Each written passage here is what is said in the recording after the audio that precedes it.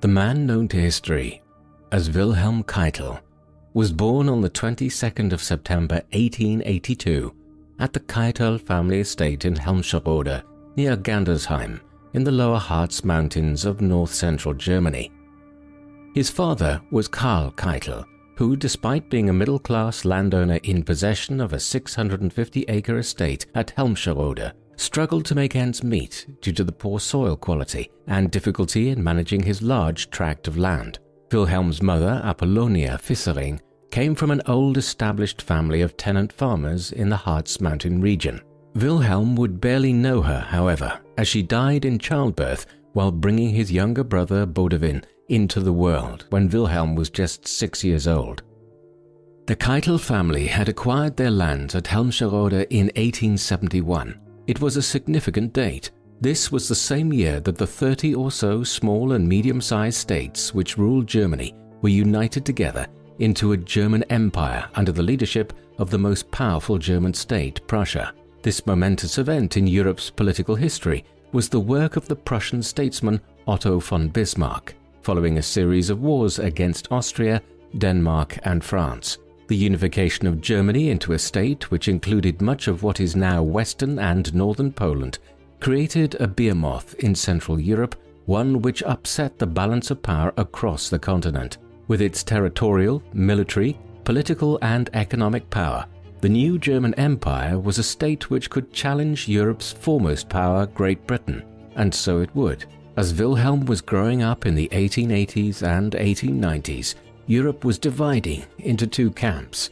one led by Germany, allied with the Empire of Austria-Hungary, and the other between France and Russia. Britain remained aloof for the time being, but it was the beginning of a long, slow drift towards a cataclysmic continental war. Wilhelm's early years did not involve much politics at all. The Keitels' interests were largely limited to agriculture, horses, and hunting. What happened in Berlin largely only impacted them when it affected protective tariffs on agricultural activity. For his education, Wilhelm had a private tutor. He only proved an average student, although his teacher deemed him to be bright all the same. Later, he narrowly graduated from the Göttingen Gymnasium, something which concerned him little, as he believed his future lay with the family pursuits and that he would take over part of the Keitel farm in later years. Something changed in his late teenage years, however, and Wilhelm set his mind on a military career instead.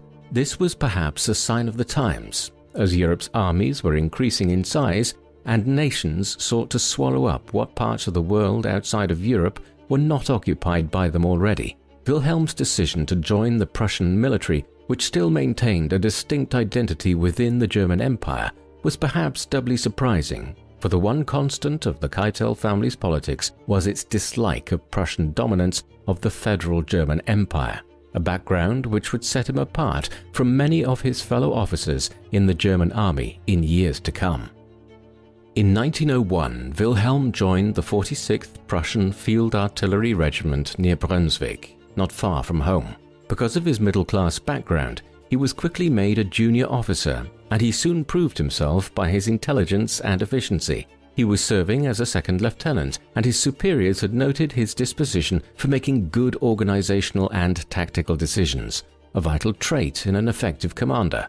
As a result, he was promoted again to a staff captain in the late 1900s, when he was still just in his mid-20s. He also married at this time. In 1909, he was wedded to Lisa Fontaine, the daughter of an affluent farmer whose lands were not far from Hanover in northern Germany. The union was something of a meeting of opposites. Lisa was cultured, well-read, and fond of music. Wilhelm was a much more dour character, of whom long-term acquaintances noted that he had probably never read a book that didn't concern military tactics or the history of warfare.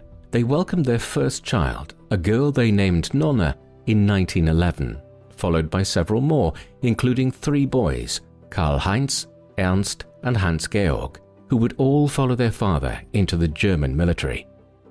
Wilhelm's life, like that of millions of other Europeans, altered dramatically in the 1910s. Between 1910 and 1914, a series of regional crises had arisen across the continent and in parts of Africa such as Morocco, each of which had threatened to turn the long-simmering tensions between Europe's powers into a full-blown war. By this time, Britain had thrown in its lot with France and Russia, and the battle lines were fairly clearly drawn, with these countries on one side and the combined forces of Germany and Austria-Hungary on the other. The Balkans in particular had proved a volatile area following the collapse of the Ottoman Empire's control in the region. The new states that emerged vied with each other, with Austria-Hungary and with Russia, for control of the territory. Two small-scale wars occurred here in the early 1910s, but what really ignited tensions was the murder of the heir to the Austro-Hungarian Empire, Archduke Franz Ferdinand, on the streets of Sarajevo on the 28th of June 1914 by a Serb nationalist. A regional conflict developed in the weeks that followed between Austria-Hungary, Serbia and Russia, and this escalated by late July to include Germany, France and Britain. With negotiations failing, Austria-Hungary declared war on Serbia on the 28th of July 1914, following which Europe's powers each declared war on each other. By the 4th of August, Germany and Austria-Hungary were at war with Britain, France and Russia. With the commencement of the First World War in the months that followed, Keitel was deployed with the 46th Artillery to Flanders in Belgium, which Germany had invaded in order to provide a route into northeastern France. Most of the fighting on the Western Front between the Germans and the French and British would take place in this region of France over the next 4 years, in a large strip of land between Paris and the Belgian border. Keitel, though, did not see much action at the beginning. Not long after he arrived on the Western Front, he was injured in his right arm in a shrapnel explosion in September 1914. However, he soon recovered, and when he did, he was appointed to the General Staff of the German military. His superiors had been told about his exceptional organizational abilities and brought Keitel into the central planning on the Western Front. His promotion was also based on his background in the artillery. As the war became a largely static conflict between armies dug into underground trenches in northeastern France, artillery became the primary mode of striking the enemy through intense barrages before a forward movement from the trenches. It is unsurprising, then, to learn that many of those who were promoted within the German military during the First World War came from the artillery regiments. Artillery or any other weapon could not win the war for Germany, though its military was more effective than that of Britain, France or Russia throughout the course of the war. The problem was a purely mathematical and logistical one. Germany had fewer soldiers to fall back on and was completely outnumbered once the United States joined the war on Britain and France's side in 1917. Moreover, the German economy was falling drastically short on core goods which it needed to sustain the war effort. Unrest, both within the armed forces and amongst the civilian population back home in Germany, eventually brought the war to an end before the Germans were fully defeated on the battlefield. After a series of uprisings in Germany in early November 1918, the Kaiser Wilhelm II abdicated, bringing the German Empire to an end. 2 days later, an armistice was signed, signaling the end of the First World War. The peace agreements in the 2 years that followed, notably the Treaty of Versailles, effectively stripped Germany of much of its territory to create a newly independent Poland, and imposed huge war reparations on the country. Most significantly for Keitel, the German Republic was required to demobilize most of its armed forces and keep its army at a size which would ensure it posed no further threat to Britain and France in years to come. Hundreds of thousands of German soldiers and officers who would have wished to remain in the military were demobilized in 1919 and 1920, creating a huge number of disillusioned young and middle-aged German men who began joining paramilitary organizations in Germany in the early 1920s. Their resentments at Germany's post-war position and their own roles within it would be fostered by other embittered individuals, with terrible consequences for Germany and Europe in the long run. Keitel was not amongst them. In the closing stages of the war, he had received successive promotions to become the first General Staff Officer of a reserve infantry division and then the same commanding position of one of the Marine Corps stationed in Flanders. There he made the acquaintance of some of the most senior commanders in the German military, and as a result, he was included amongst the 100,000 individuals that the new German government was allowed to keep as part of its professional army under the terms of the Treaty of Versailles. Thus, after briefly considering retiring back to the family estate at Helmscherode, Keitel joined the scaled-back army of the new Weimar Republic, so named for the town of Weimar, where its assembly had first convened. The terms of the Treaty of Versailles, which related to German demobilization and disarmament, were extremely restrictive. For instance, the new limited German military force named the Reichswehr, meaning Reich Defense, was not permitted to possess the tanks that had been developed during the First World War, nor was it allowed to have an air force. Artillery was allowed, but only with ordnance which was capable of firing small 10.5 caliber shells. Moreover, the troops' numbers were, as noted, limited to 100,000 men, while the General Staff, the officer corps which had run the war for Germany, were prohibited. Consequently, Keitel and many other officers in the Reichswehr were charged throughout the early 1920s by the new Chief of Staff, General Hans von Seeckt, with finding ways around these regulations. Former members of the General Staff, such as Keitel, were, for instance, simply reclassed as officers of a new Truppenamt, or troop office. Keitel would serve as a colonel and branch chief within the Truppenamt until 1933. Throughout this time, von Seeckt had commanders like Keitel arrange their units in such a way that for every one man officially recorded as a soldier in the Reichswehr, there were two others who were unofficially trained and could be quickly mobilized if needed. As a result, the Reichswehr throughout the 1920s generally had 3 times more men than was allowed under the terms of the Treaty of Versailles.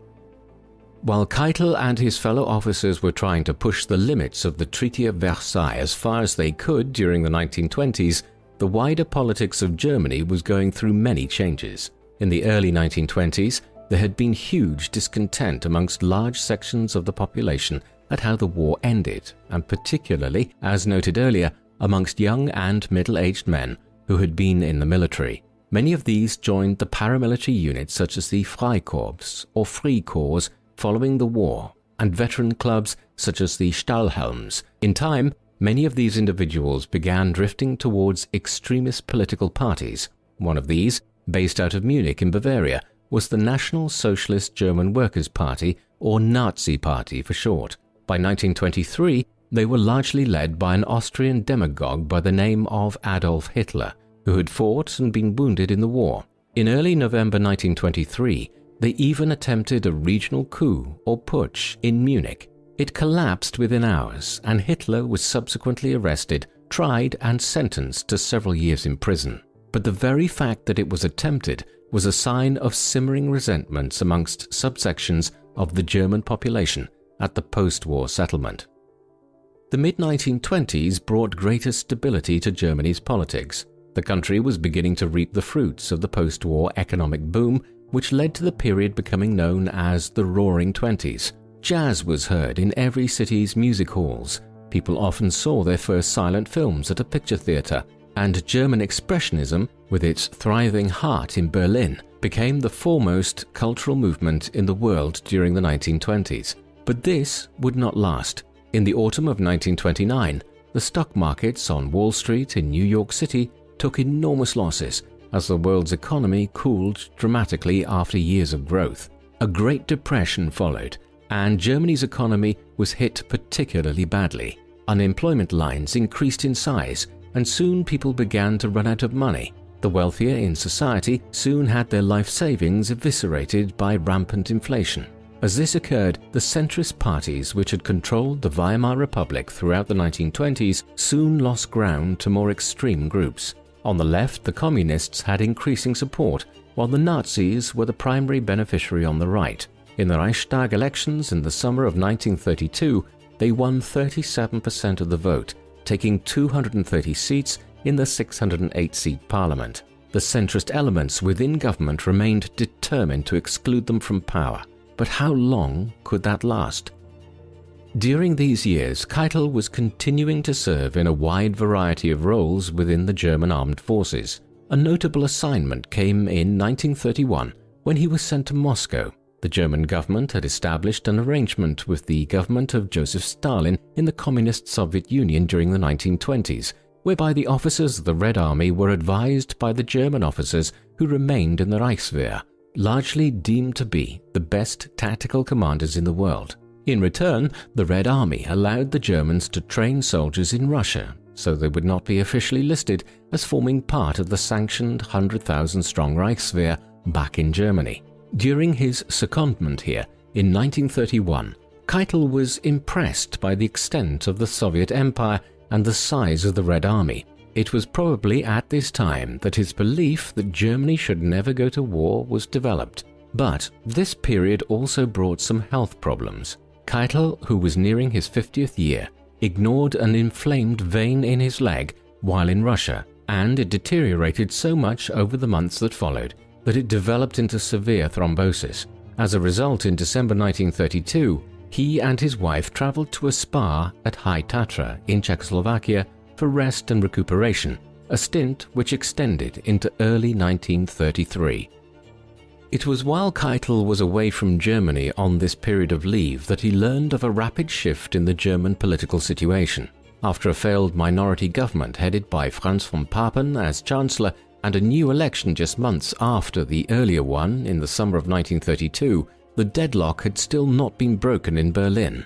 Therefore, in January 1933, a coalition of individuals, including von Papen and the heads of the German business community, had convinced the German president Paul von Hindenburg to appoint Hitler as German Chancellor in a coalition government of other centrist and right-leaning parties. The centrists believed they could control Hitler, and by bringing him into the government, they would also be able to stop any further rise of the left-leaning parties such as the communists. They were immensely wrong in this judgment. Within weeks, a new election was called in which the Nazis used intimidation to increase their vote share and number of seats. Then, a fire at the Reichstag was blamed on communist subversives and used to argue the necessity of passing an enabling act which allowed the Nazis to rule by decree. The passage of the act on the 23rd of March 1933 spelt the end of the Weimar Republic and the inception of Nazi Germany. Keitel was not an individual one would automatically have earmarked for promotion within this new dispensation. Politically, he favored von Papen and was wary of the Nazis. Nevertheless, they were now in charge of the German state, within the army of which Keitel was a commander. However, the Nazis did not immediately gain full control over the military. Rather, they began rearming, but allowed the German officer class to maintain a degree of independence throughout much of the 1930s. A change of personnel did occur at the very top, with General Werner von Blomberg, the chief of the Truppenamt, now promoted to become the Minister of Defense within the new regime and effectively placed in charge of Germany's armed forces. Von Blomberg and Keitel were old acquaintances, having first served together in the First World War. Accordingly, despite his own reservations about the Nazis, Keitel was soon promoted. On the 1st of October 1933, he was made a Major General and infantry leader stationed at the city of Potsdam, while a year later he was entrusted with overseeing the formation of a new infantry division based out of Bremen in northern Germany, as part of the Nazis' immediate drive to exceed the quotas and restrictions imposed on the German army under the terms of the Treaty of Versailles. A major concern of Keitel's at this point, and one that was shared by many other senior officers within the German armed forces in 1933 and 1934, was that the paramilitary wing of the Nazi Party, the Sturmabteilung or SA, headed by Ernst Röhm, would try to effectively take over the German army or supersede it. By 1934, the SA had grown to 2 million men, and if it was merged with the German armed forces, old career officers like Keitel would be dwarfed by the SA commanders. However, Hitler had other ideas. Fearing Röhm's growing power himself, on the 30th of June 1934, a series of attacks known as the Night of the Long Knives commenced, whereby the SA leadership was deconstructed, Rome was killed, and the SA was largely neutralized as a threat to either Hitler or the German armed forces. Thereafter, its numbers reduced by 40% during the 1930s, and it lost ground politically as a paramilitary group to Heinrich Himmler's SS. The official German army was further strengthened with an announcement on the 16th of March 1935 that it was to rearm, not by exceeding the official 100,000-man cap, but by conscripting soldiers who would be trained, but not employed as career soldiers. It was a technical way of getting around the restrictions, one which mirrored some of the methods employed in the 1920s. In the meantime, Keitel's own personal views on Hitler and the Nazis had shifted. This was not simply owing to the decisive manner in which the Nazi leader had clipped the wings of the SA in 1934, but also to Keitel's first personal meeting with the German Chancellor. Keitel met Hitler at a conference of Nazi leaders and army officers at Bad Reichenhall late in 1933, where they had a brief conversation. Fleeting as it was, this minor meeting seems to have left quite an impression on Keitel. There is no clear way of explaining this. Many other senior members of the Nazi regime recorded a similar enthrallment upon their first encounter with the Nazi leader, but there is often little way of knowing whether this was the actual case or whether individuals such as Keitel used it later as a means of deflecting from their actions between 1933 and 1945. Whatever the explanation for it was, thereafter Keitel became a committed adherent of the Nazi cause. In 1935, a major change occurred in the management of the German armed forces which had considerable implications for the remainder of Keitel's life. On the 21st of May that year, the Reichswehr, the armed force which had been created in the aftermath of the First World War, was rebranded and reorganized into the Wehrmacht, meaning the defense force. Its name was misleading, for this marks a significant moment in Germany's military expansion towards an aggressive war.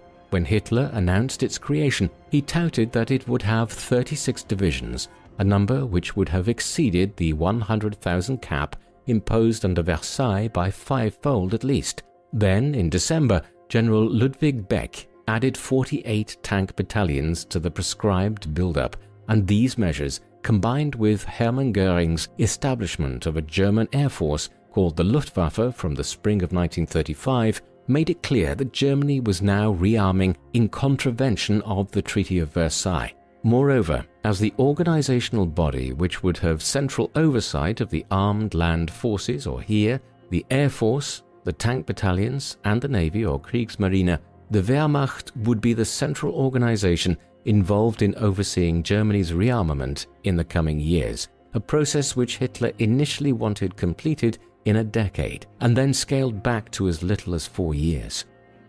The new Wehrmacht was headed by General von Blomberg, whose ministerial title was also now changed from Minister of Defense to Minister of War. However, the organizational running of the Wehrmacht would be placed in another individual's hands. The man von Blomberg recommended to Hitler was Wilhelm Keitel.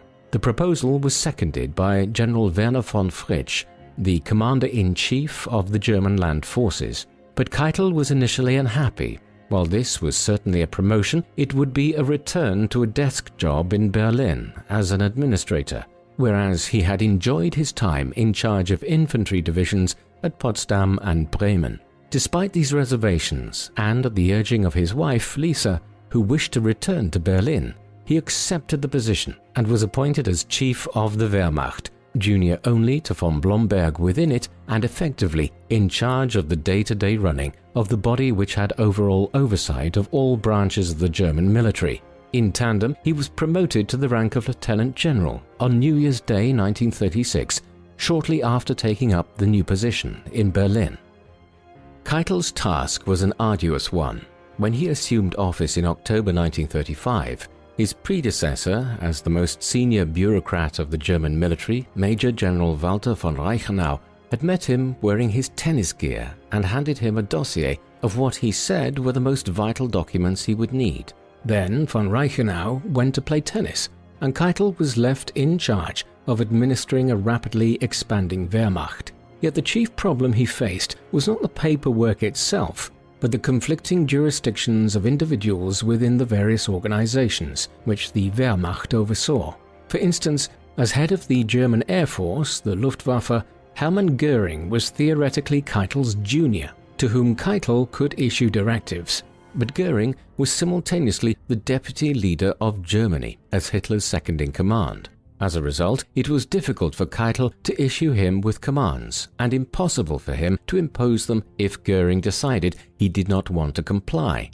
Similar overlapping jurisdictions made his job difficult, notably with General von Fritsch, who believed that the German land forces should run their own affairs without any operational oversight. This problem was compounded by Hitler's unwillingness to intervene, as he was convinced that competition between his ministers and generals was an effective way of avoiding anyone becoming too powerful. Despite these limitations, the German armed forces continued to grow at pace in the course of 1936 and 1937. By 1938, the 36 divisions which Hitler had proclaimed would be recruited and trained in 1935 had become a reality, and the land forces of the Nazi state had risen to 600,000 men from the cap of 100,000 a few years earlier. Hundreds of German panzer tanks were being produced, and the Luftwaffe had grown to over 1,000 operational aircraft, consisting of a mixture of bombers and fighters, while the Kriegsmarine was constructing new U-boat submarines and had begun construction in 1936 of two enormous battleships intended to be the largest military boats afloat in the world, the Bismarck and the Tirpitz. Keitel was the man at the top of all this activity. From his office in Berlin, he oversaw staff members who ensured resources were directed to the shipyards and airfields to construct ships and planes, while the Wehrmacht's central offices were also charged with overseeing details regarding bullets and artillery ordnance. Effectively, Keitel was the logistician who oversaw the nuts and bolts of German rearmament between 1935 and 1939 in the run-up to the Second World War. A major development impacted Keitel early in 1938. For all that Hitler and the Nazis controlled the German state, the military had always maintained a level of independence, with von Blomberg and von Fritsch willing to push back on commands from the Nazi leadership. As the impending war neared, Hitler wished to remove these two. A perfect opportunity presented itself in early 1938. On the 12th of January that year, von Blomberg, whose wife had passed away some years earlier, remarried to Erna Grün. Within days, the Berlin police had obtained information that Grün possessed a long criminal record and had once posed for pornographic photographs, as well as being arrested on charges of prostitution years earlier. This was deemed unacceptable for a minister and the commander of the Wehrmacht, and von Blomberg was asked to annul the marriage by Hitler. Von Blomberg refused and instead resigned on the 27th of January. These events inspired Göring and Himmler to concoct allegations of homosexuality, which was illegal in Nazi Germany, against von Fritsch, who was an unmarried bachelor. Following this, von Fritsch was also removed as head of the German land forces in early February, completing the removal of the two figures Hitler had become to view as impediments to a more aggressive German military buildup. The Blomberg-Fritsch affair led to a shaking up of the command structure of the German military. Keitel had played a central role in bringing to light the revelations about von Blomberg's new wife, and he was increasingly in favor with Hitler. He had already begun to earn the reputation of a biddable yes-man, which would come to define him in subsequent years. Therefore, it was he who was chosen to succeed von Blomberg in the aftermath of the affair. Hitler took over direct control of the Wehrmacht himself in anticipation of the impending war, but Keitel remained as head of the organizational wing and succeeded von Blomberg as war minister in all but name. He was not given a ministerial rank, but was appointed to the government cabinet as de facto war minister.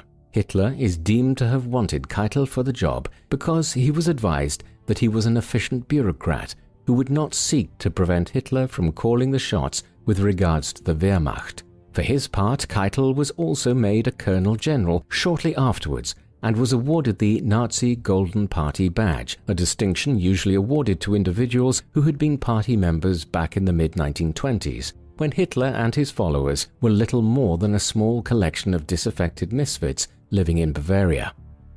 All of this was occurring as the drift to war was accelerating. The rearmament of Germany had been followed by the remilitarization of the Rhineland in March 1936, but thereafter German aggression had been rather limited. It quickly accelerated early in 1938 as pressure was applied on Austria internally to build support for a union with Germany. The Austrian government had faced pressure from Austrian Nazis operating from just over the border in southern Germany since 1933. But by early 1938, the pressure for unification was so strong that a referendum was declared on the matter. Hitler preempted the result by moving German troops into Austria before the vote was held, and it passed overwhelmingly thereafter, following which Austria was subsumed into a Greater Germany in March 1938. Thereafter, pressure was building for Germany to be allowed to annex the Sudetenland in western Czechoslovakia, which had a large ethnically German population. Britain and France caved to these demands in the autumn of 1938, but this did not stop Hitler from effectively annexing the remainder of Czechoslovakia anyway in the spring of 1939. This was the final act of appeasement, and it was now being made clear to Berlin that if the Nazis moved against Poland, as they proposed, there would be a war. As all of this was occurring, Keitel was overloaded with work. Hitler was a hard taskmaster, doubly so when he determined that Keitel would always make himself available at any hour of the day. It was not uncommon for the chief bureaucrat of the Wehrmacht to receive phone calls at home at night from Hitler about various operational matters. Moreover, as chief of the Oberkommando der Wehrmacht or OKW and the de facto Minister of War, Keitel was also expected to appear at many social events in Berlin, which further stripped him of his time. All of this was compounded by a lack of strategic planning about the expansion of the army from early 1938 onwards. For instance, when the German land forces moved into Austria in the spring of that year, Keitel was somewhat horrified to discover there had been no prior strategy for how all of this would be organized through his office. He was simply expected to make it up as events unfolded.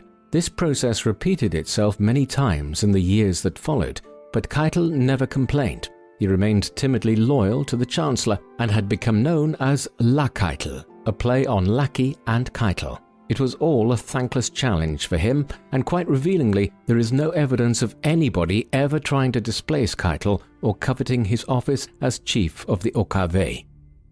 The first steps that would lead to Keitel being implicated in war crimes were also beginning at this time. It seems to have taken the head of the Wehrmacht aback when, in the lead-up to the intervention in Czechoslovakia in March 1939, Hitler mused that if the Czechs were to kill the German ambassador in Prague, it would provide a good justification for intervention in the country. The import of the statement was clear. Hitler was considering having Germany's own ambassador to Czechoslovakia killed as an excuse for intervening in the country. Events like this and many others would later form the basis for charges that Keitel had been directly involved in fomenting war in Europe. Yet there were other more glaring developments. The Nazis had always been rabidly anti-Semitic and, shortly after coming to power, had introduced the Nuremberg Laws, pieces of legislation that effectively disenfranchised Germany's Jewish people.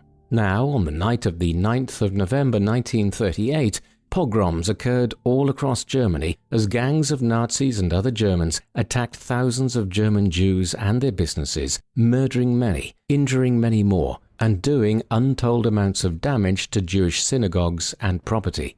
It's difficult to tell what Keitel made of all of this in 1938, but years later he would become complicit in the Nazi state's anti-Semitism when it took an ever more sinister turn.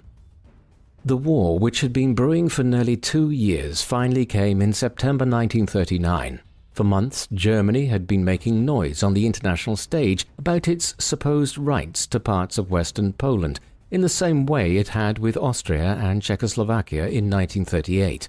This time, Britain and France were clear that there would be no concessions. However, they were caught unawares when, in late August 1939, news broke of a major diplomatic agreement between Nazi Germany and the Soviet Union. Fascism and communism were ideologically opposed, and yet a non-aggression pact had been worked out with secret clauses allowing for Berlin and Moscow to effectively carve up the lands between their nations in Eastern Europe between them. Russia would take much of the Baltic states and some of Poland, while Germany would take the bulk of Poland. A few days later, a false flag operation was conducted on the German-Polish border to make it seem that the Poles had been the aggressor. There probably was no need for this latter act, as nobody was fooled. When Germany invaded Poland on the 1st of September 1939, in retaliation for this concocted act of hostility, both Britain and France responded by declaring war on Germany 2 days later. The Second World War had commenced. 2 days prior to the invasion of Poland, Keitel was appointed by Hitler to the Council of Ministers for the Defense of the Reich. This was a 6-man committee which has been viewed by some as a species of war cabinet. In addition to Keitel, it consisted of Hermann Göring, who chaired the council and was head of both the Luftwaffe and the war economy, Rudolf Hess, the deputy Führer to Hitler in the Nazi Party, Wilhelm Frick, the Minister of the Interior, Walter Funk, the Minister for Economic Affairs, and Hans Lammer, the chief of the Reich Chancellery, who would act as Hitler's representative on the council. Within this was a smaller subcommittee consisting of Göring, Keitel, and Frick, which could issue decrees. There has been widespread debate as to how much authority the Council of Ministers for the Defense of the Reich actually had. It certainly could and did oversee many matters relating to the production of war material and other logistical issues, but it would be untrue to claim that it had any major decision-making role in the strategic planning of the war.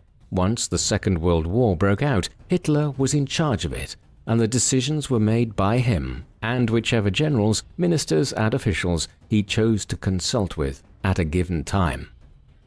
Initially, the war went exceptionally well for Germany. Poland was conquered in a matter of weeks in September 1939. Then, after a winter of consolidation, in the spring of 1940, Denmark and Norway were occupied in 2 targeted campaigns, placing Germany in a strong position in the North Atlantic. With this done, in early May 1940, the German armed forces steamrolled through the Low Countries for the second time in 26 years to invade France. A campaign spearheaded by the German panzer tank divisions quickly captured Paris and pushed the British Expeditionary Force to the north coast around Dunkirk, from where they just managed to pull off a daring naval retreat to Britain. Even with this limited success, Britain stood alone by the end of June 1940 against Germany in Western Europe, and Nazi flags were flying over capital cities from Paris to Warsaw. Keitel oversaw the armistice negotiations with the French that summer, which resulted in the creation of a puppet state that governed southern France for the duration of the war. All of these conquests seem to have deeply impressed Keitel, who was now rumored to have proclaimed that Hitler was the greatest general of all time. That assertion would be tested and proved profoundly wrong in the years that followed. Keitel was rewarded by Hitler in the aftermath of the conquest of Western Europe. He was promoted to the rank of Field Marshal on the 19th of July 1940. At the same time, he was provided with an endowment of 100,000 Reichsmarks, a huge sum which he seems to have been embarrassed by. He deposited the money in a bank account and never went near it, claiming that one was typically not made a field marshal after years of filling out paperwork at a desk. But there were also some changes which seemed to undermine his position in the summer of 1940. It was at this time that Dr. Fritz Todt was placed in charge of a new Ministry of War Production, with responsibility for manufacturing war material and armaments. This was a core remit of Keitel's office and could have been viewed as a snub to the office of the OKW, but from a practical perspective made sense in terms of the ever-growing mountain of responsibilities which Keitel had foisted upon him. In the summer of 1940, Keitel was also drafted into planning for a proposed German invasion of Russia. The Nazis had long viewed the Bolshevik communists of the Soviet Union as their ideological enemies, and the treaty they had agreed to in 1939 was nothing more than a temporary marriage of convenience between the two nations. Thus, a conference was held on the 31st of July 1940, just weeks after the conclusion of hostilities in Western Europe, where Hitler consulted with Germany's senior military commanders about how an invasion of Russia could be launched and what the probability of success would be. Keitel was included along with others such as Alfred Jodl, Keitel's close associate in the OKW, and Erich Raeder, the head of the German Navy, the Kriegsmarine. At the meeting, they generally protested, arguing that German military capacity could not match Russia's at full strength, and that any proposed invasion should certainly wait until Britain had been conquered or brought to accept terms. Despite their reservations, they were commanded to report back to Hitler on the logistics involved. The report that was produced pointed towards difficulties that Germany would face in continuing to obtain supplies of vital war materials, such as rubber, once they declared war on the Soviet Union. Despite his general reservations about the feasibility of a German invasion of Russia, Keitel had these sections omitted from the report, claiming that Hitler would not want such negativity obstructing him. In the end, the invasion went ahead.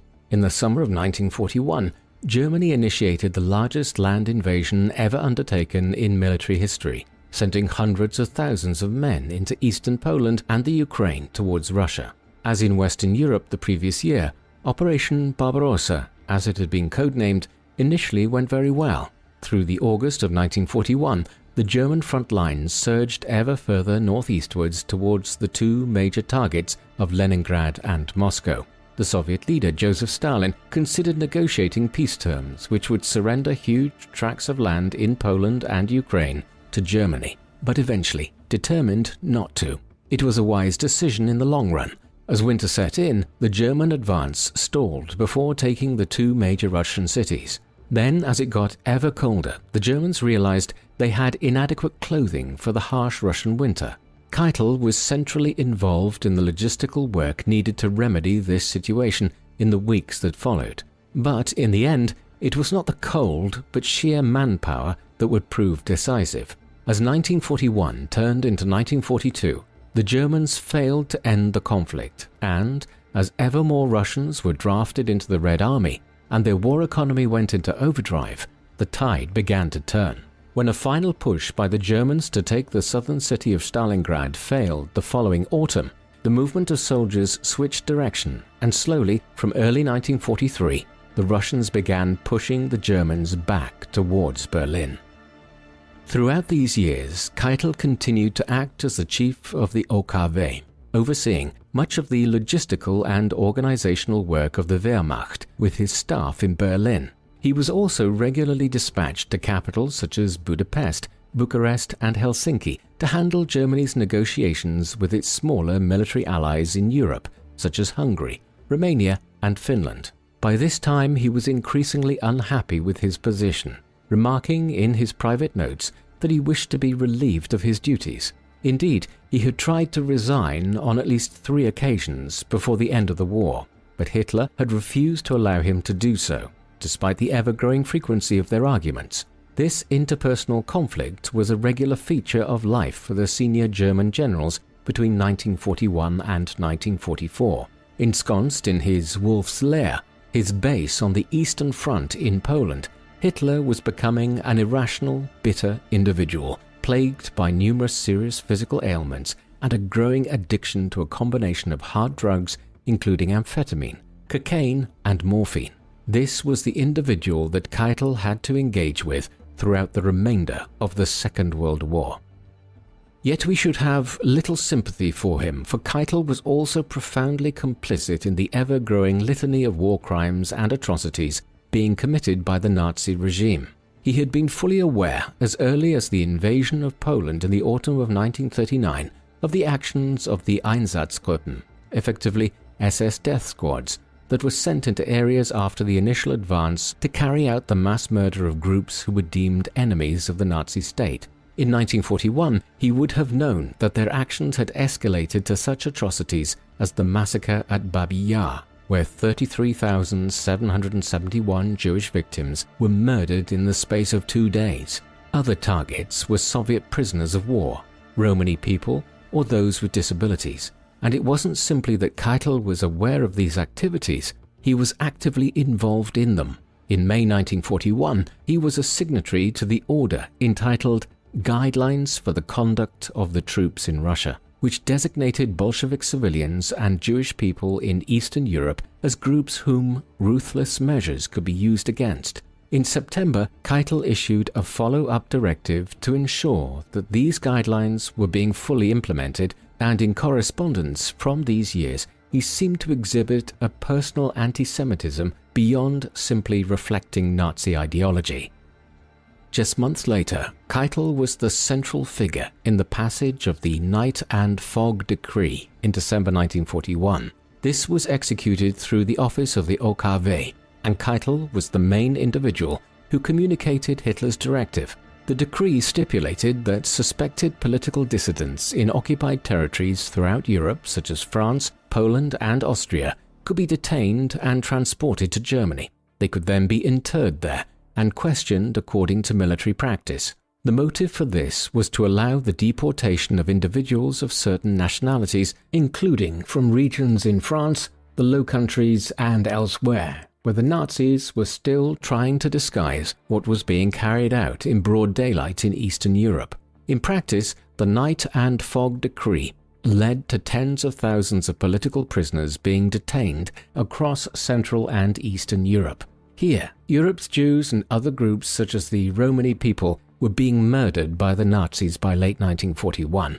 In issuing the Night and Fog Decree in 1941, and an extension of it known as the Terror and Sabotage Decree in 1944, Keitel actively facilitated the work of the camps and increased the number of deaths that the regime was responsible for substantially. This drive to slaughter as many of the supposed enemies of the Nazi state as possible was taking place even as the war effort moved from military reversals on the Eastern Front in 1942 to a more fatal state. By early 1943, it was not simply the case that the Russians had begun to push the Germans back towards Poland and the Ukraine. The German Expeditionary Force in North Africa, which had been sent there to aid Germany's ally Italy, was also defeated that spring by the British and their new allies, the United States, who had entered the war in the closing weeks of 1941. Victory in North Africa was followed by the invasion of Sicily in Italy in the summer of 1943 by the Western Allies. Then, when the Italian government removed its fascist leader Benito Mussolini and attempted to negotiate peace terms with the Allies, Hitler committed further resources into establishing a breakaway Italian government in the north of Italy, headed by Mussolini, but which was effectively a German puppet state. And in the summer of 1944, the British, Americans, Canadians, and other Allied forces opened a Western Front in northern France. The conquest of France, which followed, was only slightly slower than the rapidity with which Germany had occupied it in 1941. And as the Russians moved west throughout Poland and the Ukraine, the situation was dire. By the opening weeks of 1945, the Russians were moving into eastern Germany as the Western Allies headed into the Rhineland. The result of the war was inevitable now, but it remained to be seen how the final chapter would play out. The worsening military situation did produce some limited resistance within Germany. Noteworthy in this respect was a plot which was hatched in the summer of 1944 by a group of German military commanders led by Colonel Klaus von Stauffenberg. This aimed to kill Hitler using a briefcase bomb left next to him during a meeting at the Wolf's Lair on the 20th of July 1944. The bomb detonated and injured nearly all of the 24 people in the room after Stauffenberg had left, but Hitler was not killed, as the conference table absorbed much of the blast before it struck him. Keitel was instrumental in the hours that followed in communicating with base commanders in Berlin and elsewhere to prevent Stauffenberg from initiating the second part of the plan to launch a coup in Berlin and then attempt to negotiate with the Allies. The plot was quickly suppressed as a result. Thereafter, Keitel sat on the military court, which was responsible for questioning hundreds of military officers in an effort to determine who had been involved with Stauffenberg. In the end, over 7,000 people were arrested and approximately 5,000 were executed, many of them after being tortured in order to determine how deep the plot ran within the military and civilian administration. The failure of the 20th of July plot ensured that Berlin would have to endure a bloody siege by the Allies. Hitler had no intention of surrendering, and all efforts to implore him to consider negotiations by other individuals were deemed borderline treasonous. Instead, old men and teenage boys were armed with guns to try to slow the Russian advance into Berlin, as Hitler spent his last days in the bunker of the Reichschancellery in the center of the city.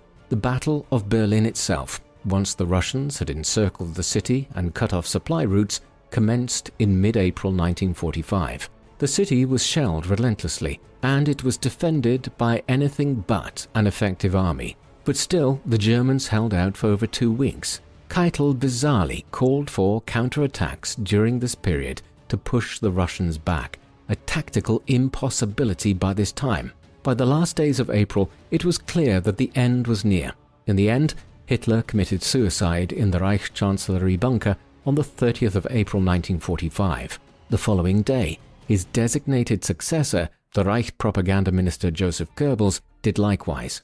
Berlin's garrison surrendered on the 2nd, and fighting in the capital of the Reich, which was meant to last 1,000 years, came to an end. It now just remained for the peace to be agreed. In the dying days of the Reich, many senior members of the regime and the military had begun leaving Berlin and headed toward northern Germany and the Danish border. The Allies had not occupied this part of Germany yet, due to the view of the British, Americans, and other Western allies that it was not strategically significant enough to warrant diverting forces northwards during their eastwards drive to Berlin. Thus, a government of sorts was established at the town of Flensburg near the German-Danish border at the beginning of May, after Hitler's and Goebbels' suicides in Berlin. This was headed by Karl Dönitz, the head of the Kriegsmarine, who briefly became President of Germany following Hitler's suicide. The Flensburg government had little purpose other than to officially bring the war to an end. Originally Keitel's close associate in the office of the OKW, Colonel General Alfred Jodl, signed the surrender of the German armed forces in the city of Reims in France on the 7th of May 1945. But after Joseph Stalin indicated his unwillingness to accept a German surrender to the Western Allies in France, when his country had borne the heaviest toll of the war, Keitel was sent to Berlin, where he signed the final instrument of surrender on the 8th of May, which became known as Victory in Europe Day. Perhaps the men at Flensburg, who had overseen the Nazi regime's reign of terror across Europe since 1939, wondered what would happen to them now. We know from accounts of the time and memoirs that some believed the Western Allies and the Soviet Union would quickly come to blows, and that Germany would be quickly rehabilitated once this next war began. Some were even deluded enough to believe that National Socialism in some form would survive in Germany. They were soon disabused of this notion. Keitel was one of the first to be arrested on the 13th of May, just 5 days after signing the surrender in Berlin on the orders of US military police. He was quickly moved to the Palace Hotel in Mondorf-les-Bains in Luxembourg, where he was soon joined by many of the other senior surviving members of the Nazi regime and the German military, notably Hermann Göring, the Reich Foreign Minister Joachim von Ribbentrop, the leader of the general government which had ruled occupied Poland Hans Frank, and Arthur Seyss-Inquart, the SS commander who had governed the occupied Netherlands during the war. Here, these individuals were held captive in what was codenamed Camp Ashcan, until such time as the Allies were ready for them to stand trial. Keitel, Göring, Frank, Seyss-Inquart, and others such as the German Armaments Minister Albert Speer and Ernst Kaltenbrunner, the senior surviving member of the SS, went on trial in late 1945 in what was the most significant war crimes trial in the aftermath of the Second World War. As chief bureaucrat and organizer of the German armed forces and the de facto Minister for War between 1938 and 1945, it was undoubted that Keitel was going to be tried with these senior ministers. They were charged with a multiplicity of crimes, the most pivotal being fomenting war in Europe, committing war crimes and being cognizant of and involved in the creation and administering of the concentration camp system. These individuals stood trial for nearly an entire year at the city of Nuremberg between late 1945 and the autumn of 1946. It was difficult to find a German lawyer who would represent Keitel, who had chosen to plead not guilty.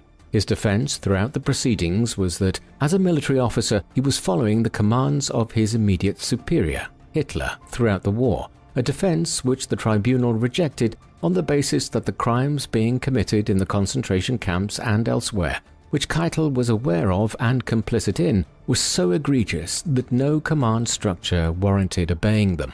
It was also explicitly noted that he had signed and overseen implementation of the Night and Fog Decree when he was sentenced. He was thus convicted and condemned to death. Keitel requested to be executed by firing squad, as a German military officer would typically be. This request was declined, however, on the basis that his actions were criminal, not military. Thus, he was to be hanged on the 16th of October 1946, just days after the trial concluded, along with others like Frank and Kaltenbrunner, who had been condemned to death.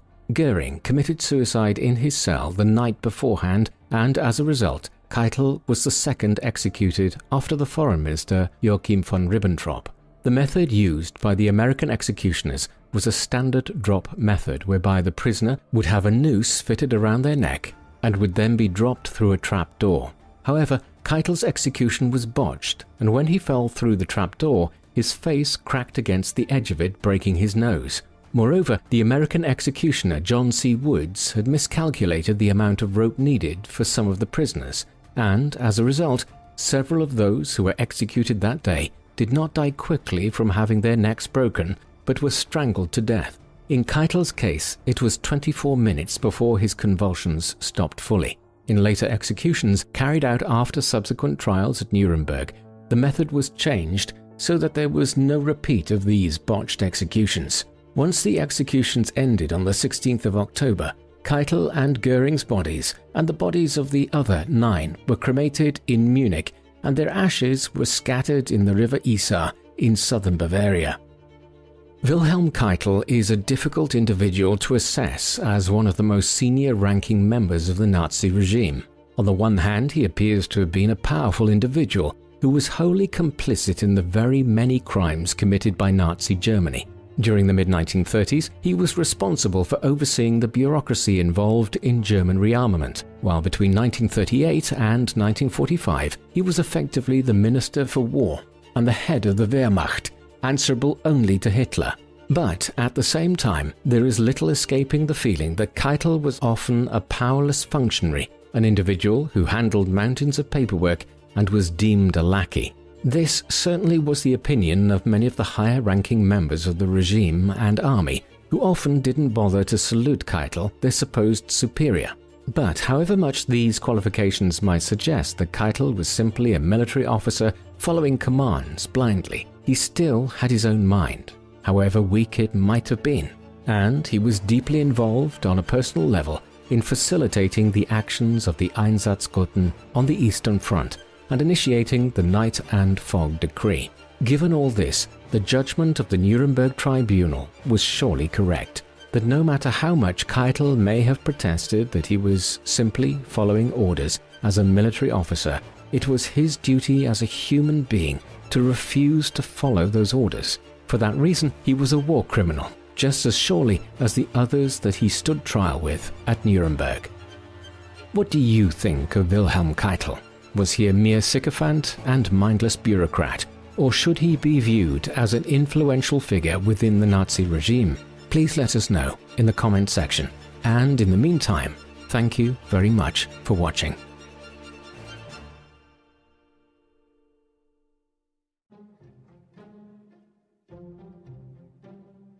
The man known to history as Hans Frank was born on the 23rd of May 1900 in the town of Karlsruhe, near the River Rhine in West Germany. His father was Karl Frank, who was a lawyer and a Protestant, and his mother Magdalena was conversely a Roman Catholic. She was the daughter of a prosperous banker, and the marriage was one between two upper-middle-class professional families. Magdalena and Karl eventually had 3 children, of whom Hans was the second. He also had an elder brother called Karl Jr. and a younger sister named Elisabeth. When Hans was just an infant, the family relocated from the province of Baden-Württemberg, in which Karlsruhe was located, to the Bavaria region of southern Germany. There they lived in the provincial capital of Munich. It was a move that would have considerable significance for Frank's life, as he became intimately associated with the extremist politics of Munich in his early adult years. In his youth, he attended the Maximilian Gymnasium in Munich, a German grammar school. However, his home life was troubled. Hans's father, Karl, despite the veneer of professional success which he displayed, was something of a misfit, and he soon developed a poor reputation for his abilities as a lawyer in Munich, as well as corrupt activity. Eventually, many years later, he was even struck off the legal register in Bavaria after being found guilty of embezzlement. To compound matters, he was a serial womanizer, and eventually Magdalena Frank left her husband and entered a relationship with a German professor who lived in Prague. Consequently, Hans spent much of his teenage years being shuttled back and forth between Munich and Prague. Perhaps unsurprisingly, given this peculiar background for the 1910s, Hans grew into an insecure young man. Frank grew up at a time when Europe was already in a state of tension, unrest which would soon boil over into war and shape the continent's history for decades to come. For centuries, Germany had not been a single state, but rather a collection of hundreds of small states, some large, some very small. A gradual process of absorption of the smaller states into the large ones was completed in 1871, when a new, unified German empire was formed. This massively destabilized the balance of power in Europe, creating a new state in the center of the continent which was stronger than any of its neighbors. Thus, in the decades that followed, Europe's powers began organizing themselves into 2 armed alliances, one centering on Germany and Austria-Hungary, and the other consisting of Britain, France, and Russia. Other forces such as colonial rivalry and regional nationalism combined to ensure that a regional crisis that occurred in the Balkans in the summer of 1914 ballooned into a continent-wide conflict, which soon became the First World War. In this, Germany had much the better of the fighting, but its resource base eventually proved insufficient once the United States entered the war on Britain and France's side. Thus, in November 1918, Germany surrendered. Political chaos would follow for several years as a new German republic was established. These events would eventually impact on the entire trajectory of Frank's life. Hans was drafted for military service in June 1918 when he finished at the Gymnasium in Munich and when he had just turned 18 years of age.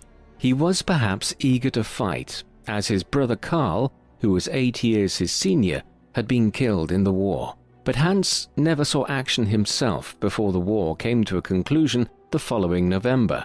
As a result, Frank moved on quickly to begin studying law in Munich, a city which was riven by political debates and divisions in the aftermath of the war.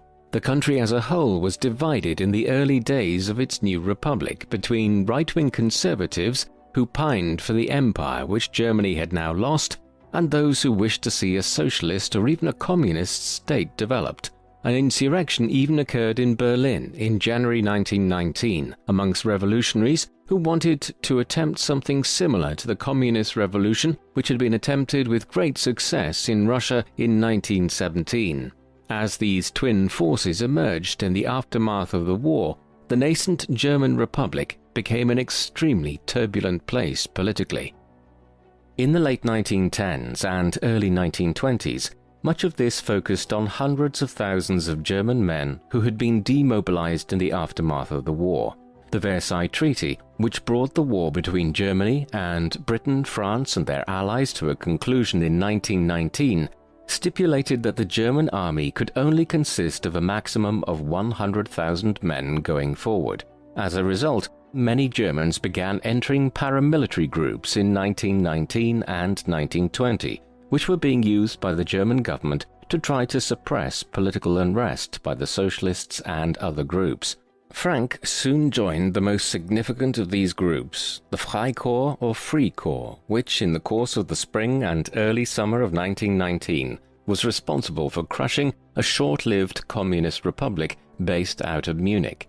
Frank also joined the German Workers' Party, a new party which had emerged with the goal of re-strengthening Germany's military power in the aftermath of the war around this time. Finally, in 1919, he became a member of the Türle Gesellschaft, an anti-Semitic right-wing extremist group which attempted to blame Germany's recent woes on the country's Jewish population. It was an ominous sign of the anti-Semitism which Frank would display in later years. Meanwhile, his legal studies continued in ways that would also influence the subsequent course of his life. Out of this chaotic, radical politics of the late 1910s and early 1920s, a new party emerged in Bavaria in the spring of 1920, the National Socialist German Workers' Party, or Nazi Party for short, was a right-wing group whose earliest members generally came from the earlier German Workers' Party and the Freikorps, two groups of which Frank had been a member. Despite this, he did not join the Nazis immediately, though he did attend many speeches given by Adolf Hitler, a prominent member of the party who became its leader in 1921. Frank also began representing the Nazis in many lawsuits they quickly faced owing to their extremist and often violent activity in Munich and Bavaria. This earned him no little criticism within legal circles, and on at least one occasion in the early 1920s, Frank was reprimanded by a fellow lawyer in a Munich courtroom for continuing to act as a legal counsel for a party that was seen as dangerous to the social order. Despite this, he became embedded in the Nazi Party, eventually joining them and their paramilitary wing, the Stormtroopers, or SA for short, in October 1923. Consequently, just weeks later, he was involved in an abortive coup which the Nazis attempted in Munich on the 8th of November 1923, when they took over the beer hall in central Munich. It was quickly suppressed within 24 hours. Following the abortive coup, Frank spent some time in Austria laying low and continuing his studies in Vienna before returning to Germany in 1924. There he finished his legal studies at the University of Kiel later that year and sat the state examinations in 1926. It was around this time that the Nazis began rejuvenating their party. Hitler was released from prison early in December 1924, and in the spring of 1925, he convinced the Bavarian authorities to lift a ban on the party which had been imposed following the putsch. As it did, a new strategy was adopted to begin trying to acquire power throughout Germany through the electoral process, rather than by the violent measures used in 1923. Yet the Nazis continued to engage in certain aggressive behavior, and the SA remained as a paramilitary wing of the organization. As a result, there were continuing legal challenges constantly facing Hitler and many other members of the party. Frank began representing senior party members in many of these cases, such that by 1927 he was effectively Hitler's personal lawyer. He would represent him approximately 150 times in court, and by the late 1920s he was firmly established as the leading legal representative for all of those who formed the leadership of the party during these early days of its electoral progress. Frank was becoming established as the most senior lawyer representing the Nazi Party at a time when the Nazis were set to become the leading power in German politics. After years of excellent economic growth in Europe and the Americas during the 1920s, the world economy came to a shuddering halt in the autumn of 1929, as the stock market on Wall Street in New York City experienced major losses. An economic recession ensued, and that was quickly followed by the Great Depression, as economies all over the world stagnated. Some countries which had underlying debts, weak banks, and other economic problems were particularly badly hit. Germany was amongst these. As a result, in the course of the early 1930s, millions of Germans began to lose their jobs as businesses and the service sector which supplied them closed their doors. Then, huge inflation kicked in, leading most people to lose their life savings. And as anger and resentment about all of this grew, the more extremist political parties gained increasing support. The Nazis were chief amongst them. Although they had previously been able to garner little more than 2% of the vote in an average national election, in the Reichstag elections of September 1930, they won 18% and became the second largest party in Germany. Thus, Frank was now the legal representative for a party which might plausibly enter government in the not-too-distant future. In 1930, Frank was called upon by Hitler to investigate a particularly delicate matter. Rumors had begun to circulate amongst some of the party leader's enemies that he was of partly Jewish descent. This was a toxic accusation for the leader of a party which was in no small way based around blaming the Jewish people for all of the woes of Germany's recent past. In an effort to clear up the matter, Hitler tasked Frank with acquiring legally definitive proof that he was in no way possessed of Jewish blood. Frank duly set about this and reported back in Hitler's favor, asserting that the rumors were without foundation.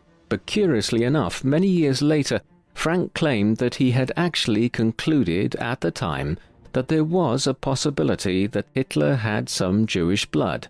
The Nazi Party leader's grandmother, a woman called Maria Anna Schicklgruber, had never married, but had given birth to a child out of wedlock when she was 42 years of age. That child was Hitler's father, Alois Hitler.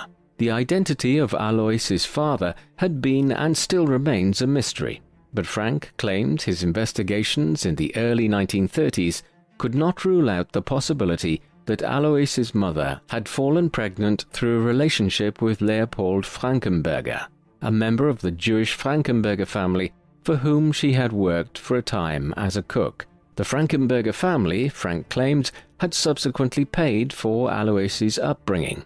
Frank's claims have, though, been dismissed by many historians who have found no record of a Leopold Frankenberger and have assumed Frank was mistaken in his claims or deliberately concocted them. Nevertheless, it is interesting to speculate what Frank might have concluded from his investigations as he represented the Nazi leader in many legal suits which were pending in the early 1930s as his personal lawyer. Although Hitler was facing ever-growing numbers of legal suits for which Frank acted as his legal representative during the early 1930s, the contrary reality to these legal issues was that the Nazi leader was closer than ever to gaining power in Germany. Though elections were not held for almost 2 years after those of September 1930, the party had continued to gain more and more members and support as the German economy showed no signs of recovery and teetered on the brink of collapse. When new Reichstag elections were finally held in the summer of 1932, the party doubled its vote to 37% and claimed 230 seats in the 608-seat parliament.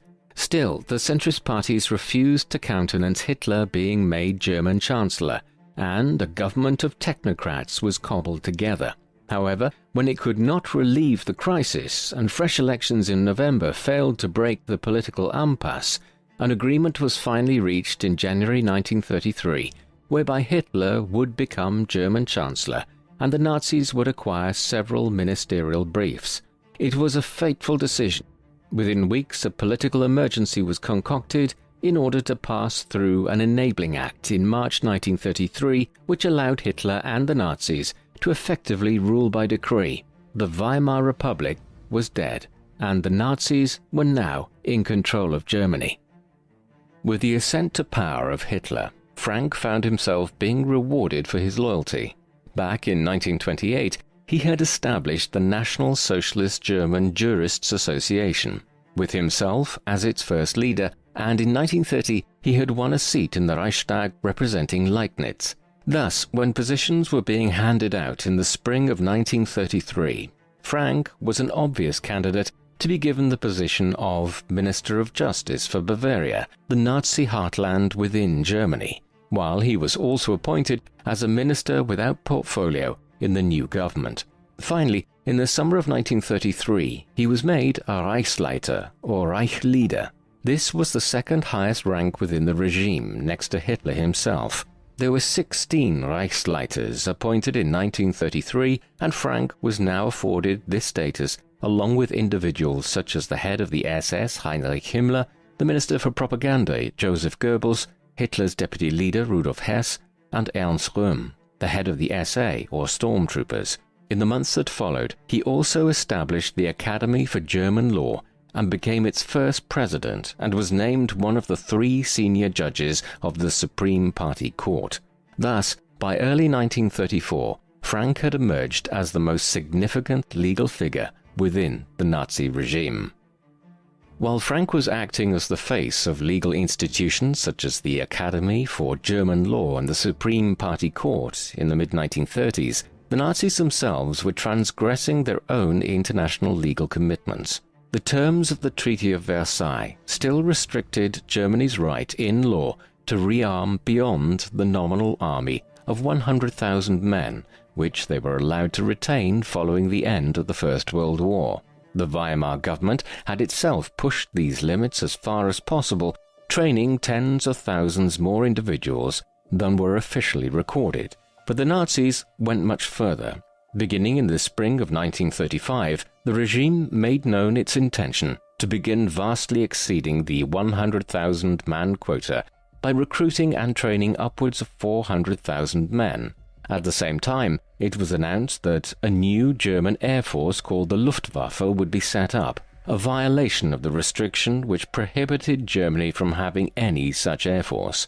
Then, a year later, in the spring of 1936, German forces moved into the Rhineland region of Western Germany, which had been demilitarized as part of the terms of Versailles. All of this was ominous, but Germany's remilitarization would soon be eclipsed as it began making claims on the territories of its neighbors in Central Europe.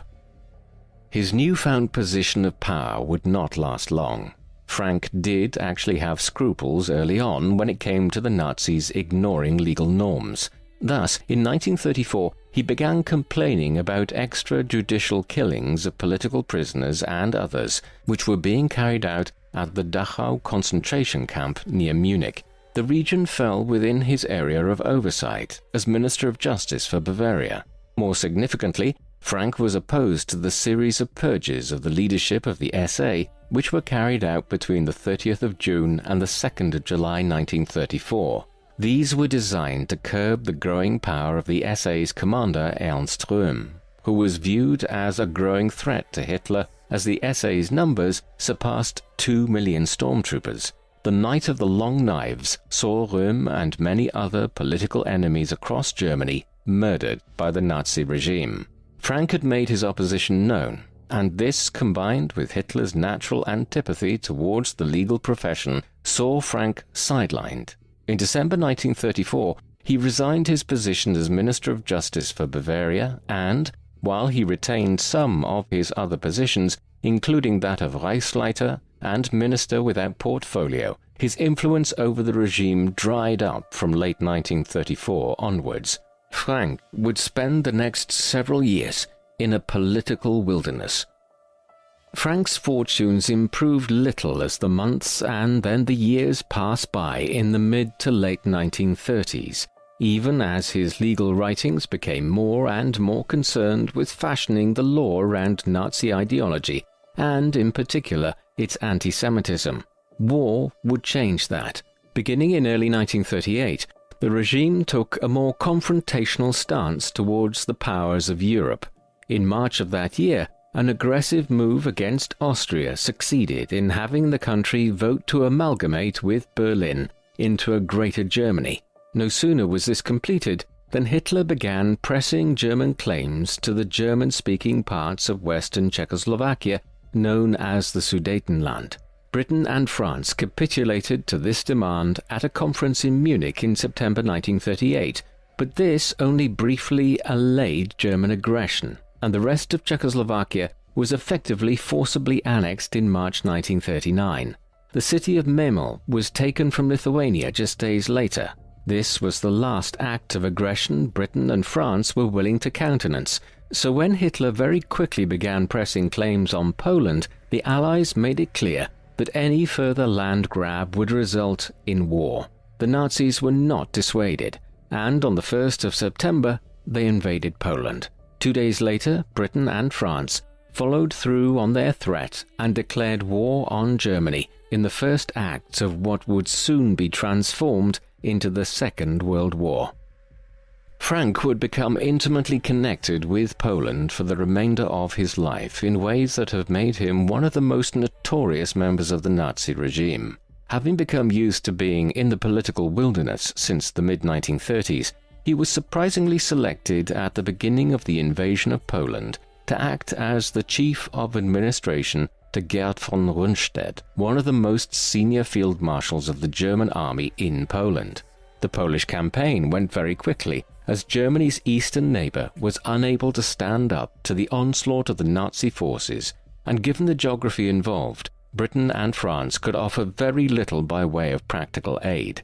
As a result, the country had been defeated militarily within weeks, and this was the moment at which the even more surprising decision was taken to appoint Frank as the first governor of what was christened as the General Government of Poland, a region comprising about 1/3 of the Polish Republic. The choice was peculiar. Frank was not a military man who had some obvious qualification to serve as governor of an occupied region. Neither had he ever shown any special interest in Polish affairs in a way which would suggest him as a man to administer the occupied country. Indeed, he did not even speak or understand Polish. By any standard, it was an unusual decision. The country or administrative region which Frank was to oversee did not comprise the entire territory of what had been, until recently, the Second Polish Republic. Rather, Poland was split into 3 separate parts by an agreement known as the Annexation Decree on the administration of the occupied Polish territories, which was issued by Hitler on the 8th of October 1939. The western part of Poland was annexed directly into the German Third Reich. The eastern sector of Poland was then annexed directly by the Soviet Union. This was in keeping with an agreement the Nazis had reached with the Soviet Union just days before the invasion of Poland. Through the Molotov-Ribbentrop Pact, Germany and Russia had agreed to divide up Eastern Europe between them. Russia would receive 1/3 of Poland under these terms, and had invaded this section of the country shortly after Germany's initial invasion. That left approximately 1/3 of the country which was not directly annexed into either the German Third Reich or the Soviet Union. It was this region in central and southern Poland, and extending into what is now western Ukraine, which would be formed into the general government for the occupied Polish region, and which Frank was made Governor-General of in October 1939. He would serve in that position for the duration of the Second World War. The area ruled by the general government had a population of approximately 11.4 million people when it was established in the late autumn of 1939. It also included Poland's most significant cities, notably Warsaw, Kraków, and Lublin, as well as Lviv in what is now western Ukraine. Frank was the most senior figure within the administration as Governor-General, but there were others with whom he had to contend and who would play a significant role in future events. A state secretary was appointed as a sort of deputy governor. Initially, Arthur Seyss-Inquart was appointed to this role, but he was moved westwards to Amsterdam following the Nazi invasion of Western Europe in the summer of 1940. Thus, Josef Böhler was made state secretary in 1940 and would hold the position for the remainder of the war. Böhler was an old ally of Frank's who had worked in his office in Berlin prior to the war. However, Frank had no ally in the other senior figure within the administration. This was Friedrich Wilhelm Kröger, the higher SS and police leader of the general government. As head of the state police services in the general government, Krüger was able to claim seniority over Frank in several spheres of activity, and the pair would clash on many issues during the early 1940s. We might also ask what the purpose of the general government was. Why had Hitler chosen to directly annex part of Poland into the Third Reich, but establish an occupied territory out of another section of it? The answer, as with so much else to do with the Nazis, had a racial basis to it. As the parts of western and northwestern Poland that were annexed into the Reich had a significant ethnically German population and had formed parts of Prussia from the late 18th century, these were viewed as racially pure. However, the area of the general government was populated overwhelmingly by Poles, with the Ukrainian majority in the far east of the administrative zone. As such, the plan for the region was to impose a radical and brutal policy of Germanization. Many Poles, and in particular Polish Jews, of which there were over 1.5 million within the general government's borders, would be mass murdered or deported to create Lebensraum, or living space for the German colonists. Over a period of 10 to 15 years, 4 to 5 million German colonists would then be brought into the region. Those Poles and Ukrainians who remained would be expected to work as a new serf class for the new colonial Germans, who would be their overlords. This was the warped experiment in social engineering that Frank was charged with implementing the first stages of as Governor-General. Because of this peculiar situation, whereby the general government was to be treated as a military colony in preparation, the region Frank administered remained heavily militarized throughout his tenure as governor. In the first months of the occupation, as Frank's regime carried out a ruthless suppression of the Polish political and intellectual class, 500,000 German soldiers remained stationed in the region. This number dropped slightly in 1940 as Germany's war effort shifted elsewhere, but in general there was always a standing garrison of approximately 400,000 German military personnel in the general government, with an average of about 70,000 police and security services personnel also operating here. To put this in perspective, this amounted to approximately 1 German military personnel for every 20 Polish citizens.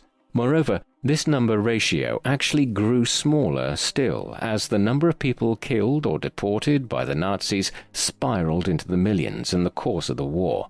Thus, the general government under Frank might best be described as a kind of giant open-air prison where over 11 million Poles were guarded by over 500,000 Germans. Frank's approach to the people he was appointed to govern was brutal. Shortly before he took up his position, he declared that after the occupation of Poland, quote, "Only one thing counts, the use of the land by ruthless exploitation, taking away all stocks important to the German war economy, demanding manpower for the benefit of employment in the Reich, reducing the entire Polish economy to a level where only the barest essentials remain for the poorest, and the closing down of all educational institutions, in particular the technical and high schools, in order to prevent the rise of a new generation of Polish intellectuals." This was reflected in his attitudes towards groups such as the Roman Catholic Church, a powerful institution within Poland. Frank ensured that the Church could not become a focus for resistance to the occupation, and closed down churches systematically. Hundreds of priests were murdered every year during the early 1940s, and approximately 3,000 clergy were killed in all during his time as governor. More broadly, he viewed anything that might allow an independent Polish culture to flourish as dangerous, and Poles under the occupation were not allowed radio sets or even to attend cinemas and theatres in case Polish cultural shows were staged. Frank established himself in the capital of the general government, Krakow, with almost regal pretensions. In early November 1939, he moved into the historic Wawel Royal Palace there with his family. Back in April 1925, Hans had married Brigitte Herbst after a brief courtship. Eventually, they had 5 children: Sigrid, Norman, Brigitte, Michael, and Niklas. Once ensconced in the palace at Krakow, Brigitte Frank, a domineering woman who engaged in multiple extramarital affairs, began referring to herself as the Queen of Poland and became notorious for her corrupt behavior, often traveling around the city to various locations and events to abscond with furs, jewels and money from the homes of formerly wealthy Poles. Eventually, her behavior began to draw attention to what was perceived to be an overt level of corruption associated with Frank. Hans also eventually grew tired of his wife's actions, and after reconnecting with a childhood sweetheart, Lily Gros, in 1942, he sought a divorce, one which was refused when Brigitte headed to Berlin and personally sought an audience with Hitler, where she successfully petitioned him to block what could have been an embarrassing separation for the regime. Frank never had total control over the general government. As the region was viewed as a zone of military activity, the SS and the Reichssecurity Main Office, headed respectively by Heinrich Himmler and Reinhard Heydrich, as well as the secret police, the Gestapo under Heinrich Müller, all had significant jurisdictional oversight over a great many affairs in Poland. Indeed, any assessment of Frank's responsibility for the level of violence and death which characterized the region during the Second World War must take account of the fact that often he was not the person responsible for either deciding upon this or even overseeing it. The SS in particular were a power unto themselves within the general government, and entirely outside of Frank's sphere of control. Indeed, the governor and Himmler had multiple arguments in the early 1940s about the excessive authority the SS and police services held and their lack of respect for any form of rule of law or normal judicial procedure. Eventually, these tensions boiled over in 1942 in a direct clash between Frank and the effective head of the SS in the general government, Friedrich Wilhelm Kröger, after Frank complained about Kröger simply ignoring him and acting as though the SS did not have to make any effort to include Frank's administration in their decisions and actions. The outcome, when it was reported back to Berlin, showed exactly how limited Frank's authority was. Hitler sided with the SS, and while Frank was retained as the governor of the general government, he was stripped of the vast majority of his other positions back in Germany. Somebody in Frank's position as head of the Nazi government in Poland must have gone through fluctuating emotions over the course of the first years of the Second World War. After the swift conquest of Poland, Hitler had waited until the spring of 1940 before launching a rapid conquest of Denmark and Norway. Weeks later, Germany invaded the Low Countries and France and conquered Western Europe in a blistering campaign, which lasted just 6 weeks. However, Britain remained independent, despite a concerted campaign to bomb it into submission from the summer of 1940 onwards. A year later, Frank was in charge of Poland as a huge troop buildup was undertaken in the region as Germany prepared to invade the Soviet Union. At first, Operation Barbarossa, the code name for the initial invasion of Russia, went well, and by the late autumn of 1941, the Germans were threatening to take Moscow and Leningrad. The leader of the Soviet Union, Joseph Stalin, even considered surrendering vast stretches of territory to Germany as part of a peace agreement. But that winter, things changed. The German advance stalled, and thousands of troops died in the harsh Russian winter. Perhaps as events became more precarious, Frank must have wondered if the general government would one day see Russian troops advancing towards Berlin. The Nazis' approach towards the Jewish people had been intensifying for years. Though Hitler and his followers had always exhibited a vicious anti-Semitism, after their ascent to power in 1933, they had generally favored a strategy of trying to pressure Germany's 500,000 Jews into leaving the country by persecuting them through a series of measures known as the Nuremberg Laws. As we have seen, Frank was in favor of molding German law in this way to fit the party's racial ideology. This was already escalating by late 1938, when thousands of Jewish businesses were attacked in the events of Kristallnacht, the Night of the Broken Glass, on the 9th and 10th of November, the occasion of the murder of hundreds of Jews and detention of thousands more. With the onset of the war, the situation changed yet again. Poland was home to approximately 3.5 million Jews when Germany invaded in 1939.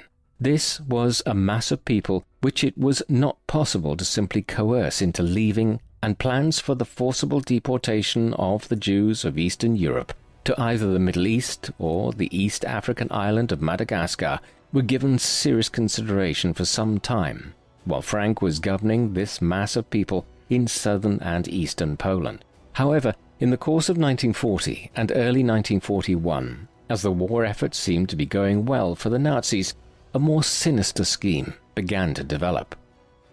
There is still disagreement today as to when exactly the so-called final solution to what the Nazis called the Jewish problem was actually decided upon, but it was evidently sometime in the late spring or early summer, as the plans for the invasion of Russia were being finalized. At that time, measures were put in place to have the Einsatzgruppen, which had already been involved in the mass murder of the Polish political and cultural classes in 1939 and 1940, advance behind the German army into the Soviet Union, mass murdering Jewish communities as they went. At the same time, the first steps were undertaken towards developing extermination centers at some of the dozens of concentration camps which the Nazis had erected across Central and Eastern Europe. It was now planned that the Jews of those parts of Europe already under Nazi occupation, of which roughly half were in the territory governed by Frank as part of the general government, would be identified, detained, and shipped to these specific camps where they would be murdered en masse. This new plan was related to over a dozen senior Nazi officials at a conference in the Berlin suburb of Wannsee on the 20th of January 1942. Including Josef Bühler, the state secretary of the general government and Frank's right-hand man. It was the beginning of the Holocaust of Europe's Jews. Under Frank's governorship, the region administered by the general government became the central focus of the Holocaust, while there were dozens of concentration camps that had been established by the Nazis across Europe, and some level of death and brutality existed in all of these. The Holocaust was truly carried out at 6 major death camps or extermination camps which were constructed in such a way as to enable this. These had facilities for mass murder, along with crematoria to burn the bodies afterwards.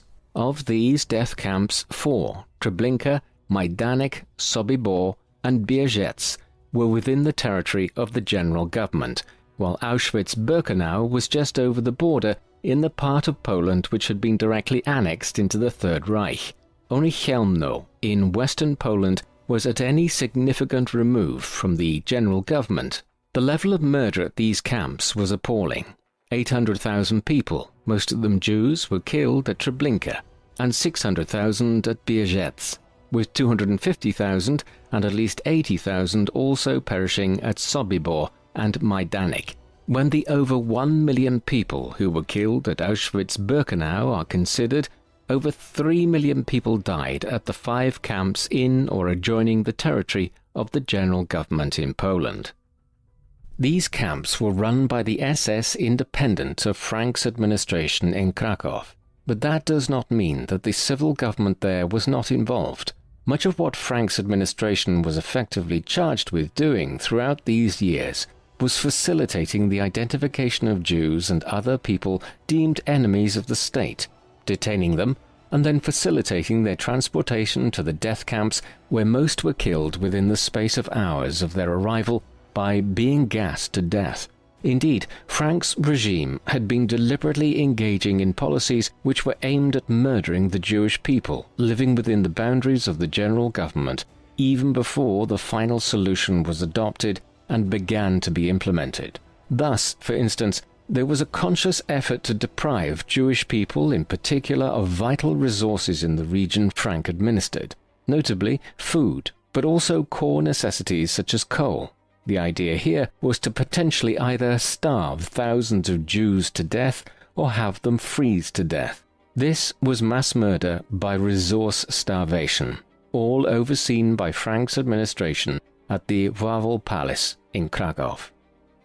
The epicenter of these combined efforts at persecuting the general government's Jews and preparing for their transport to the death camps was the Warsaw Ghetto. Prior to the war, the city of Warsaw had a huge Jewish population, and some parts of the city were essentially Jewish enclaves, where Jewish people made up upwards of 80 to 90% of the population. This number had grown during the course of the German invasion of 1939, as Jewish communities fled eastwards from the advancing German army to Warsaw. Here, Frank's regime, along with the SS and the other security services, quickly implemented a form of martial law as soon as Poland had been fully occupied. Jews were forced to wear a white armband, and all Jewish businesses had to display a Star of David above their entrance. By early 1940, food stamps had been introduced, and resources coming into the city were severely curtailed. Then, in April, Frank's administration began building a wall around the Jewish district, which officially became a ghetto in November 1940, wherein over 400,000 people were effectively detained inside an open-air prison. By 1941, a systematic policy of starving the Jewish people here to death was initiated, as they were only allocated approximately 200 calories of food per day. By 1942, the ghetto had turned into a quagmire of disease, starvation, and death. Although the Jewish inhabitants managed to maintain some form of normal life and culture, despite their hardships, nearly 100,000 of the Jewish inhabitants died under these conditions, and then the deportations commenced, mostly to Treblinka. Between the summer of 1942 and Yom Kippur in late September that year, over 250,000 people were transported from the ghetto to the death camps, though at this early stage in the implementation of the final solution, many people did not know where they were being taken to. Within weeks, the signs were ominous, however, and even as the numbers of people living within the ghetto declined dramatically, those who remained began to organize themselves into a resistance movement known as the Jewish Combat Organization, led by the 24-year-old Mordecai Anielewicz. Aided by the Polish resistance, which smuggled weapons into them, they prepared to resist further deportation efforts undertaken by the SS and Frank's administration between late September 1942 and January 1943. Then, when the Germans re-entered the ghetto in January with the aim of liquidating it over the following few weeks, they launched an uprising. Despite being hemmed in and facing the might of the Nazi war machine, approximately 1,000 Jewish resistance fighters managed to wage a guerrilla conflict against the Germans, mostly SS commandos, for 3 months before thousands of Waffen-SS were sent in to crush the ghetto uprising on the eve of Passover, the 19th of April 1943. Following this, the ghetto was effectively liquidated, and the remaining 35,000 occupants who were not murdered on the spot were deported to the death camps. With measures such as this, was the Holocaust carried out in the general government under Frank's rule. The increasing brutality that was being seen in parts of Nazi-occupied Europe, such as Poland, was in direct parallel with the shifting fortunes of Germany on the battlefield. After the German advance had stopped at Leningrad and Moscow in the winter of 1941, the Russians were able to use this time to build up their war production and conscript many more men. By 1942, they were pushing back against the Germans, and an ultimate showdown at the city of Stalingrad throughout the autumn and winter that year resulted in Russian victory. Thereafter, the Soviets began to push the Germans out of Russia and back towards Frank's general government in Poland. Meanwhile, in December 1941, the United States had entered the war on Britain and Russia's side. With a flood of new men and war material, the Allies were able to gain victory over Italy and Germany in the North Africa campaign early in 1943 and invaded Sicily to open a southern front that summer. A western front soon followed in the summer of 1944, when France was invaded and quickly reconquered. Thus, by 1943, it must have been clear to leading Nazi officials such as Frank that barring the successful development of some game-changing weapon, such as a nuclear bomb, which the Germans were working on, the war would eventually end in Germany's defeat and the end of the Third Reich. As the war effort turned fatally against Germany, the level of unrest and resistance within Poland and the area of the general government increased accordingly. There had always been a major resistance movement within Poland, backed by a government in exile in London, but from 1943 onwards this was increasingly supplied by the Soviets as they advanced westwards into Ukraine and eastern Poland. These resistance movements were united under the banner of the Polish secret state, which began murdering hundreds of Germans in the general government area. Then, in late 1943, they began working on plans to assassinate Frank, inspired in part by the assassination of Reinhard Heydrich, the acting governor of the Protectorate of Bohemia and Moravia in modern-day Czechia, in the early summer of 1942. They moved on the 29th of January 1944, when a bomb was placed on a train which Frank would be traveling on from Krakow to Lviv, the major city in the Ukrainian part of the east of the general government. The bomb detonated on the underside of the train 22 kilometers outside Krakow at 11:17 p.m. and blew the last axle off of Frank's train carriage. But while the train derailed, he himself was uninjured. The following day, he undertook the journey by plane, flying at a low altitude in appalling weather. Polish prisoners were executed on Frank's orders as a reprisal, and security measures were increased across the general government. The assassination attempt was just a prelude to the outbreak of a much more severe form of resistance. In the spring of 1944, the Polish secret state began preparing for a massive uprising against German occupation as the Red Army advanced further into Poland. The focus of it would symbolically be on the city of Warsaw, and the goal was that German forces would be divided between fighting the Russian advance to the east and the insurrection within the general government in such a way that will allow for the success of the uprising and a speedier liberation of Poland from Nazi rule. This was not mere impatience. In 1944, as the war entered its final stages, the Nazi regime had become particularly vicious as it sought to murder as many of its racial, ideological, and political enemies as possible before it lost control of individual regions. Over 400,000 of Hungary's 750,000 Jewish people would be killed in the space of 6 months in 1944 alone, after the Nazis took direct control of the country.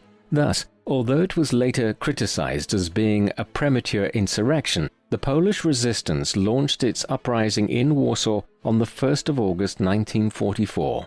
It would last for 2 months. However, it would ultimately prove unsuccessful, as both the Western Allies and the Red Army, the latter of which was most suitably positioned to do so, failed to provide adequate support to the uprising. This was despite the views of the British Prime Minister Winston Churchill that it was imperative to aid Britain's Polish allies. While the Warsaw Uprising failed in the autumn of 1944, the liberation of the general government was not long following in any event. After some stiff resistance in the autumn months, the German defense of Poland began to collapse in the winter as Hitler focused Germany's military efforts on one last major campaign against the Western Allies in the Ardennes region in Luxembourg and Belgium near the Franco-German border. As a result, the general government was broadly overrun by the Red Army in December 1944 and January 1945. There was not much left of Warsaw to liberate, as the city had been virtually leveled in the weeks following the uprising.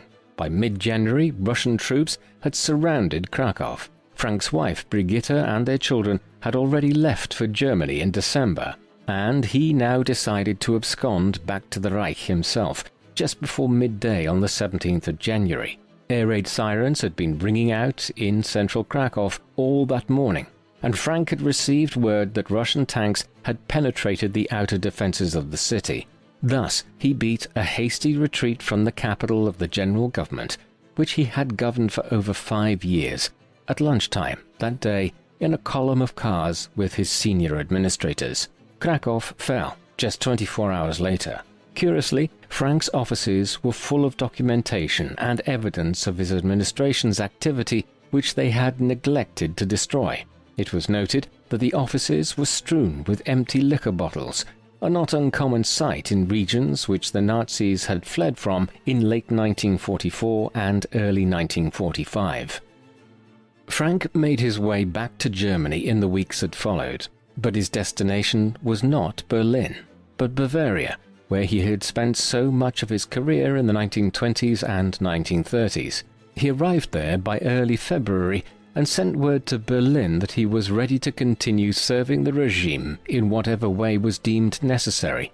However, Frank had been stripped of his positions within Germany itself in 1942, and with the general government now effectively dissolved following the Russian occupation of the region, he effectively held no position or authority.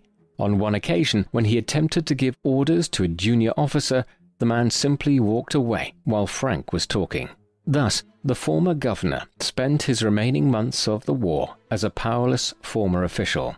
It was in this non-role that he learned in the first 2 days of May that Hitler had killed himself on the 30th of April in Berlin as the Russians closed on the city center. His appointed successor, the propaganda minister Joseph Goebbels, imitated his master on the 1st of May, and thereafter German forces surrendered in Berlin. The war officially came to an end on the 8th of May, by which time Frank was under arrest. He had been detained in Bavaria on the 4th of May. In the days that followed, the man termed the Jew Butcher of Krakow by some of his captors was treated roughly, receiving more than one beating. The details are not entirely clear, but it also seems that he attempted to kill himself twice, once by trying to cut his throat and then by cutting his wrists. Eventually he was taken to a more secure military prison near Berchtesgaden. In the weeks that followed, Frank was identified as one of the most wanted individuals within the Nazi regime, one who would stand trial at the International Military Tribunal to be held in the city of Nuremberg. This involved nearly 24 of the most senior surviving members of the regime, and Frank stood trial here from November 1945 onwards, alongside individuals such as Hermann Goering, the head of the Luftwaffe, and one of the chief ministers of the Nazi regime, Albert Speer, colloquially known as Hitler's architect, and a figure who had run the German armaments industry from 1942 onwards, overseeing the slave labor of the hundreds of thousands of Poles whom Frank had forcibly deported to Germany to work in factories there. Joachim von Ribbentrop, the German foreign minister who had negotiated the pact with the Soviet Union in 1939 that had preceded the invasion of Poland, and Alfred Rosenberg, the minister for the occupied Eastern Territories, with whom Frank had worked regularly during the war. Each was accused of crimes against peace, planning and initiating a war of aggression, participating in war crimes, and crimes against humanity. The trial began on the 20th of November 1945 and would last for over 10 months, with proceedings watched closely by the world. Frank's conduct during the trial was different to most of the other defendants. From early on in the proceedings, he expressed remorse for his conduct.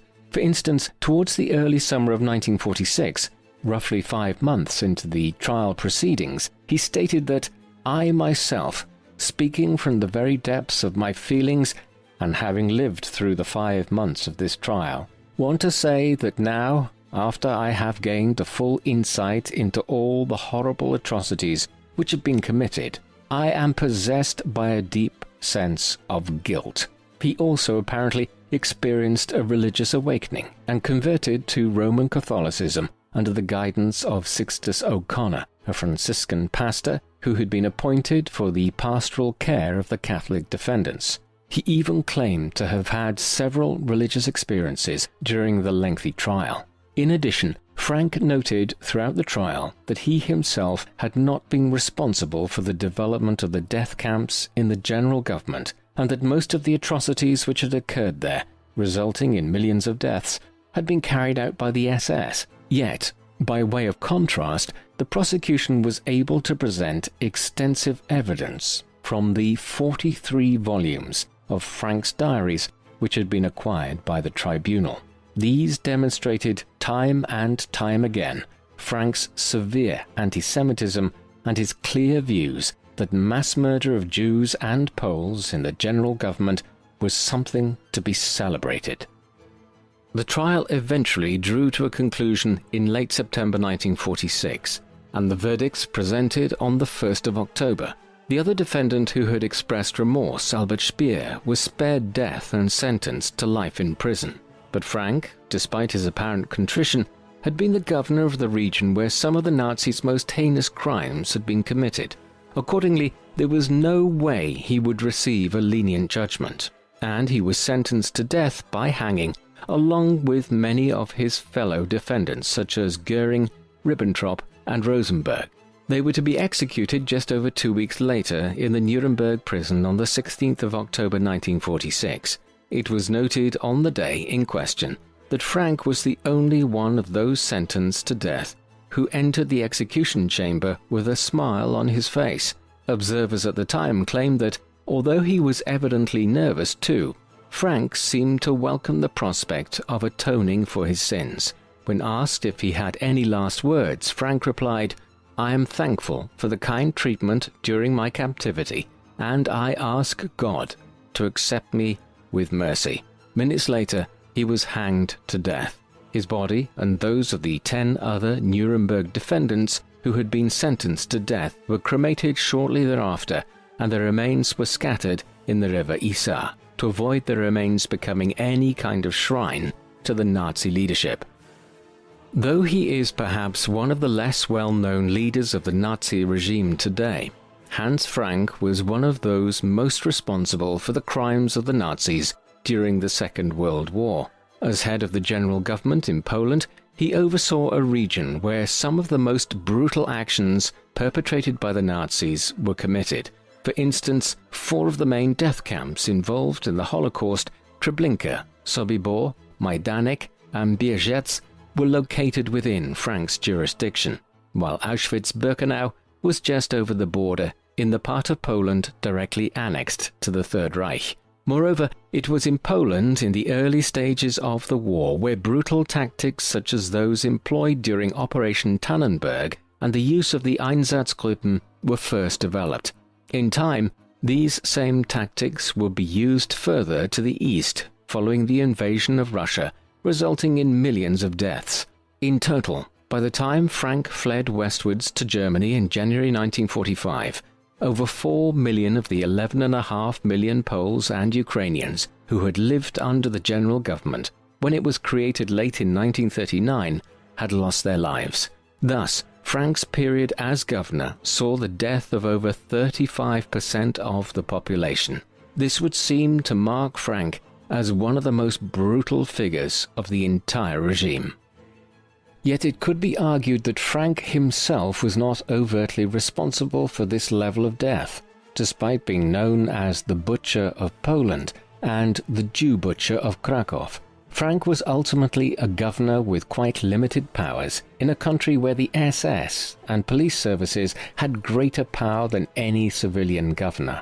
In a sense, the head of the SS, Heinrich Himmler, and a number of figures such as Franz Stangl, commandant of Treblinka and Sobibor, were actually those who oversaw the programs of mass murder in southern Poland and western Ukraine, rather than Frank.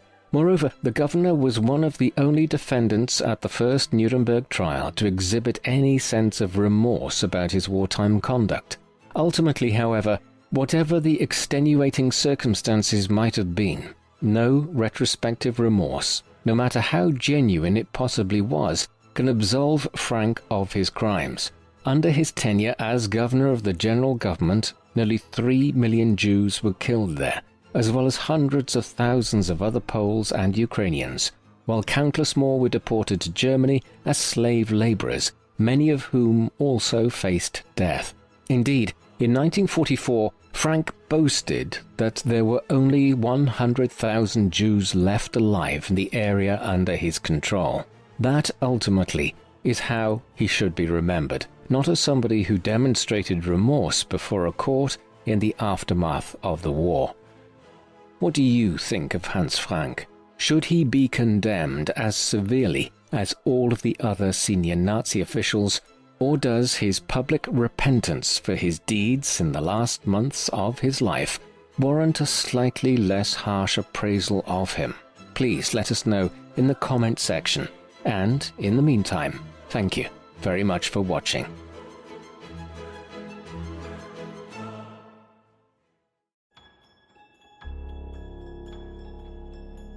The man known to history as Albert Speer was born on the 19th of March 1905 in the town of Mannheim in the German state of Baden-Württemberg in southwest Germany.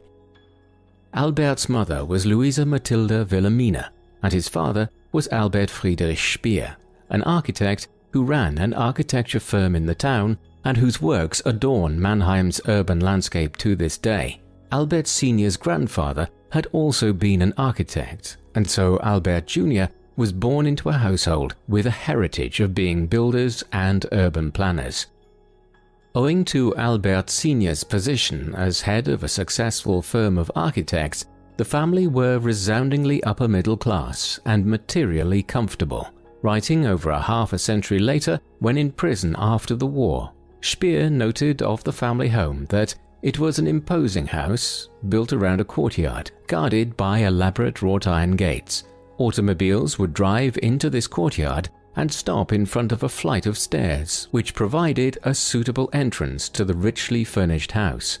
However, the home life they had was somewhat cold. Speer noted that, quote, "The children, my two brothers and I, had to use the back stairs. These were dark, steep and narrow, and ended unimpressively in a rear corridor. Children had no business in the elegant carpeted front hall." Albert's relationship with his two brothers, Ernst and Hermann, was particularly strained on account of Albert being somewhat weaker than them, but he claimed that this provided him with a great resourcefulness as he grew up, stating that, quote, "An inadequacy often calls forth compensating forces. In any case, these difficulties made me learn how to adjust better to the world of other boys. If I later showed some aptitude in dealing with difficult circumstances and troublesome people, I suspect that the gift can be traced back to my boyhood physical weakness." Speer's childhood was lived in the shadow of war. The unification of Germany in 1871 into the German Empire and the rise of the country as a major power on the continent had severely disrupted the political balance of Europe. For years, Britain had been the preeminent power, but now Germany challenged it, while other countries such as the Austro-Hungarian Empire and Russia were vying for their own political dominance in regions such as the Balkans. Added to this was immense rivalry between the European powers for colonial possessions in Africa and Asia.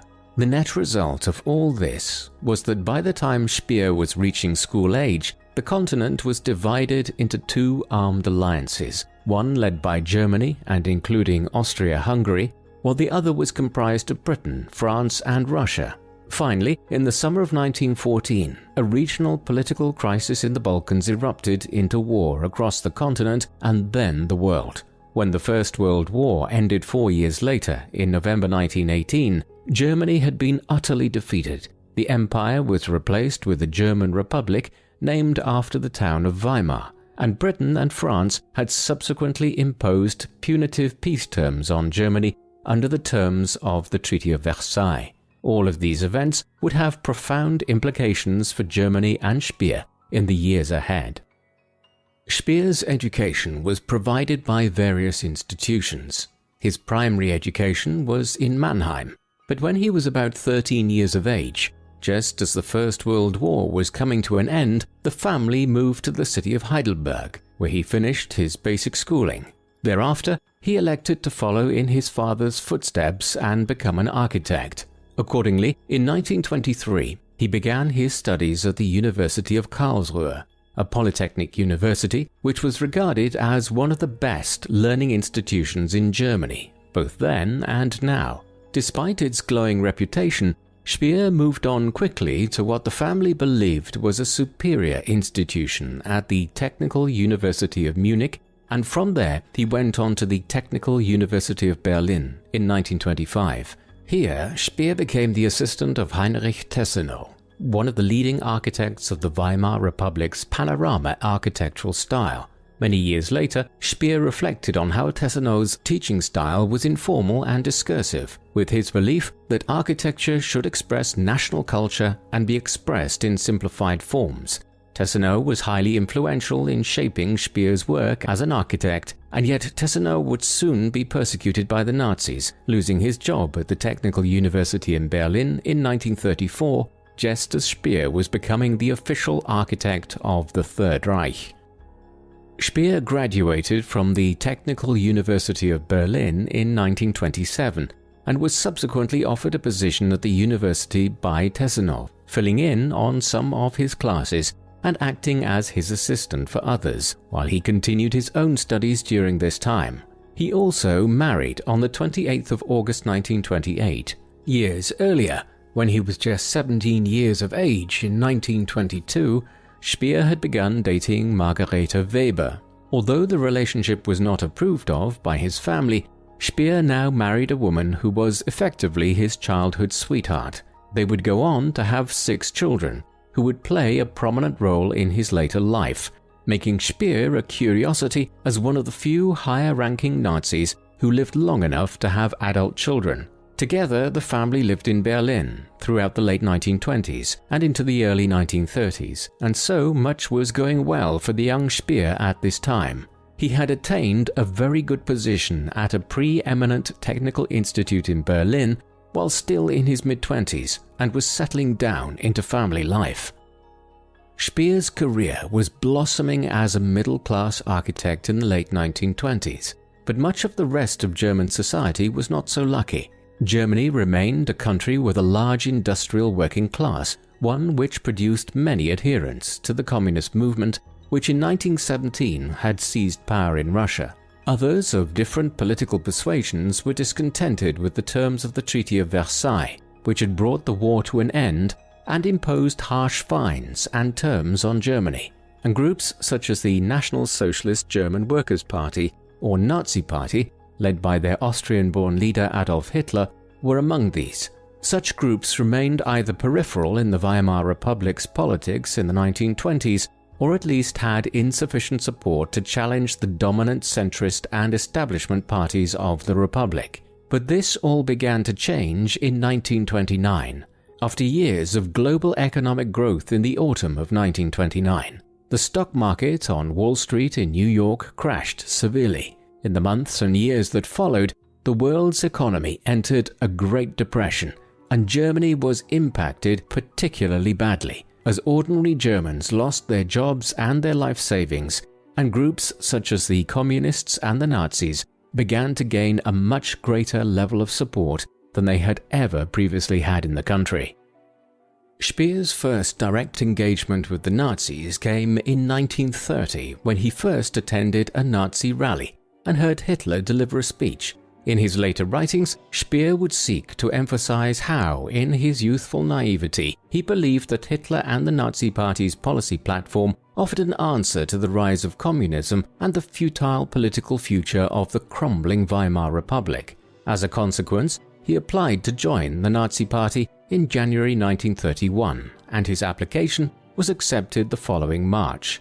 Of his decision to join the Nazi Party, Speer would later recollect that, quote, "I was not choosing the NSDAP, but becoming a follower of Hitler, whose magnetic force had reached out to me the first time I saw him, and had not, thereafter, released me. His persuasiveness, the peculiar magic of his by no means pleasant voice, the oddity of his rather banal manner, the seductive simplicity with which he attacked the complexity of our problems, all that bewildered and fascinated me. I knew virtually nothing about his program. He had taken hold of me before I had grasped what was happening." This, however, was written many years later when Speer was trying to excuse his involvement with the Nazis, and there was a clear effort here to suggest that he was largely oblivious about what the Nazis' policies even were when he joined the party. Speer would continue to foster his associations with the Nazi Party in the early 1930s as Hitler and his followers were growing in support throughout Germany. When the first Reichstag elections in 2 years were held in July 1932, the country's unemployment rate had risen to nearly 30%. Exploiting the discontent, Hitler and the Nazis were able to emerge from the election as the largest party in Germany for the first time, winning 230 seats and nearly 40% of the vote. The Communists offered the strongest opposition, and the choice in Germany was now seemingly between the Nazis and the Communists. And in the months that followed, a political stalemate and a failure to form a coherent government led to further elections and negotiations. But eventually, in the early weeks of 1933, elements in the traditional right-leaning business community in Germany elected to throw their weight behind Hitler in order to avoid a communist regime seizing power. This coalition believed that they could control Hitler, but it was a dreadful strategic error. Within months, a manufactured political crisis had been employed to pass an enabling act, whereby Hitler and the Nazis were effectively able to govern Germany without any recourse to parliament. The country was now effectively a dictatorship. Speer had been forced in 1931 to leave his position as Tessenows' assistant in Berlin, owing to cutbacks at the university caused by the economic crisis. He subsequently moved back to Mannheim to work for his father, but on a visit to the capital in the summer of 1932, Speer was employed by the Nazi propaganda chief Joseph Goebbels to renovate the party's main offices in the German capital. Speer returned to Mannheim afterwards, but when the Nazis rose to power in the spring of 1933, he was quickly hired again for further work. In particular, Speer was employed to work on the designs for the Nazis' 5th Party Congress, to be held at the southern city of Nuremberg between the 30th of August and the 3rd of September 1933, or as the annual showpiece of the party is popularly known today, the Nuremberg Rally. This was not strictly architectural work, but was centered on design and arrangement with schematic drawings, all things which played to Speer's strengths. The work went well, and following a personal meeting with Hitler later in 1933, Speer was appointed as Commissioner for the Artistic and Technical Presentation of Party Rallies and Demonstrations. It was the first of a number of swift promotions within the Nazi hierarchy in the years that followed. In the early spring of 1934, Speer was promoted to the position of chief architect of the Nazi Party, succeeding Paul Trost, a neoclassical architect who had died on the 21st of January that year. Trost had envisaged several buildings, which Speer would subsequently work on himself. Along with the new role, Speer also succeeded to a close relationship with Hitler. The Nazi leader had a keen interest in architecture and believed that the supposed paramount position of the German people amongst the people of Europe, which was central to the Nazis' Aryan ideology, could be expressed through immense buildings and powerful architectural statements. Features such as flat roofs, uniformity, and immense facades were often used to create the impression of a country and culture which espoused simplicity and uniformity, and which aimed for a solidity which spoke of a long-lasting empire to come. Accordingly, Hitler had been close to Trost, and indeed he continued to find time for his widow Gerdi Trost in the years that followed. Thus, it is perhaps unsurprising to find that from 1934 onwards, Speer was someone who met with Hitler on an almost daily basis. Often in the mornings, they would meet for a conversation or a walk, in which they discussed the architectural projects being undertaken by Speer and future even grander building work. The work which Speer and Hitler would have discussed was expanding both numerically and in scale from the mid-1930s onwards. Much of this focused on rebuilding the center of Berlin, a plan which, as will be seen, became even grander still in the late 1930s.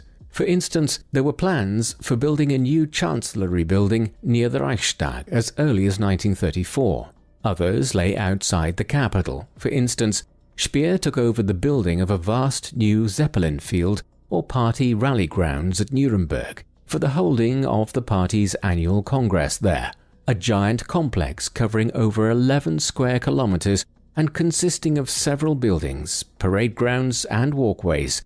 The Zeppelin field featured prominently in the 1935 propaganda film by Leni Riefenstahl, The Triumph of the Will. And Speer also designed the pavilion for the International Exposition of Art and Technology in Modern Life, which was held in Paris between May and November 1937, having convinced Hitler, who wished to withdraw German involvement altogether, to proceed with the event.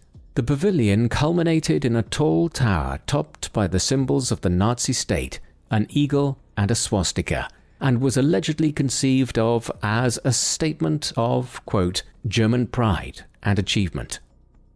Speer was also responsible for refashioning the Berlin Olympic Stadium. In 1931, the International Olympic Committee had determined to hold the 1936 Summer Olympics in Berlin. This decision was not reversed upon the accession to power of the Nazis. Werner Mach had been hired to build a new Olympic stadium in Berlin on the site of the older stadium, which his father Otto Mach had built there in preparation for the aborted 1916 Berlin Olympics. However, when Hitler visited the site in 1934, he was thoroughly unimpressed and ordered Speer to alter the plans. Thus, it was Speer who was responsible for completing the Olympiadstadion, which became the centerpiece of the 1936 Olympics. And it was here that Jesse Owens, the African-American track and field athlete, won his 4 gold medals, an occurrence which is rumored to have infuriated Hitler. Despite this, in the aftermath of the Games, Hitler developed grand plans for holding every Olympics in Germany once the Nazis were victorious in the coming war. And to this end, Speer was commissioned to come up with plans for a new stadium again, resulting in his designs for the Deutsches Stadion, or German Stadium, which would be built at Nuremberg to fit over 400,000 people. However, nothing other than the groundwork was ever completed. On the 30th of January 1937, Speer was appointed as General Building Inspector for the Reich capital. This placed him in charge of what would have been the most wide-ranging building project undertaken by the Nazis. Hitler had conceived of completely rebuilding central Berlin as Germania, a grand new capital for the coming Reich, which would stretch across and dominate the European continent. Records of Hitler's table conversations from the early 1940s highlight how it was conceived that this new city of Germania would be designed to surpass London and Paris and stand as an equal in relative terms to what Rome had been at the height of that empire in the 1st and 2nd centuries AD. Central to this vision were plans to create a vast east-west city axis commanded by one huge 3-mile-long boulevard, at one end of which would be the Reichstag, and at the center of which would stand the Berlin Victory Column, the 220-foot-tall Victory Column, which had been erected in the late 1870s to celebrate Prussian victory in the war against Denmark in the 1860s. As well as this, a vast Arc of Triumph, no doubt modeled to some extent after that which Napoleon had begun erecting in Paris in the early 19th century, was also intended. That the plans for this arch indicate that the Paris Arch would have fitted completely within the entranceway had it been built. Surely the most spectacular aspect of the whole of the plan for Germania was the elaborate scheme to build a new domed hall in central Berlin, the Volkshalle, or People's Hall, which was sometimes also referred to as the Great Hall or Hall of Glory, was planned as a monumental domed structure which would be able to accommodate 180,000 people. Speer was apparently influenced in his design for it by the Pantheon in Rome, built by the Emperor Hadrian in the 1st century AD, a building Speer had made notes on as early as 1925. The planned building would be over 210 meters high, with the oculus of the dome stretching to 46 meters in diameter. Accordingly, the main rotunda of the building would have been able to house both Hadrian's Pantheon in Rome and St. Peter's Basilica in the Vatican. 3 concentric tiers of seating would have enclosed an arena inside, with statues of classical and Germanic mythology located around the building at various intersections. This was effectively designed as a temple-like structure which would become the most significant building in Berlin, in its reimagined form as Germania. 80 years on, few buildings of this immense size have been conceived of, let alone built, but most informed estimates believe that Speer's building could have supported the weight of its vast dome. Speer was in charge of the plan for developing both the Volkshalle and the wider Germania project from its inception, as head of the comprehensive construction plan for the Reich capital. Work was initiated in 1938, with plans for it all to take 5 or so years to complete. The initial proceedings were slow, not least because of the densely built nature of Berlin's urban landscape. The plans called for vast amounts of housing and businesses to be pulled down and streets to be widened or otherwise redirected to accommodate the vast building program, notably the east-west street axis. Moreover, the soil and water table of Berlin were a serious issue, as it was unclear if the ground could support the vast structures of the Volkshalle and the Arc of Triumph. To test this, Speer had a vast concrete block, known as the Schwerbelastungskörper, built on the proposed site of the Arc of Triumph, one which did indeed sink some small amount in the years that followed. But despite these setbacks, some work on building the new city was accomplished by Speer up to 1943, but after this all work ceased. Nevertheless, the grand plans for Germania never came close to being realized, and they are a telling indication of the manner in which the building ambitions of the Third Reich ran far beyond what actually occurred. One element of the Berlin redevelopment plan, which was completed in the mid-1930s, was the new Chancellery building, a significant development, as the construction of it involved Speer for the first time in the widespread use of slave labor to complete his architectural work for Hitler. Work on the Chancellery had been underway since 1934, and preliminary work was completed by the early summer of 1936, with work on the shell of the building beginning a year later. Thereafter, Hitler determined that extra resources should be given to Speer to complete the project by the 1st of January 1939. However, this was far beyond the capacity of the normal workforce, as increasing numbers of young men were being drafted into the armed forces. Accordingly, the project began to rely on labor from prisoners from Oranienburg concentration camp, where a brick factory was established. Speer's attitude towards the Jewish people and his complicity in the Holocaust years later has been a matter of considerable speculation, but on this occasion he is rumored to have remarked of the Jewish inmates at Oranienburg that such individuals had become accustomed to brickmaking while in captivity in Egypt, a biblical reference which indicates a complete lack of concern for the welfare of those who were being used as slave labor to build his Chancellery building. And this was not the last time Speer would use slave labor extensively. As Speer was undertaking all of his vast building projects during the course of the 1930s, the Nazi regime had been working to dismantle the terms of the Treaty of Versailles and prepare for a war of revenge and expansion. First, the army was gradually rebuilt and a new air force, the Luftwaffe, was created. Then, in the spring of 1936, the Rhineland in western Germany was remilitarized, a clear violation of Versailles, although one which the Allies allowed nearly 20 years after the end of the First World War. And worse followed. In March 1938, Germany annexed Austria, and the following autumn, the government in Berlin began asserting its right to also occupy a portion of Czechoslovakia known as the Sudetenland. And this too was duly allowed, as the Allies continued to appease Hitler's regime. Germany effectively brought the rest of Czechoslovakia and Hungary into its sphere of influence in the first half of 1939. This, though, was as far as London and Paris would go. When Germany invaded Poland on the 1st of September 1939, the two Western European powers declared war on Nazi Germany. This would gradually expand in the days and weeks ahead into the Second World War. The early war years were a period in which Speer played a more peripheral role in the Third Reich.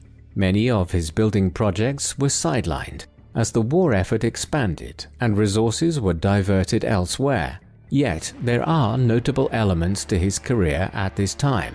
In particular, his continuing persecution of Germany's Jews is evident, even as the Nazis' policy towards the Jewish people of Europe was shifting from one of persecution to one of genocide. For instance, from 1939 onwards, Speer was using the Nuremberg Laws, a series of anti-Jewish laws passed by the Nazis in the 1930s, to forcibly displace tens of thousands of Jews from their homes in Berlin, to make way for his vast building schemes. As the chief architect and engineer of the Reich, Speer's departments in Berlin were also responsible for repairing buildings and roads, which were damaged by bombing missions undertaken by Britain and France. And throughout these early stages of the war, Speer oversaw the use of slave labor of Jews and political prisoners from throughout Nazi-occupied Europe to conduct his repair work, a workforce which was expanding exponentially as the concentration camp system was dramatically escalated across Central and Eastern Europe following the conquest of Poland in 1939. Speer's star was in the continuous ascendant as Nazi Germany was enjoying enormous levels of success on the battlefield. After the outbreak of the war in September 1939, Poland had been quickly overrun and brought under German control, while some of the country was allocated to Russia, following the terms of a non-aggression pact signed between the two nations. This left Hitler free to turn north and west. In the spring of 1940, Denmark and Norway were occupied, leaving only Sweden in northern Europe unaligned. Just weeks later, German tanks and motorized divisions streamed into the Low Countries and France in a punishing invasion, which brought these areas under Nazi occupation in approximately 6 weeks. A siege of Britain by land and sea followed, in an effort to force the country into surrendering, but it held out for long enough to allow Hitler's attention to wander back eastwards. From early 1941, the Germans decided to initiate their plans to create Lebensraum, or living space, in Eastern Europe by invading the Soviet Union. Although it was initially delayed by the need to divert German troops to aid Hitler's Italian ally Benito Mussolini in the Balkans and North Africa, Russia was finally invaded in the summer of 1941. Operation Barbarossa quickly brought huge tracts of land as far as Belarusia, eastern Ukraine, and the Baltic States region under German control. However, the war soon began to turn against Hitler and the Nazis. After the initial successes attendant on the invasion of Russia in the summer of 1941, the Wehrmacht had failed to seize St. Petersburg, Moscow, and Stalingrad before the bitter Russian winter set in, and the failure to provide proper winter clothing to the German troops on the Eastern Front proved a tremendous strategic error. By the time the spring came around, the course of the war was changing, and this was concretely the case by the spring of 1943 when the Russians defeated the Germans at the cataclysmic Battle of Stalingrad. Thereafter, the result of the war was inevitable. The Western Allies were victorious in North Africa by the spring of 1943 and invaded Italy that summer. A year later, a Western Front was opened in northern France, with the D-Day landings that summer, and France was quickly liberated in the late summer and early autumn. And just weeks later, plans were underway to progress further into Western Germany. By the end of 1944, it was simply a matter of which force, the Western Allies proceeding from France or the Russians advancing through Poland, would reach Berlin first. On that would depend much of the specifics of the post-war settlement and how the leaders of the regime, such as Speer, would be treated. Speer's role and complicity in the crimes of the Nazi government became more pronounced as the war began to shift against Germany. As the war effort turned against Germany in 1942, a decision was taken to repurpose the entire economy, to gear everything towards the war effort and the production of war materials. This was a core component of the new ethos of total war, which was to be pursued by the regime between 1942 and 1945. Speer became absolutely central to this, following the death of Fritz Todt, the Reich Minister of Armaments and Munitions, in a plane crash on the 8th of February 1942. Speer had been scheduled to fly with Todt that day, but had cancelled shortly beforehand as his attention was needed elsewhere. Not only did he survive, but he was quickly chosen to succeed Todt, not just as head of the Ministry of Armaments and Munitions, but also as overseer of the German railways, the water and energy departments, the Office of Technology, and Operation Todt, a body which had been established all the way back in 1933 and which had responsibility for a wide range of civil engineering projects. With these appointments, Speer was effectively in charge of the German economy during the period of total war. As Minister of Armaments and War Production during the total war period of the Second World War, Speer was responsible for overseeing massive increases in the amount of goods being produced, either directly or indirectly, for the war effort. In 1941, the German war economy produced approximately 9,500 vehicles and motorized units and 2,900 heavy tanks, whereas 3 years later, in 1944, following Speer's first 2 years in charge, the output had increased fourfold to 35,000 vehicles and motorized units and a staggering 17,300 tanks, the latter representing a six-fold increase on what was produced 3 years earlier. All of this was achieved even as the amount of resources available to the regime were dwindling rapidly, notably supplies of such core commodities as oil and rubber. Consequently, production was ramped up, even in such remote parts of the Reich as northern Norway. He was even placed in command of the production of the V-2 rockets at Peenemünde in northern Germany, which the German scientist Werner von Braun had developed and which were being launched against London even as the Western Allies were barreling eastwards into Germany in late 1944 and early 1945. One of the foremost innovations Speer introduced as the war effort became ever more desperate for the Nazi regime was Transport Corps Speer. This was established in the autumn of 1944 following the D-Day landings in northern France that summer, with the goal of overseeing the continuous repair of German factories and workshops once they were targeted by Allied bombing campaigns. The transport element was a highly mobile unit used for transporting armaments and other goods out of these factories and also initiating repair work quickly to ensure that production started again as seamlessly as possible. This was largely confined to Germany at this stage, as a decision had been taken by the second half of 1944 to concentrate most of the country's industrial activity in the homeland, where it would not be quickly captured, an indication of the extent of the Transport Corps Speer and its significance to the war economy of Germany during the last year of the conflict is indicated in the number of personnel within it.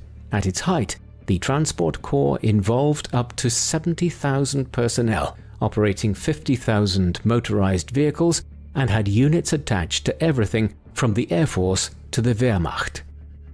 Overall, in his role as Minister of Armaments, Speer managed to keep the German army fighting in the field until 1945. But there is also no doubting that much of this was achieved with slave labor from the concentration camps, dotted throughout Central and Eastern Europe, and that Speer was perfectly aware of the fact that slave labor was being used in this manner and actually expanded it. As head of Organisation Todt, Speer gave the order for the labor units at Auschwitz concentration camp to be expanded in the closing years of the war.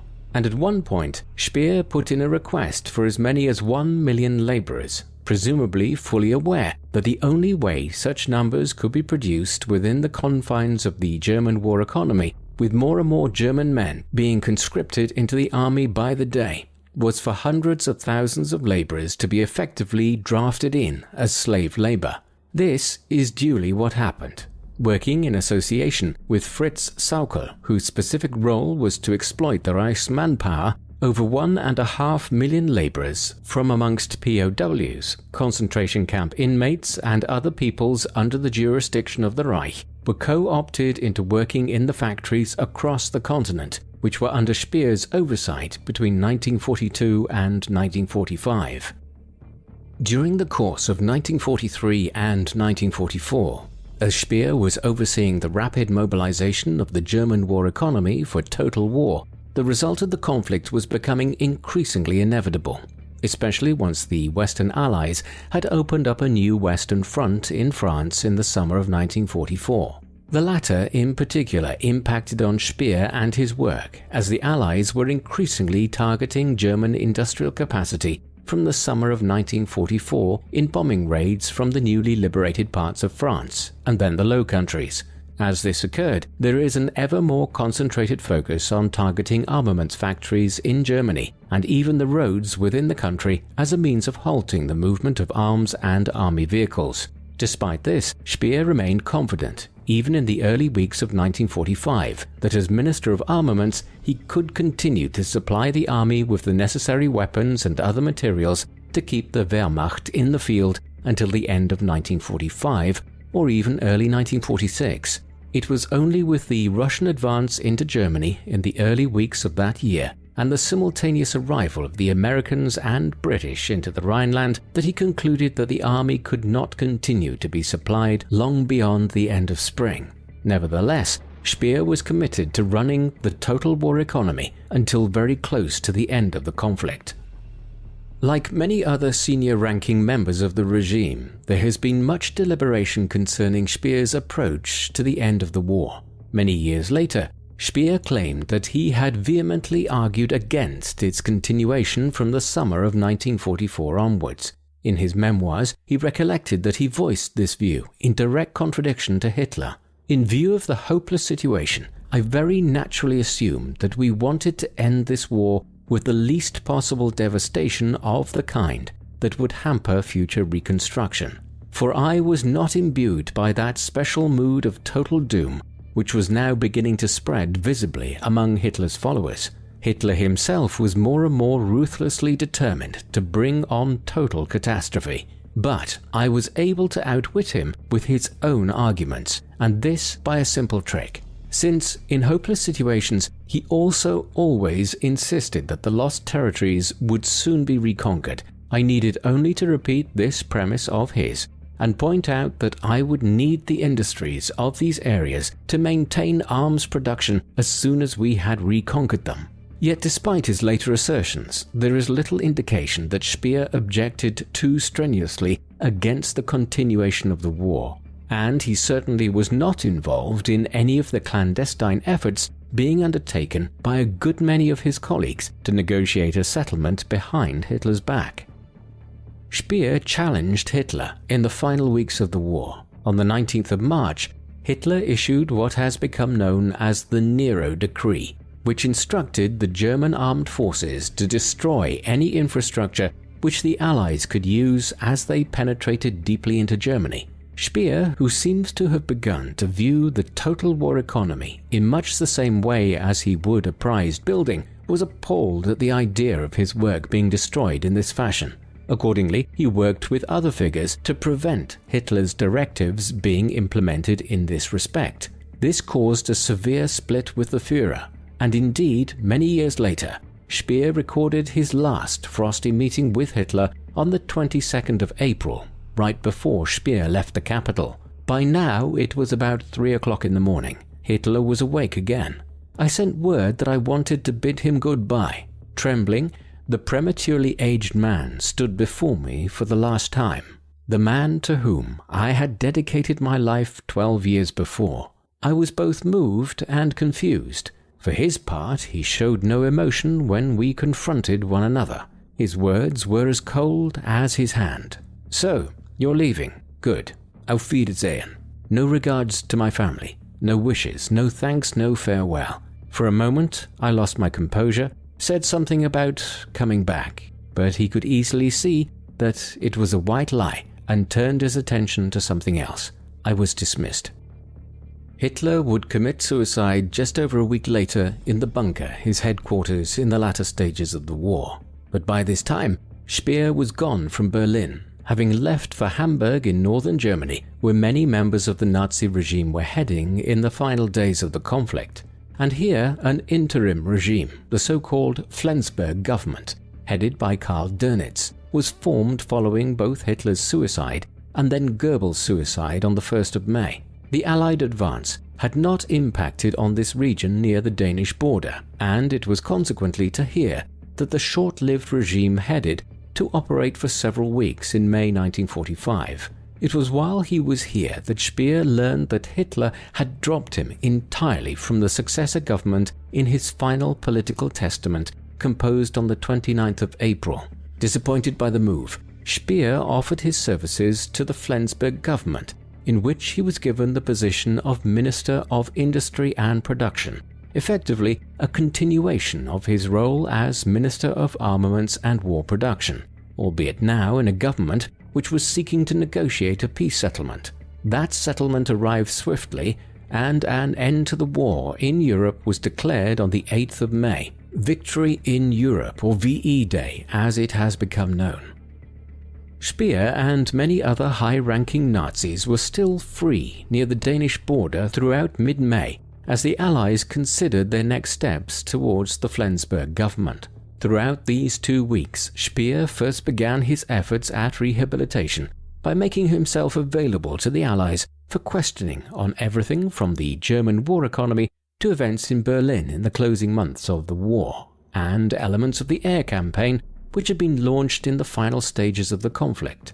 The Western Allies were particularly keen to acquire information on the V-2 rocket program, which Speer had been involved in, as the technology involved was entirely novel, and the Americans were anxious to acquire it before the Russians. The decision was finally taken on the 23rd of May, when British troops arrested all of the senior-ranking members of the interim government as prisoners of war, bringing the last vestiges of the Nazi regime to an end. Then, in the weeks that followed, Speer was transferred between several internment centers and interrogated regularly. Finally, in September 1945, he was arraigned on charges of having been complicit in the committing of war crimes. Consequently, he was to be tried at Nuremberg, along with other senior surviving members of the Nazi regime. Speer went on trial in Nuremberg in the first wave, involving the most significant surviving members of the Nazi regime.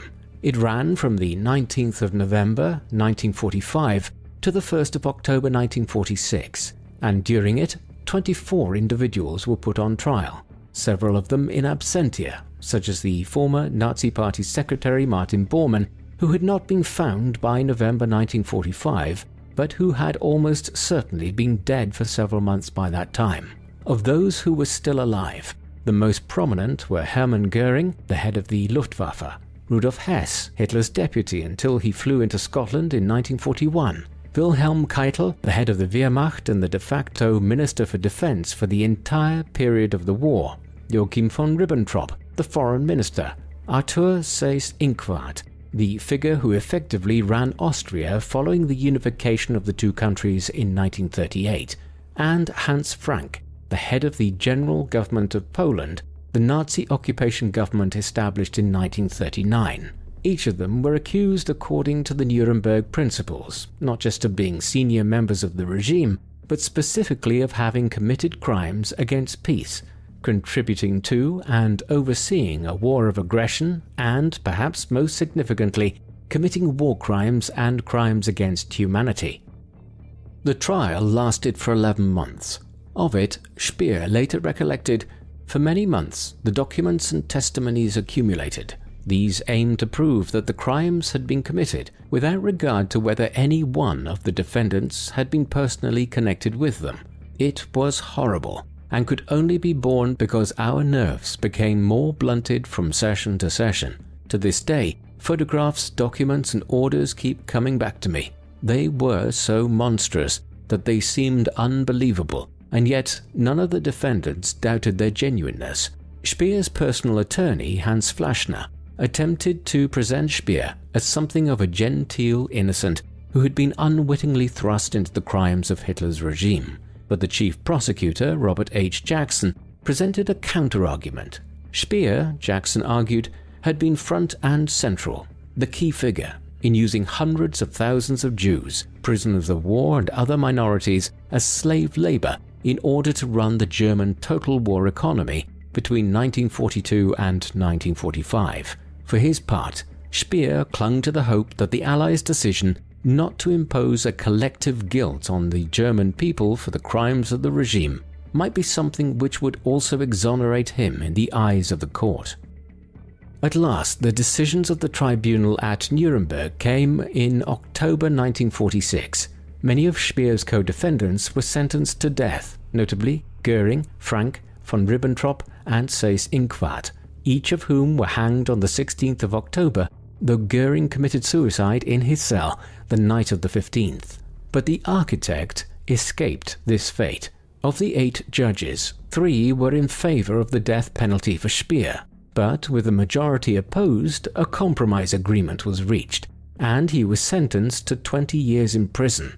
And following the sentence, Speer claims he was resigned to his fate as a sort of penance for his previous actions.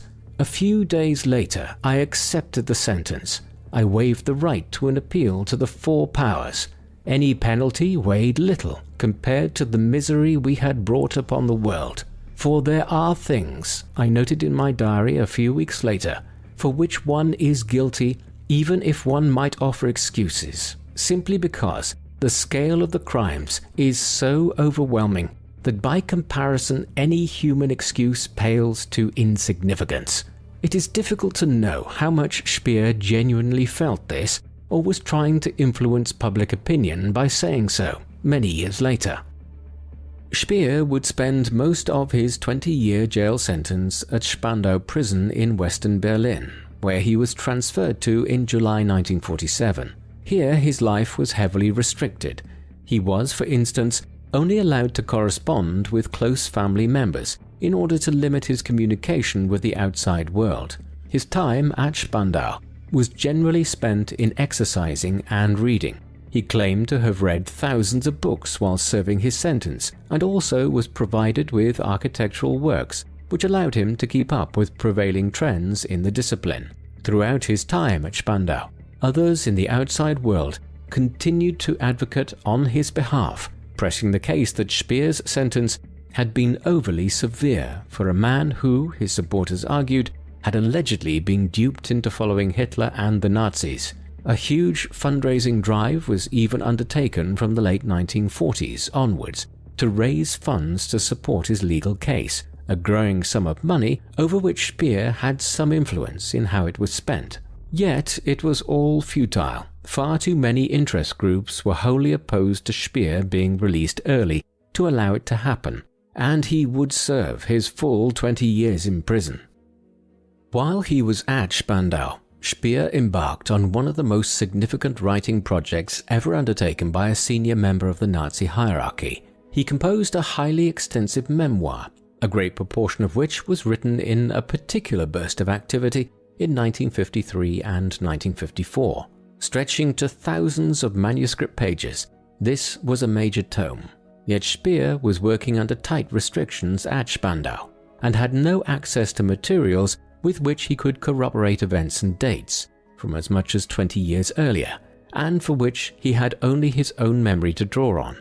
Accordingly, it was not until after he was released from prison on the 1st of October 1966 that he was in a position to rework the material into a coherent autobiography by consulting other Federal Archive documents. And when this was done, he published the memoir in 2 volumes, one as Inside the Third Reich and the other as Spandau, The Secret Diaries, published respectively in 1969 and 1975 in German.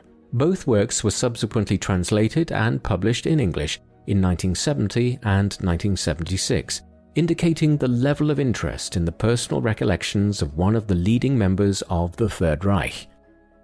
Of the 2 volumes, Inside the Third Reich is all the more significant for its actual narration of events between 1933 and 1945, and subsequently the trials at Nuremberg. Stretching in some modern editions to nearly 1,000 pages, the memoir presents details on everything from the 1936 Summer Olympics in Berlin to the atmosphere amongst the leaders of the Nazi regime in Berlin as the war came to an inexorable conclusion in 1944 and 1945. Spandau, The Secret Diaries, is a recollection of Speer's time in prison, but also provides extensive details on the architect's relationship with Hitler and other matters relating to the war.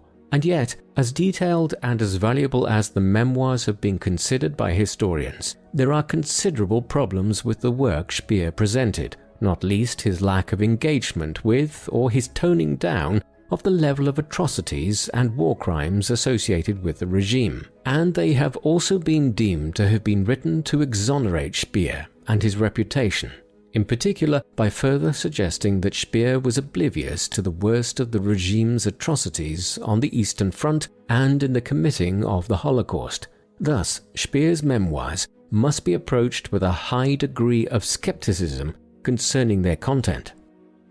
Albert Speer was released from prison on the 1st of October 1966, 20 years exactly after his sentence was pronounced at Nuremberg. Beginning with an interview he undertook with Der Spiegel magazine just weeks later, he began to acquire a minor celebrity status within Germany and the wider world, one which expanded considerably upon the publication of his memoirs in the years that followed.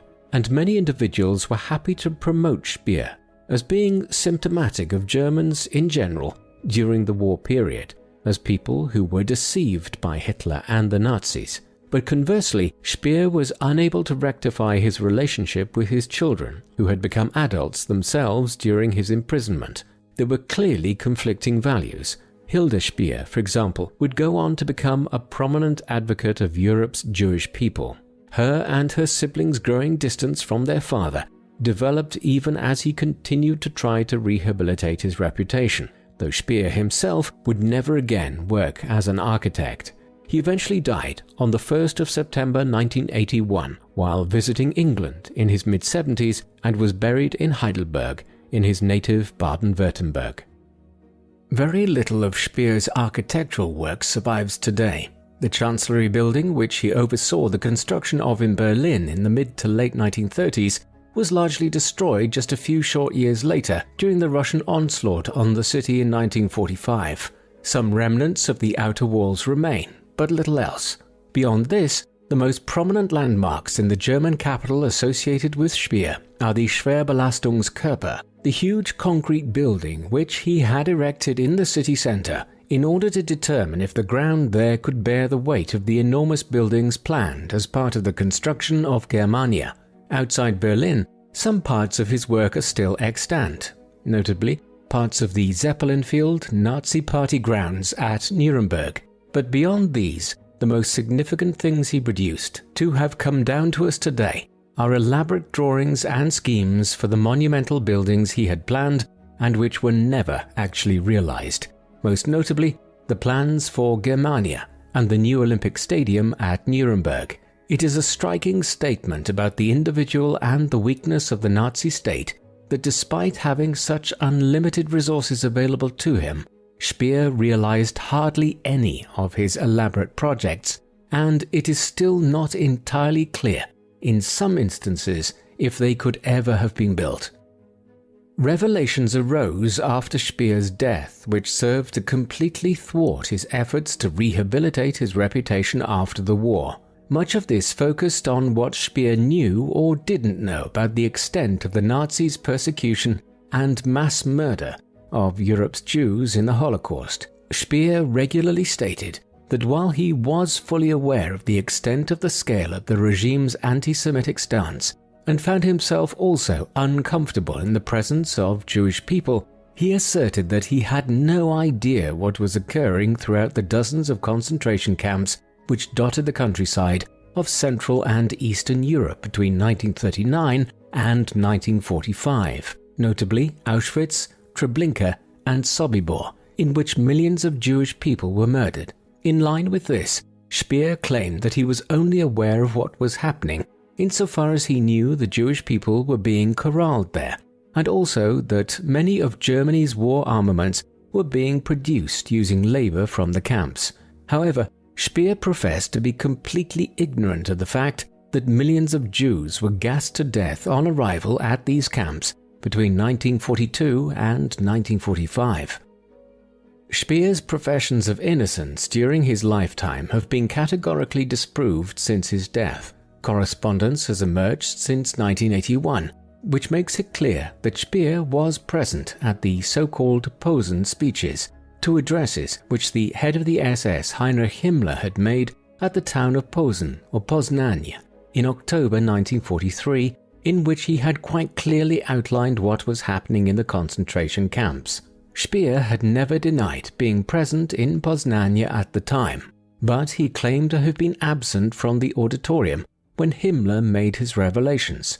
This was comprehensively disproved by the new correspondence, which clearly demonstrated that Speer was perfectly aware of what had occurred. Moreover, additional studies by historians such as Adam Tooze and Heinrich Brellur focused on how Speer had visited many of the concentration camps in 1943 and 1944 to see where the labor was coming from for the industries he oversaw. Indeed, he had been heavily involved in the construction and administration of several of the camps. Thus, not only was Speer aware of what was occurring, but he was one of the central architects of the Holocaust from an organizational perspective in Berlin. Consequently, the myth of Speer as the less malevolent Nazi has collapsed since his death. Albert Speer is unique amongst the leading figures of the Third Reich in being an individual who managed to somewhat rehabilitate his reputation in the aftermath of the war. There are many reasons for this. Speer was a more cultivated figure than many of the other senior figures within the regime. He was a member of an upper-middle-class German family, which had a long history of being prominent architects in the country. Speer also excelled as a young man in his studies and had achieved a lecturing position at a prominent technical institute in Berlin while still in his early 20s. Moreover, after he became part of the Nazi hierarchy, his work was largely focused on architecture and improving the built infrastructure of the country. Speer, unlike figures such as Goering, Hans Frank and Arthur Seyss-Inquart, who all stood trial alongside him at Nuremberg in 1945 and 1946, superficially did not appear to have played a major role in the mass murder of Europe's Jews or some of the other major crimes associated with the Nazi regime, such as the indiscriminate execution of hundreds of thousands of Russians and other peoples on the Eastern Front between 1941 and 1945. Accordingly, Speer was not sentenced to death and, after serving a 20-year sentence, managed to return to German society. The reality, though, of how Speer managed to convince so many people that he was different to individuals such as Hitler, Himmler, Goering and Goebbels is quite different.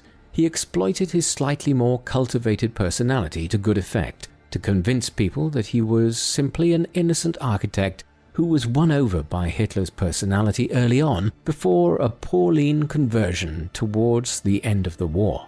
In this respect, he claimed that he had no knowledge of the worst of the regime's atrocities, particularly the genocide of Europe's Jews. But as we have seen, information which came to light since his death has proved that this was not the case, and Speer lied about how much he knew both at Nuremberg and after.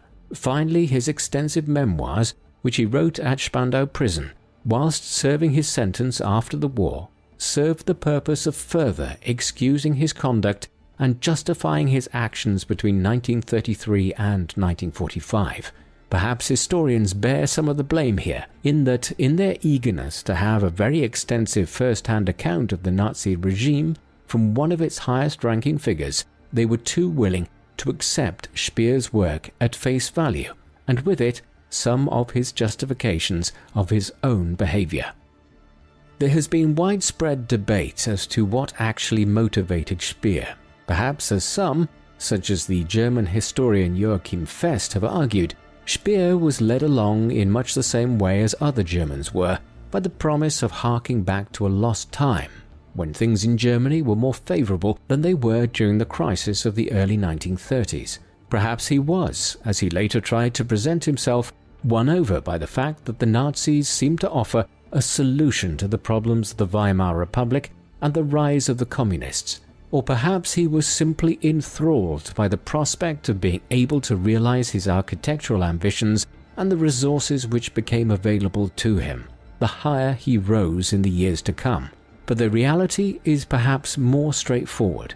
Speer was committed to the creation of a greater Germany, a nation which its buildings would be emblematic of, and his views of slave labor, particularly of imprisoned Jews before and after the war, appallingly so after he became Minister of Armaments in 1942, confirms conclusively that he was an anti-Semite himself. Thus, despite all his later justifications and excuses, it would seem that what motivated Speer to commit to the Nazi cause was not that he was led astray, as many have argued, but that he quite simply believed entirely in the Nazis' racial ideology. Accordingly, he should be viewed in the same way as any of the other members of the regime.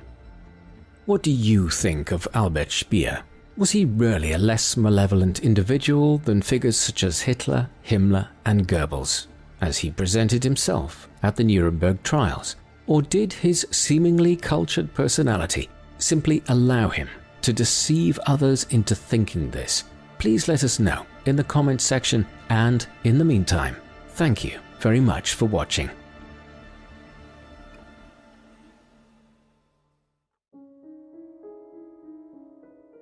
The man known to history as Rudolf Höss was born as Rudolf Franz Ferdinand Höss on the 25th of November 1900 in Baden-Baden in Western Germany.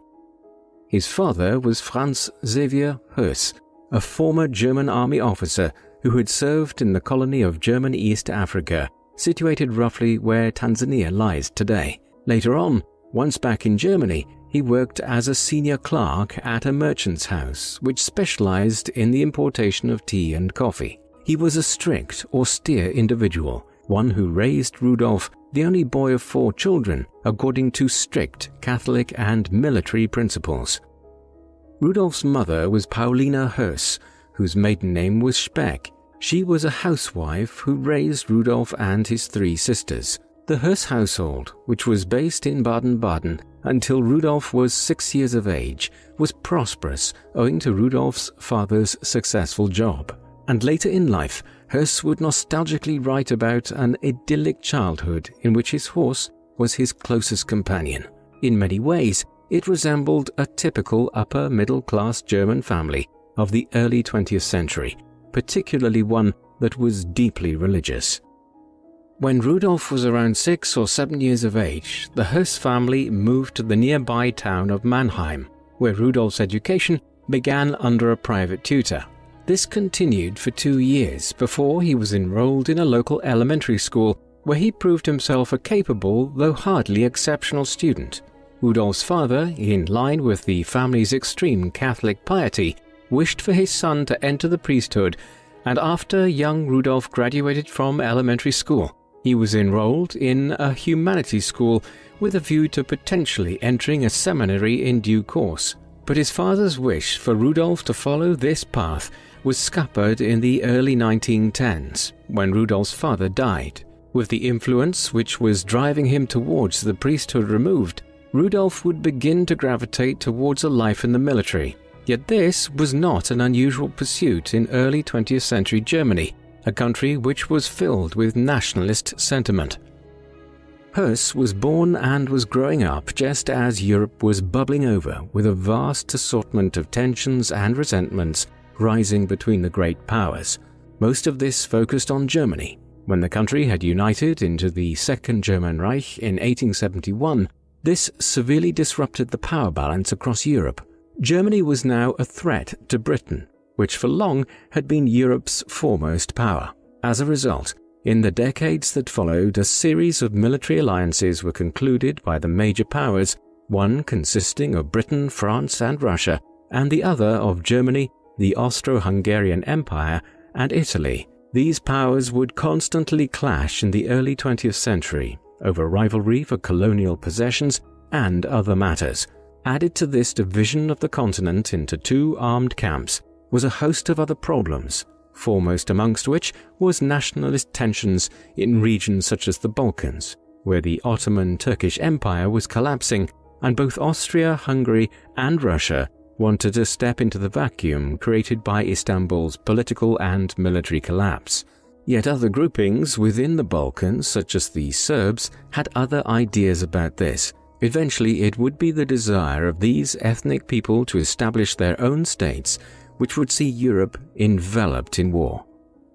The outbreak of a major conflict in Europe would have profound implications for Hus, despite the fact that he was still in his early teenage years. The war, which both then as well as in retrospect seemed somewhat inevitable, eventually broke out in the summer of 1914. The pressure cooker that was the Balkans was the source. In late June, while on a state visit to the city of Sarajevo, the heir to the Empire of Austria-Hungary, Archduke Franz Ferdinand, was assassinated by Gavrilo Princip, a Serb nationalist. Then, in the weeks that followed, the Austrian government in Vienna attempted to exploit the situation in order to crush the nascent Serbian state on its southeastern border and curb the rising nationalist wave in the Balkans more generally. In response, Russia began mobilizing its troops in the region, and the situation then gradually escalated as Germany, Britain, and France all began trading threats in late July of 1914. On the 1st of August, Germany declared war on Russia in defense of its Austrian ally, and on the 3rd of August, Berlin opened a second front by declaring war on France. A day later, Germany invaded neutral Belgium, which led Britain in turn to declare war on Germany. Thus, the murder of Archduke Franz Ferdinand ballooned in the weeks that followed into the outbreak of the First World War. Despite being only 13 years of age upon the outbreak of the conflict, Hus was soon involved. In 1915, having turned 14 the previous year, he abandoned plans to join the priesthood and decided to follow in his father's footsteps. As such, he joined the German army and, despite his age, was allowed to enlist in the 21st Reserve Squadron of the 2nd Baden Dragoon Regiment, the regiment which both his father and grandfather had previously served in. After 4 weeks of initial training, his unit was amalgamated into the German Army's Asia Corps, which was assigned to serve alongside the 6th Army of the Ottoman Turks, one of Germany's foremost allies in the Middle East. Then, between 1916 and 1918, he fought in several campaigns in the region around modern-day Iraq and Palestine, and it has been noted that he may have witnessed some of the atrocities which amounted to the genocide by the Ottoman Turks of 1.5 million Armenians during the course of the war in Turkey. He was also wounded 3 times during his service and received the Iron Cross 2nd Class as well as the Iron Crescent, the latter being a commendation from the Turkish government. Finally, in the spring of 1918, he was even placed in command of his own cavalry unit, despite still being only 17 years of age. The First World War came to an end in November 1918. It had been a tortuous affair. While the British and their allies had gained the upper hand in the Middle East campaign, the main arena of fighting was in northern France, where the Germans had fought the French and the British over a small portion of land for 4 years. The entry of the United States into the war in 1917 provided these Western allies with an injection of men and resources. This happened just as Germany's ability to maintain its war effort was diminishing, and despite its effective victory over Russia in 1917, when the revolutionary government of that country had elected to give away vast tracts of land in Eastern Europe in return for the ability to leave the war. But in the end, owing to dissent at home in Germany and a realization that the war could not be won, a full-blown invasion of Germany was not needed in 1918, before the country surrendered, effectively bringing the war to an end and bringing victory to Britain, France, and their allies, and utter defeat for Germany, Austria-Hungary, and the Ottoman Turks. When the news of the armistice reached the Middle East, Hus was stationed in Damascus, a city which he quickly left, returning to Germany in secret in order to avoid being placed in an internment camp as a German officer. Hus's return to Germany was not idyllic. His mother had died during his absence in the Middle East, and he soon clashed with the remaining members of his family who wished for him to return to his path to the priesthood which his deceased parents had set him on before the war had interrupted affairs.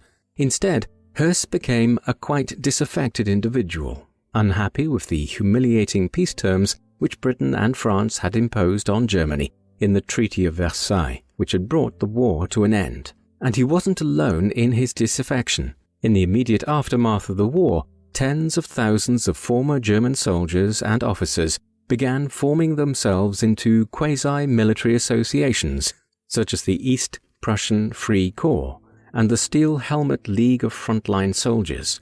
These were partly social clubs for army veterans, but also partly borderline paramilitary groups, some of which posed a genuine threat to the peace and stability of the Weimar Republic, which had been established to govern Germany in the aftermath of the war. Hus soon joined the East Prussian Free Corps, or Freikorps, which was associated with the government in curbing workers' strikes and other bouts of unrest in Germany during the early 1920s. It was the beginning of his association with fringe paramilitary groups in interwar Germany. During the course of the early 1920s, the Freikorps were involved in some controversial activities and ones which were indicative of Hus's increasingly right-wing and violent political leanings. For instance, in 1920, he was part of a group which curbed some unrest in East Prussia, while just months later, his brigade of Freikorps aggressively broke up a strike by industrial workers in the Ruhr area of Western Germany. Consequently, it is not surprising to find that when the Freikorps were disbanded by the German government in 1922, Hus gravitated to a different right-wing movement. This was the National Socialist German Workers' Party, or Nazi Party for short, which had been established in Munich in 1920 and which by 1922 was coming increasingly under the control of an Austrian firebrand by the name of Adolf Hitler. And having heard a speech delivered by Hitler while in the Bavarian capital, Hus decided to join the party, becoming member number 3240. It was the beginning of a quarter of a century-long association with a party whose ideology would shape Hus's life. And that ideology was based around authoritarianism, retaliation for Germany's loss in the war, and xenophobia, but above all, a searing anti-Semitism against the Jews of Germany and Europe more broadly. Hus was soon involved with the Nazi Party in a substantial capacity. In January 1923, following the Weimar government's failure to meet some of its war reparations payments, French and Belgian troops occupied parts of the heavily industrialized Upper Rhine region of Western Germany. Hus became part of a group which organized acts of sabotage and violence against the occupiers, and in this capacity, he and two other former members of the Freikorps murdered a local schoolteacher, Walter Kadolf, who had acted as an informer for the French. The act was carried out on a farm belonging to Martin Bormann, later a personal secretary to Hitler and senior government figure.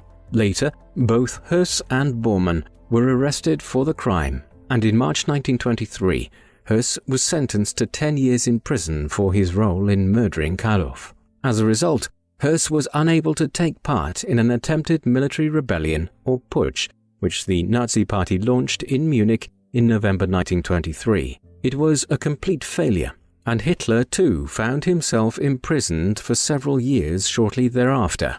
However, in acts of leniency which all of Europe would come to regret, Hitler was released after serving less than a year of his sentence, and Hus was released after he had served just half of his 10-year sentence. Having served 5 years in prison, Hus was released in the late 1920s as the situation in Germany was shifting. After a decade of economic expansion throughout Europe and North America, and a boom period which led to these years becoming known as the Roaring Twenties, an abrupt financial crash occurred in the autumn of 1929. The Wall Street crash and the Great Depression which followed it for years afterwards had profound consequences for Germany, and as ordinary people lost their jobs and life savings, they turned to extremist parties in local and national elections. Thus, The Nazis, who had been a small fringe group for outcasts and disaffected extremists up to that point, suddenly started to grow quickly in popularity, eventually becoming the largest political party in Germany in the early 1930s. Meanwhile, following his release, Höss decided to take a back seat from politics himself, although he did maintain ties with the Nazis.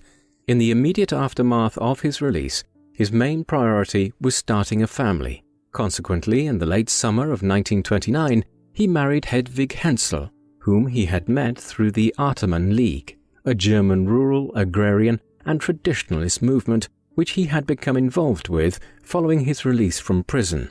They would go on to have 5 children, 2 sons and 3 daughters. Höss kept a low profile for the next several years, but Hitler and his Nazi party decidedly did not. In 1932, they became the most popular party in Germany, with nearly 40% of the vote in one election. Still, they could not gain a majority, and never would have, had it not been for a Faustian pact which the leaders of Germany's major industrial companies now made with Hitler, banking on the fact that they could control Hitler and the Nazis and use them to ensure that the communists would not come to power in Germany. Industrialists such as Gustav Krupp threw their support behind Hitler in early 1933. Within weeks, the Nazis exploited this situation to dismantle the Weimar Republic, ban the communists and other opposition groups, and essentially turn Germany into a one-party dictatorship. And this was the spur for Höss to re-enter political life. In September 1933, he joined the Schutzstaffel, or SS, one of the main paramilitary wings of the Nazi Party, and quickly became a firm ally of Heinrich Himmler, the head of the SS. Significantly, in July 1934, the SS were granted control and oversight over the concentration camps which the Nazis had begun establishing in Germany as soon as they had seized power. At this early date, these were relatively small, makeshift prisons used to house political opponents of the nascent Nazi regimes, such as communists and other left-leaning political groups. In June 1934, Höss was transferred to the 10th Battalion of the 9th Regiment of the SS, but it was only a temporary posting, and in December of that year, he was transferred again, this time to Dachau, a concentration camp which had recently been constructed near Munich in Bavaria. Here, he served under the camp inspector Theodor Eicke for the next several weeks.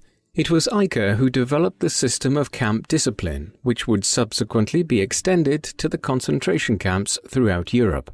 Höss spent nearly 4 years here, during which time he was a relatively low-profile figure.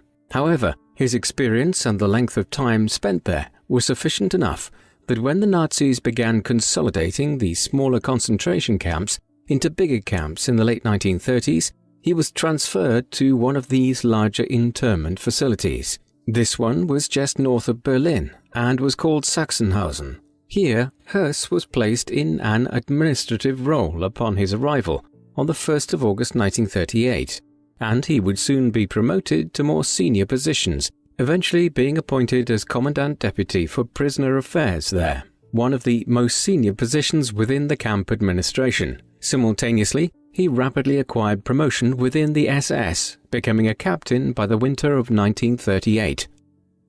While Höss was at Sachsenhausen, the Nazi state which he served was dragging Europe towards conflict. As soon as Hitler and the Nazis had come to power in 1933, they had begun to dismantle the terms of the Treaty of Versailles. One of the stipulations of the treaty was that Germany would restrict the size of its army. The Nazis quickly breached this provision and began rebuilding both the armed forces and a new German Air Force. Then, a second major point was violated in March 1936, when Hitler sent German troops into the Rhineland, the industrialized western part of Germany which, under the terms of Versailles, was to be left demilitarized. And when this went relatively unopposed, Berlin moved 2 years later to annex Austria into a Greater Germany, in the so-called Anschluss.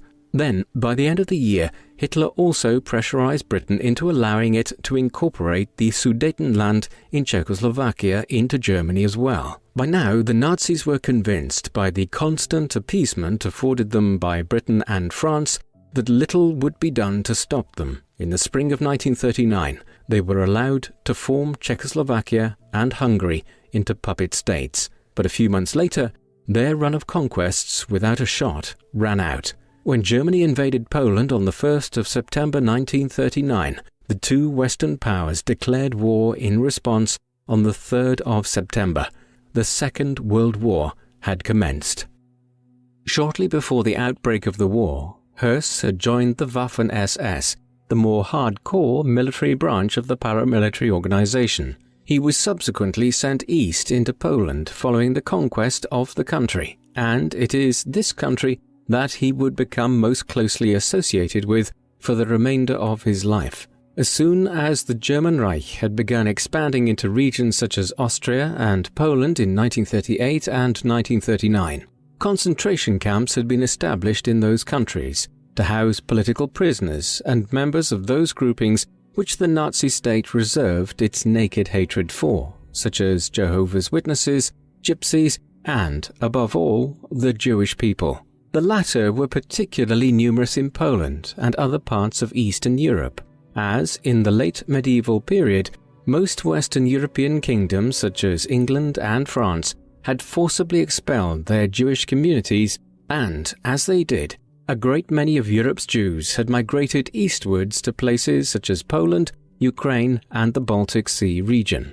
Consequently, as the Nazi state conquered Poland in 1939, it began to encounter ever greater numbers of Jewish people in Eastern Europe, and decided that more concentration camps would be needed in Poland to detain them. Höss would become central to these operations. Late in 1939, Höss had been appointed as an interim director of Sachsenhausen concentration camp, but he was soon to be moved from this position. In February 1940, surveyors and SS members in Poland had begun examining the site of an old Polish army barracks situated about 50 kilometers south of the city of Krakow.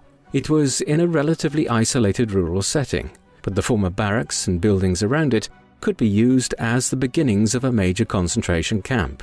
Moreover, it was situated in an ideal place geographically, not too far from Germany, and at a crossroads of several large train transit routes to the east. The barracks lay next to a village called Oświęcim in Polish, but the whole world knows it today by its German name. It was called Auschwitz. Then, on Himmler's recommendation, Höss was sent there in April 1940 to carry out an inspection of the site and to report to him on the feasibility of going ahead with siting a concentration camp here. Höss visited and approved of the location. So, on the 27th of April 1940, Himmler gave the order to establish what is now known as Camp 1 at Auschwitz, or Auschwitz I, with an initial capacity of 10,000 prisoners. Rudolf Höss was appointed as commandant of the new camp a few days later, on the 1st of May. Over the next 3.5 years, Auschwitz would expand to become the largest and most horrific concentration camp in Nazi Europe, but much of that would lay ahead in 1942 and later.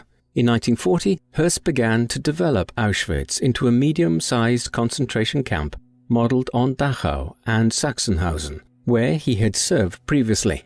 Höss oversaw the conversion of the old army barracks and also established an agricultural farm to make the camp self-supporting. In line with the situation at many of the concentration camps being established throughout Eastern Europe, structures were also put in place in order to establish factories at Auschwitz, ones which would be run by the SS to produce war material, and which would effectively be powered by the slave labor of the inmates of the camp.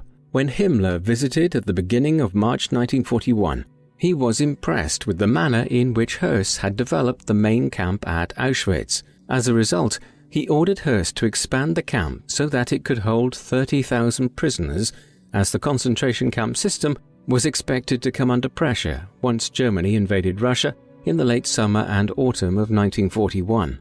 And most ominously, Himmler, with Höss eager to undertake the task, ordered the construction of a second camp nearby for a further 100,000 POWs. Camp 2, or Auschwitz II, would become known as Auschwitz-Birkenau.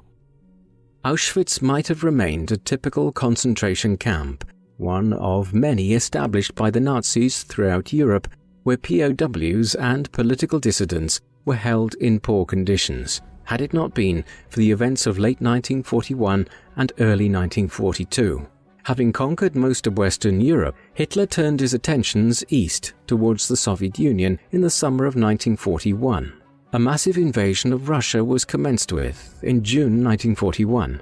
Initially, it met with striking success, and the Russian dictator Joseph Stalin was considering negotiating peace terms with Germany, whereby huge tracts of land would be ceded to the Nazi state. And this was the climate in which Hitler and the Nazi hierarchy began to consider brutal ideas about how to solve what they termed the Jewish question. For years, the Nazis had used coercion and persecution to try to force the Jewish community of Germany and later in occupied lands to immigrate to either the British-mandated territory in Palestine or else to America and Britain. And there was even a bizarre plan to deport Europe's Jews to the East African island of Madagascar. All of this, though, changed in the winter of 1941 to 1942, in ways which would make Höss and the camp he ran at Auschwitz into something far different to the concentration camp which was originally established in 1940. In January 1942, a conference was held at Wannsee outside Berlin, where some of the highest-ranking officials of the Third Reich met to discuss the Jewish question. The Nazis had begun to entertain truly horrific policy proposals at the time. One, for instance, had imagined that in order to create Lebensraum, or living space for German settlers, approximately 30 million Eastern Europeans would be starved to death. And in approaching the question of Europe's Jews at the Wannsee Conference, it was decided to engage in mass murder and genocide. Europe's Jews would effectively be detained and transported to the many concentration camps that had been established throughout Central and Eastern Europe, where they would be gassed to death. This was known euphemistically as the final solution, and the goal of it was to eradicate the Jewish population of the Third Reich. With its large facilities, its relative obscurity and distance from any major cities and towns, and its location on the main routeways and train routes of Eastern Europe, Auschwitz, and specifically Auschwitz-Birkenau, would become the epicenter of the genocidal policy, which was now to be enacted, and Rudolf Höss, more than any other individual, would become the overseer of the Holocaust. It should be noted that the Wannsee Conference was just the event at which the final solution was rubber-stamped and at which the senior echelons of the Nazi state were alerted to what had been decided upon. However, the decision to commence a genocidal policy had been taken by Hitler and other senior officials such as Joseph Goebbels and Himmler months earlier. Additionally, Höss appears to have been one of the first to learn about it, and he later claimed that he had been told as early as the summer of 1941 to begin adapting the second camp which was being developed at Auschwitz, the Auschwitz-Birkenau camp, to serve as an extermination camp or death camp, rather than as a holding camp for prisoners. It was also at Auschwitz on the 3rd of September 1941 that an experiment with far-reaching consequences was conducted. That day, in the cellars of Block 11, over 800 POWs, most of them Soviet prisoners, were gassed to death using the gas prussic or hydrocyanic acid. It is better known by its commercial name, Zyklon B. Thus, by the early autumn of 1941, well in advance of the Wannsee Conference, Höss was preparing Auschwitz-Birkenau to act as an extermination camp, and the gas which would murder millions of Europe's Jews in the years that followed had already been trialed here. Shortly after the Wannsee Conference, trains began arriving to Auschwitz carrying the first Jews to Höss's camps. The newly arrived prisoners were generally killed with Zyklon B within hours of their arrival in a specially designed charnel house next to a crematorium in the camp. Before they were killed, prisoners were stripped of their few remaining possessions, Only those who were deemed physically fit enough to be able to work for a long time at the labor camps survived for very long, and soon the number of prisoners arriving was so large that Höss had to repurpose several other buildings to act as gas chambers. Strikingly though, the main cause of delays at Auschwitz-Birkenau in the months that followed was an inability to dispose of the bodies of those who had been murdered quickly enough. In response, Höss ordered the construction of 4 large units, each one consisting of a specially designed gas chamber with an attached crematorium. In the meantime, while these units were under construction, in the late summer and early autumn of 1942, many of the bodies of the deceased were simply piled up and incinerated on pyres outside in the open. Such was the scale of the murder machine at Auschwitz and the number of prisoners who went through the camps there that some people have called into question whether or not the place could have been operated on the scale which it did. But there is no doubting this. In terms of its scale, the concentration camp in its entirety was vast. When it was fully developed, Auschwitz consisted of 3 camps: the original camp, or Auschwitz I, the second camp, or Auschwitz-Birkenau, where the bulk of the murders took place, and a small third camp, Auschwitz-Monowitz, which was developed as a labor camp for the production of products such as synthetic rubber for the German war machine. These 3 camps, which made up Auschwitz and over which Höss presided as commandant, covered a huge area of land measuring some 20,000 acres or 8,000 hectares, and to ensure secrecy, the entire area had been cleared of any civilians, while a cordon sanitaire, or empty zone, was also established all around the periphery. Moreover, the Nazis also made efforts to convince civilians in the surrounding Polish countryside that things were different to what they seemed. For instance, when prisoners from the worker camp of Auschwitz-Monowitz were taken out of the camp, they were told to shave beforehand and were made to sing when within earshot of others. Life in the camps for the minority who were not murdered within hours of arriving was brutal. Some were spared because they were healthy and would make the best workers in the labor camps. Sometimes entire families avoided being sent directly to the gas chamber so that they could populate the family camp, a separate camp which was maintained between September 1943 and July 1944 as a kind of propaganda camp designed to fool the outside world about what was occurring at Auschwitz. The family camp has been written about in recent years by one of the few individuals who survived its liquidation in the summer of 1944, Otto Dov Kulka, whose memoir, Landscapes of the Metropolis of Death, presents a harrowing account of his time at Auschwitz as a child. Additionally, for those who did survive for weeks or months at Auschwitz, existence was essentially a process of dehumanization. Inmates were tattooed with a serial number on their left arm, while prisoners were forced to wear color-coded uniforms, depending on their race or alleged crime. For instance, Jewish inmates wore green and white striped clothes with a Star of David. Jehovah's Witnesses wore purple. Gay men, some 15,000 of whom were placed in the camps by the Nazi state, wore pink, and the Roma, vagrants, and prostitutes wore black. Perhaps the most striking accounts of life inside Auschwitz were found in the writings of Primo Levi, an Italian Jew who was incarcerated at Auschwitz-Monowitz from February 1944 until the camp was liberated nearly a year later. In his first account of his time at Auschwitz, entitled "If This Is a Man," Levi describes how even those prisoners who were spared the gas chamber generally died within 3 months from exhaustion and malnourishment. Levy's account is one in which everything else is effectively stripped away except raw survival. At Auschwitz, inmates were woken at 4:30 a.m. If they did not rise swiftly, they were beaten. Sanitation was appalling, and clean water was scarce for even drinking, let alone bathing. Breakfast consisted of tea and coffee, but rarely food, and this was the preparation for an 11-hour work day, although it was sometimes longer in summer. Lunch often consisted of little more than some watery soup, while the evening meal was bread, generally stale, with some cheese and meat. Prisoners had the option of rationing this latter allocation in order to have something to eat for breakfast. Sunday was a day off, and the time for a weekly shower. Some inmates were allowed to receive mail, but even this small dignity was denied the Jewish occupants of what Dov Kulka called the Auschwitz Hades.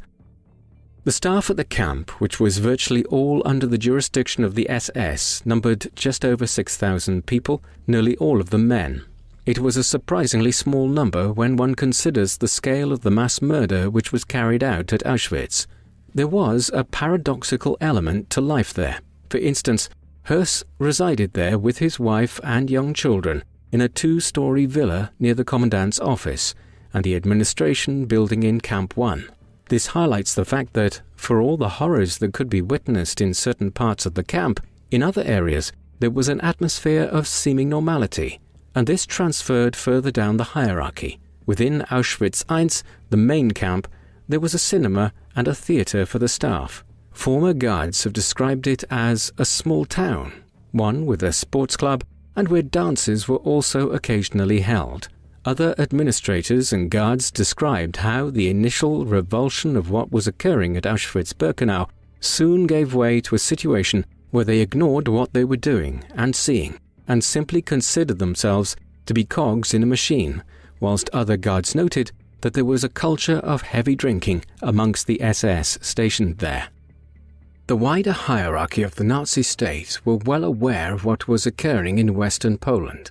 It is relatively clear that Höss had been given directives to run the camp in the manner which he did, as early as the summer of 1941, and that these orders evidently came down from Hitler and Himmler, as head of the SS. Public attestations to what was occurring at Auschwitz are plentiful. One of the most famous is surely the so-called Posen speeches, 2 speeches which Himmler made on the 4th and 6th of October 1943 in the town hall of Posen, or Poznan, in Poland. Throughout 1943, Himmler had been conducting a tour of Central and Eastern Europe to give speeches before regional groups of SS members in an effort to raise flagging morale, as the German war effort had been hit by severe setbacks. Some of these speeches were recorded and transcribed, and during the Posen speeches, Himmler quite clearly states that the Nazi state is actively conducting a genocidal mass murder of Europe's Jews at camps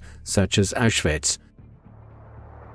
Ich will auch ein ganz schweres Kapitel, will ich hier vor Ihnen in aller Offenheit nennen. Es soll zwischen uns ausgesprochen sein, und trotzdem werden wir nicht in der Öffentlichkeit nie darüber reden. Ich meine die Judenevakuierung, die Ausrottung des jüdischen Volkes. Es gehört zu den Dingen, die man leicht ausspricht. Das jüdische Volk wird ausgerottet. Das sagt Ihnen jede Parteigenosse. Ganz klar steht in unserem Programm drin, Ausschaltung der Juden, Ausrottung machen wir, Kleinigkeit. Additionally, knowledge of this extended even to the less anti-Semitic and ideological members of the Nazi regime, such as the armaments minister and architect Albert Speer, for whom correspondence has recently been unearthed, which shows that he was fully aware of what Himmler had said in Posen. There is no denying the brutality of life at Auschwitz, and that what was occurring at the death camp of Auschwitz-Birkenau was a poorly kept secret in Nazi Germany. The end results of it constitute one of the foremost crimes ever committed by human beings. In total, approximately 1.3 million people were sent to Auschwitz between 1940 and 1944. Of these, it is estimated that about 1.1 million were killed, a large proportion within just hours of arriving at the camp. And of the 1.1 million souls who perished within the sprawling death camp, the overwhelming majority, as many as 960,000, were Jewish. Ethnic Poles, who were political dissenters of some kind, were the second biggest cohort of victims, making up in the region of 75,000 fatalities, while the rest were a mix of Roma, Gypsies and political prisoners from across Nazi-occupied Europe. And it's not just the deaths that occurred here which are so abhorrent, but the cold, clinical nature of the way mass murder was carried out. People were brought to Auschwitz, processed, gassed to death, and then their bodies were dispensed with, all within a matter of hours, as though it were an administrative exercise in efficiency. Others were experimented on by the crazed Dr. Josef Mengele, while the camp guards engaged in petty acts of sadism against the small number of inmates who survived more than a few hours. Throughout all of this, Höss maintained a clinical efficiency. Individuals who had survived the camps and were still alive after the war to testify against him affirmed that when he was seen, Höss would typically be wearing a stony, emotionless expression. Chillingly, when he was once asked about the gassing procedure and the use of Zyklon B, Höss is said to have remarked that they knew when those inside the gas chamber were dead, a process which took up to 15 minutes as they were no longer alive when they stopped screaming. And yet, for all his cold, clinical efficiency, Höss was briefly replaced as commandant of Auschwitz. Perversely, this was due to two developments, one being an extramarital affair he engaged in with a political prisoner at the camp, Eleonora Hodis, and the second being an investigation into financial corruption amongst some of the senior SS officers at Auschwitz. Although Höss was not implicated himself, the simultaneous scandals ensured that he needed to be briefly replaced. Accordingly, between November 1943 and May 1944, he was absent from Auschwitz, serving as Chief of Department DI within the SS Economic Administrative Central Office. Through this position, Höss was effectively placed in one of the senior oversight positions of the entire concentration camp system throughout Europe. Höss's move to become the Chief of Department DI was theoretically a promotion, but he was soon taking steps to return to Auschwitz to oversee perhaps the most disturbing period of the camp's entire history. In March 1944, in response to efforts by the Hungarian government to negotiate the surrender with the Allies, Hitler ordered the invasion of Hungary, and shortly thereafter, Adolf Eichmann, one of the main orchestrators of the final solution, was sent to the region to oversee the murder of approximately 750,000 Jews living in Hungary. As a result, Höss now arranged for himself to return to Auschwitz as camp commandant, to oversee the carnage. Then, during a 6-month period between the late spring and the autumn of 1944, 400,000 Hungarian Jews were murdered by the Nazis, most of them at Auschwitz, with trainloads of 3,000 Jews arriving per day during the summer. Höss was central to the entire operation, and it was even given the code name Aktion Höss. 80% of those who arrived at Auschwitz during these months were killed the same day that they arrived.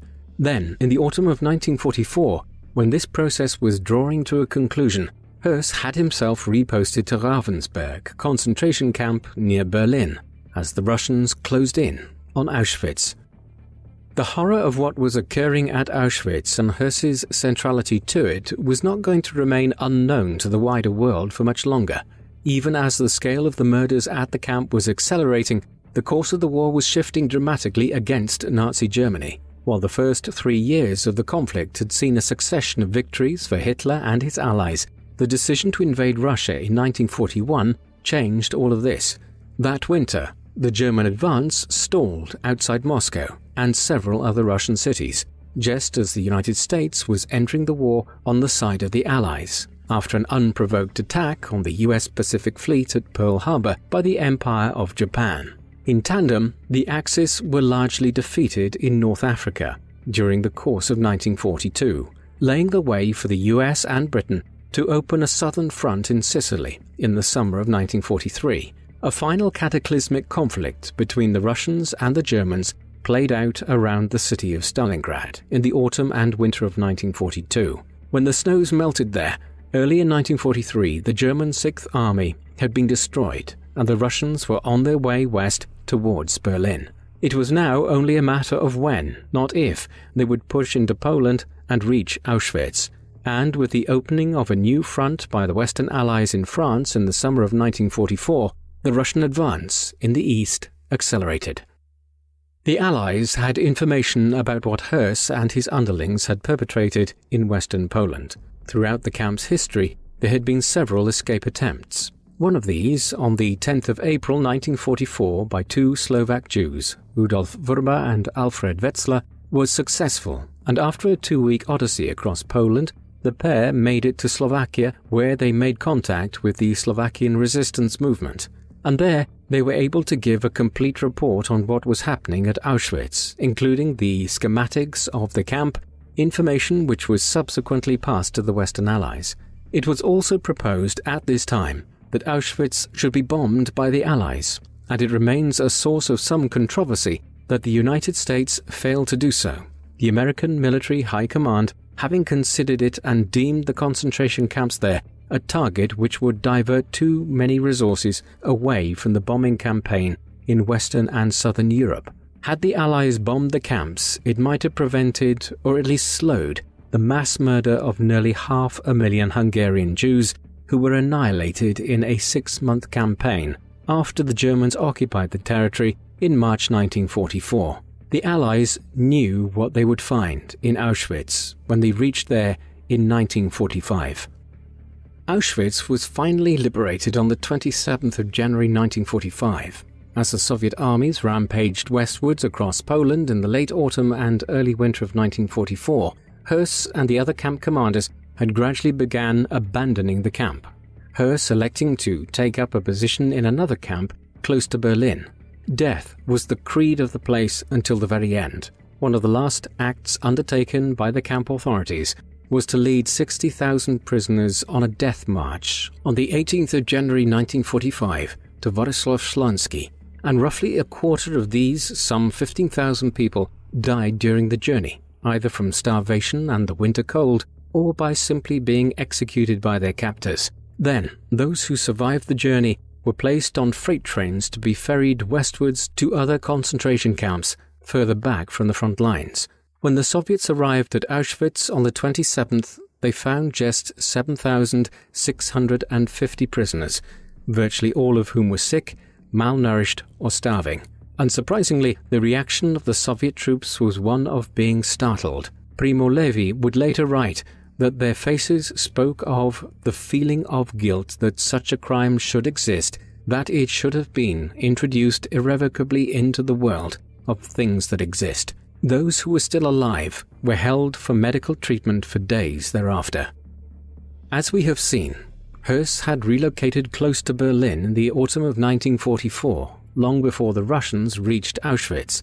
Here, in addition to oversight of the Ravensbrück concentration camp near Berlin, he had some responsibility for the wider camp system throughout those portions of Central Europe which were still under Nazi control. Yet, when the final order came from Himmler to initiate the murder of the remaining inmates of Europe's camps, Höss lacked the resources to be able to implement the order, although there is no doubt that he would have done so had he been able to. Meanwhile, the Third Reich was entering its final stages. In the early spring of 1945, the Russians had begun to penetrate into eastern Germany and surrounded Berlin, while the Western Allies barreled into the Rhineland and headed towards Munich and Berlin themselves. Eventually, on the 30th of April 1945, with Berlin surrounded, Hitler killed himself in his bunker in the Reich Chancellery in the center of the capital. Just over a week later, on the 8th of May, Germany surrendered in what had become known as Victory in Europe, or VE Day. Now the war was over in Europe, it remained to apprehend those who had been responsible for it and for the terrible crimes which were committed during it. In the final days of the conflict, Höss met with his superior within the SS, Himmler. The pair had become close acquaintances during the course of the war, but Höss later testified that the meeting had left him feeling disheartened. Himmler proposed that all members of the SS should disguise themselves as standard members of the German army, the Wehrmacht, and await for the outbreak of a Third World War, which Himmler believed would follow soon after the end of the Second. Höss was indignant at the suggestion, but treated it as an order from his superior. Consequently, he quickly acquired the official papers of a member of the German Navy, the Kriegsmarine, and went into hiding on Sylt Island off the coast of northwestern Germany, near the border with Denmark. He was captured here sometime afterwards by some British soldiers, but they failed to accurately identify him, and Höss, who claimed that he was a farmer who had been forced to join the German Navy, was allowed to go free. Thereafter, he managed to escape detection by assuming the identity of Fritz Lang, a German farmer and gardener in the region. And he was not alone. All over Germany, high and mid-ranking members of the Nazi Party and the SS were adopting disguises and aliases in an effort to escape capture and prosecution by the Allies. Many of these individuals were able to escape detection for months or even years, and then many of them, such as the notorious participants of the Holocaust Adolf Eichmann and Josef Mengele, were able to migrate overseas to South America, where these Nazi war criminals often managed to escape prosecution for years or even forever. But this was not the case with Höss. In early 1946, Rudolf's wife Hedwig was apprehended by British soldiers along with some of their children. She was eventually coerced into providing information as to her husband's whereabouts when the soldiers assaulted the Höss's son Klaus. As a result of this information, the British Field Security Police were able to apprehend Höss on the 11th of March 1946 at Gottröpel near the German-Danish border, 10 months after the conclusion of the war. He initially tried to bite into a cyanide pill to kill himself before he was captured, but after this failed, he tried to deny his identity. In this instance, he was betrayed by his wedding ring, which he was still wearing, and which had his name inscribed on the inside. In a fitting development, the team of British police which apprehended Höss was led by Hans Alexander, a German Jew whose family had relocated to Britain in 1936 to escape persecution by the Nazis. Following his arrest, Höss was initially imprisoned in a former army barracks at Heide, in the northern province of Schleswig-Holstein. From there, he was taken south to the main British centre for the interrogation of German war criminals in the town of Minden. He was quickly subpoenaed to appear as a witness for the defence of Ernst Kaltenbrunner, the head of the Reich's Central Security Office between 1943 and 1945, and the successor to Reinhard Heydrich, who had organised the Wannsee Conference, at which the final solution was decided upon as Reich policy in January 1945. Kaltenbrunner was amongst the first group of individuals to face charges at the war crimes tribunals which the Allies were holding in the city of Nuremberg, and Höss testified there in April 1946. He was entirely unapologetic for his crimes, and even appears to have inflated the numbers of those who passed through the gates of Auschwitz and were murdered there during his time as commandant of the camp. He gave precise answers to the questions put to him and did not skirt the fact that well in excess of 1 million people had been killed at Auschwitz. He also did not seek to protect anyone, including Kaltenbrunner, on behalf of whose defense he had been called, nor did he try to evade responsibility himself. The only evasion he attempted was when he stated that he had been following Himmler's express orders as head of the SS. No sooner had Höss been captured than the Polish government petitioned to have him extradited to Poland so that he could stand trial and face justice in the country where Auschwitz stood and where Höss had overseen the murder of in excess of 1 million people, a huge number of them Polish citizens. This request was granted and Höss was sent to Poland on the 25th of May 1946. A Supreme National Tribunal had been established in Poland following the liberation of the country by the Russians with the purpose of trying major Nazi war criminals who had primarily operated in Poland between 1939 and 1945. The proceedings against Höss opened in Warsaw on the 11th of March 1947 to widespread international interest. He faced 2 main charges: being a member of a criminal organization, as the Nazi regime and the SS were now branded, and acting as the commandant of Auschwitz from the 1st of May 1940 through to October 1943, and again between the early summer and late autumn of 1944. The second charge included attendant charges of having been complicit in the murder of hundreds of thousands of prisoners, as well as the moral and psychological abuse of many others, as well as the profaning of the bodies of the dead. The trial lasted for just under 3 weeks. During it, experts on the Holocaust and Nazi and SS policy, as well as former prisoners from Auschwitz and even some staff members from the camp, were summoned to take the stand and testify against Höss. The commandant of Auschwitz behaved much as he had the previous year at the trial at Nuremberg. He provided precise, unemotional answers to the accusations made against him and displayed no remorse for his critical role in the murder of over 1 million people. He did try to depict himself at times as someone who was simply obeying orders in a hierarchy of officers, but he seemed resigned to facing the maximum sentence possible for his crimes. He also made a wholly illusory distinction between those who had been gassed and cremated at Auschwitz and those who had died from starvation or disease, as though those who had run the camp were somehow not responsible for the deaths of those who starved to death or became seriously ill within the camps. The trial lasted for less than 3 weeks and concluded on the 29th of March 1947. 4 days later, on the 2nd of April, Rudolf Höss was sentenced to death by hanging. Höss's final days were spent preparing his autobiography, which he had first been instructed to begin writing by the British after he was captured in Germany. Autobiographies are usually written by individuals who wish to extol their achievements in life and are typically intended to be read by individuals who might feel some modicum of admiration for the author.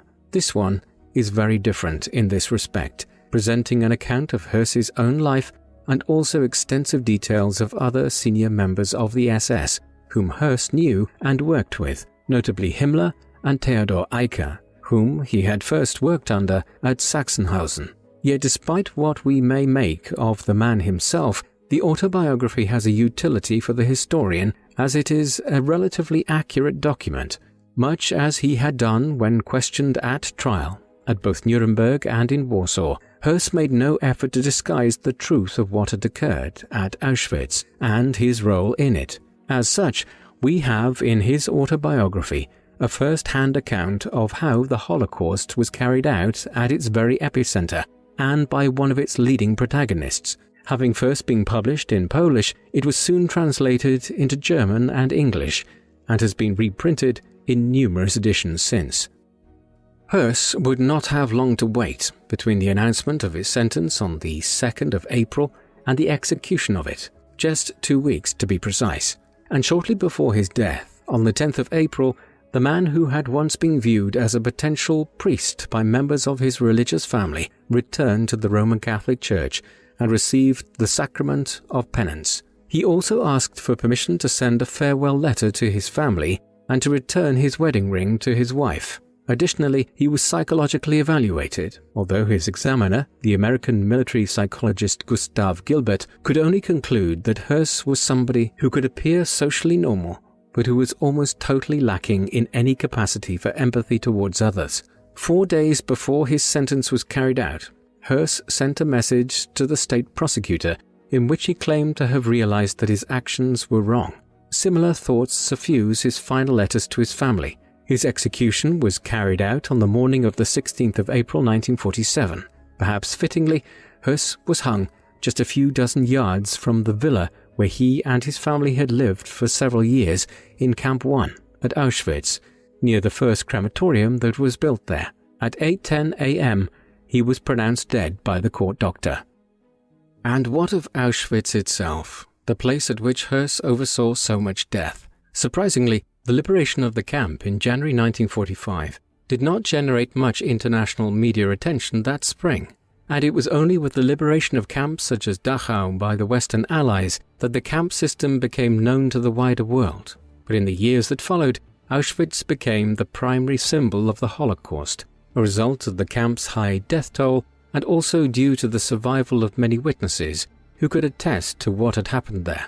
In particular, the writings of figures such as Primo Levi and Elie Wiesel in the post-war years provided first-hand accounts of what had occurred in the Polish camp between 1942 and 1944. A museum was quickly opened there in the aftermath of the war, while in 1979 the camp was added to the list of World Heritage Sites by UNESCO. The gates to the camp have become one of the most ubiquitous images associated with the concentration camp system and the Holocaust, which was carried out within them. In 2005, the UN General Assembly designated the 27th of January as International Holocaust Remembrance Day. This day was selected as it was the date on which Auschwitz was liberated in 1945. Today, the camp is visited by roughly 2 million individuals every year. Rudolf Höss is one of several members of the Nazi regime who is perhaps less well known to the public than figures such as Hitler, Goering, Goebbels and Himmler, but who was nonetheless absolutely central to the Holocaust. As commandant of the camp at Auschwitz, for most of the period that it served as a concentration camp, between 1940 and January 1945, he oversaw the murder of over 1 million people, most of them Jewish people from Eastern and Central Europe, but also over 100,000 Polish political prisoners, Soviet prisoners of war, and others such as Gypsies and the Roma people. Auschwitz became the center of the Holocaust, the place where approximately 1.1 million people were killed in gas chambers and then quickly had their bodies burned in the crematoria. It was here that over half of the 750,000 Jews of Hungary were killed in just a few short months in the summer and autumn of 1944. Only the concentration camps of Treblinka and Belzec in eastern Poland saw comparable levels of mass murder, with approximately 800,000 and 600,000 people killed here, though over a shorter time period than at Auschwitz. Moreover, the killing at Auschwitz was widely known about within the Nazi regime, from Hitler and Himmler down to regional officers who ran the SS. Today, its horror is vividly attested to by writers such as Primo Levi and Elie Wiesel. Höss himself is an enigmatic character. He was certainly committed ideologically to the Nazi regime and its anti-Semitism. He grew up in a military family and became a soldier in the First World War when he was little more than a teenager. Thereafter, he was almost always surrounded by violence, from the Freikorps of the early 1920s through the Nazi Party in its early days, prison and then the SS. Having been assigned to Dachau in the mid-1930s, he would spend the rest of his life administering concentration camps. First Dachau, then Sachsenhausen, and then Auschwitz. Perhaps he is the personification of what Hannah Arendt would later call the banality of evil, an individual who could run a machine of mass murder such as Auschwitz, as though it were an exercise in efficiency. He seems to have been capable of doing so. In the end, not because of any discernible sense of hatred, such as Hitler displayed towards Europe's Jews, but because he rarely displayed any emotion of any kind, a trait which was on display in the matter-of-fact way he conducted himself and answered questions at Nuremberg, and at his own trial in Warsaw. Perhaps that is the most chilling aspect to Höss, the idea that someone could engage in such mass murder almost unthinkingly and without any emotion. What do you think of Rudolf Höss? How much responsibility does he bear for the Holocaust overall? And to what extent was he personally responsible for turning Auschwitz into the hellish place which it became during the Second World War? Please let us know in the comment section. And in the meantime, thank you very much for watching.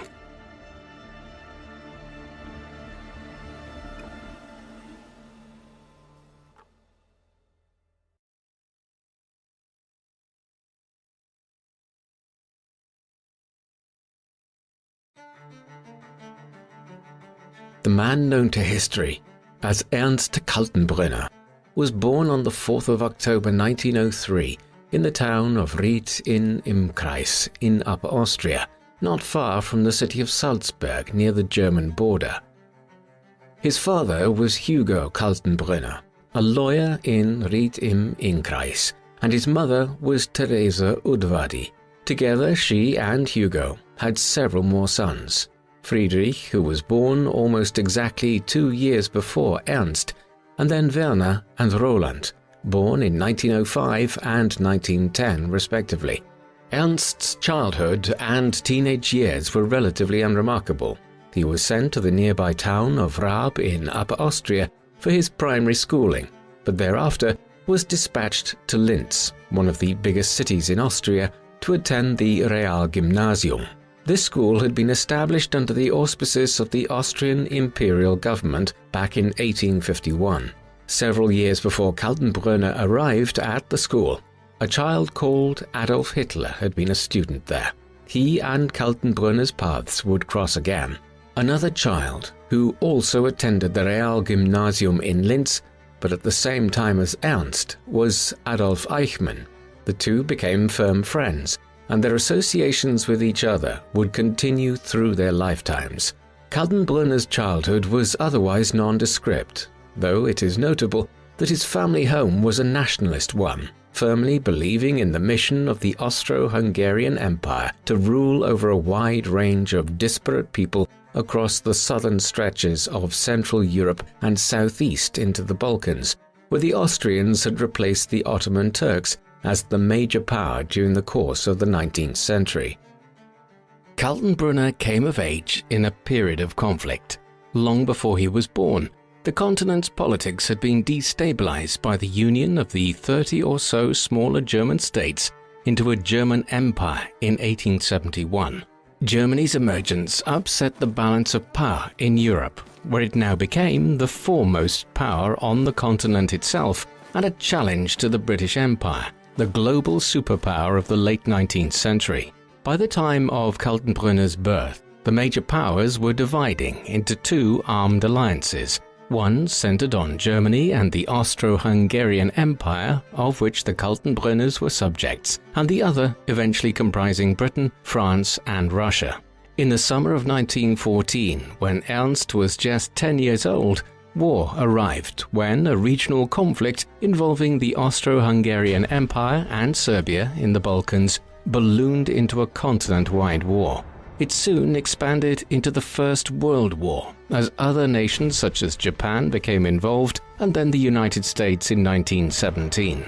The entry of the latter power on the side of Britain and France tipped the conflict in their favor, and in November 1918, the war ended in the total defeat of the Austro-Hungarian Empire and Germany. Though he was just barely a teenager when the guns fell silent, Kaltenbrunner's life would be shaped by the fallout from this first global conflict. The political landscape of Austria shifted dramatically in the months following the end of the First World War. For over 600 years, the country had been ruled by the House of Habsburg, a noble line which had created an enormous empire in Central Europe and the Balkans, covering modern-day Hungary, Czechia, Slovakia, Croatia, Bosnia and Herzegovina, and parts of Serbia. Defeat in the war brought the House of Habsburg to an end and saw the empire disintegrate as new nations such as Hungary and Czechoslovakia declared their independence. In response to this situation, a new Republic of German Austria was established in late October 1918, shortly before the war ended. The new government, which was formed in Vienna, quickly determined that Austria might best be served in this rapidly changing world by uniting with Germany into a Greater Germany. They subsequently initiated talks with the new Republican government in Germany, even as the end of the war unleashed political, social, and economic chaos across both countries. These talks continued into the spring and summer of 1919, but by then, Britain and France had become implacably opposed to Austria and Germany uniting. Thus, when the Treaty of Saint-Germain, the peace agreement between the victorious powers and Austria, was signed in September 1919, it included a clause which forbade Austria from uniting with Germany. Nevertheless, this was not the end of the matter, and the issue of German-Austrian unification would be resurrected again in the 1930s with serious consequences. Kaltenbrunner was too young to have fought even in the latter stages of the First World War, though he would have been politically cognizant enough to be aware of what was occurring around him in a destabilized Austria in the late 1910s. Shortly afterwards, he headed for the city of Graz himself, where he first began studying chemistry, but in 1923 decided to follow in his father's footsteps and switched to studying law. Eventually, he earned his PhD from the university there, before heading back to Upper Austria to work in the courts in Salzburg in 1926. He remained there for nearly 2 years before establishing his own legal practice in Linz in 1928. As we will see, he became politically active in Austrian nationalism, both during his student days in Graz and when he returned to Upper Austria in the mid-1920s. Another notable feature of these years is the toll they took on Kaltenbrunner's physical appearance. He was a keen amateur fencer when studying at Graz, and it is widely believed that it was this hobby which resulted in several large scars to his face. However, the details of how he obtained these injuries are not certain, and others claimed he was involved in a serious car accident in his younger years. Regardless of how they were obtained, the result was that Kaltenbrunner, who was well over 6 foot tall, was left with a striking, almost sinister look. Many people would report feeling intimidated by his presence in future years. While Kaltenbrunner was earning his law degree, the political situation across the border in Germany was one of chaos. Following the end of the First World War, the country had been gripped by a series of bloody revolutions as communist groups and others tried to seize power in cities like Berlin and Munich in late 1918 and into 1919. These had all failed eventually, but this political environment had allowed for the emergence of right-wing reactionary paramilitary organizations and political groups. One such group, founded in Bavaria in 1920, was the National Socialist German Workers' Party, or Nazi Party, a group who wished to reverse the terms of the Treaty of Versailles, which had imposed harsh peace terms on Germany at the end of the war. The party was led by an Austrian, one who was rabidly anti-Semitic, and eventually led the Nazis in the direction of believing that a massive Jewish and communist plot was attempting to destroy Germany. They attempted a coup in Munich in November 1923, one which was suppressed in just over a day, and after which many members fled over the border to Austria, where branches of the party had also been established in 1920. Despite a crackdown back in Germany following the Beer Hall Putsch of 1923 and Hitler's brief imprisonment in its aftermath, the Nazis would continue to be a malignant force in German politics into the second half of the 1920s. As noted, Kaltenbrunner had been raised in a family which favored nationalist politics, and he himself had become involved with several nationalist political parties in Austria in the early 1920s while studying at the University of Graz. These included the Independent Movement for a Free Austria, a far-right political group. In 1929, he revealed his political sympathies for Nazism when he agreed to represent the Austrian branch of the party in several legal issues it was dealing with. It was unsurprising then that he decided to join the Nazis himself in October 1930. This was at a time when the wider Nazi party in Germany and its southern neighbor was beginning to gain increasing amounts of support after years in the political wilderness. Both countries had been badly impacted by the Wall Street crash of 1929 and the Great Depression which followed it. As jobs were lost and life savings were wiped out by hyperinflation, many individuals in both countries began turning to extremist political parties, such as the Nazis, as a way of expressing their resentments. Kaltenbrunner rose quickly within the Austria branch of the party, and by 1931 was a major district official in his native Upper Austria. Later that year, on the 31st of August, he also joined the SS, a paramilitary wing of the Nazis headed by Heinrich Himmler, one of Hitler's closest associates. Kaltenbrunner was beginning his ascent within the Nazi Party as the wider organization was gaining massive amounts of support in Germany. For instance, in the Reichstag elections of September 1930, it increased its vote share to 18% and became the second largest party in Germany. Less than 2 years later, it increased this to 37% in fresh elections and became the largest political party in the parliament by some margin. As a result, in January 1933, Hitler was able to pressure the centrist and center-right political establishment to make him Chancellor of Germany.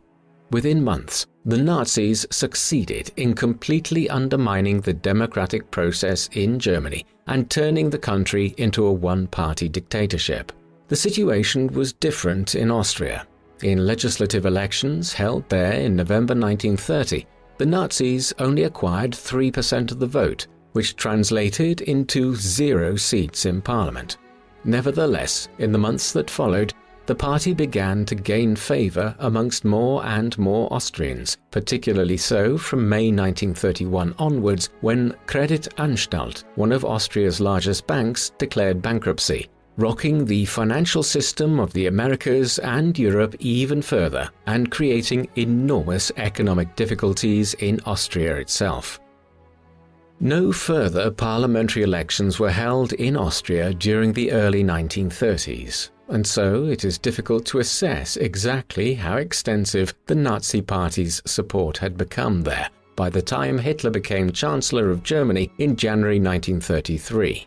Yet it was certainly quite sizable and had gained much from the collapse of Kreditanstalt, a bank which was founded in the mid-19th century by the Rothschilds, a banking family of Austrian Jews. This was exploited by the Austrian Nazi Party to stoke anti-Semitic sentiment in the country and garner greater support from 1931 onwards.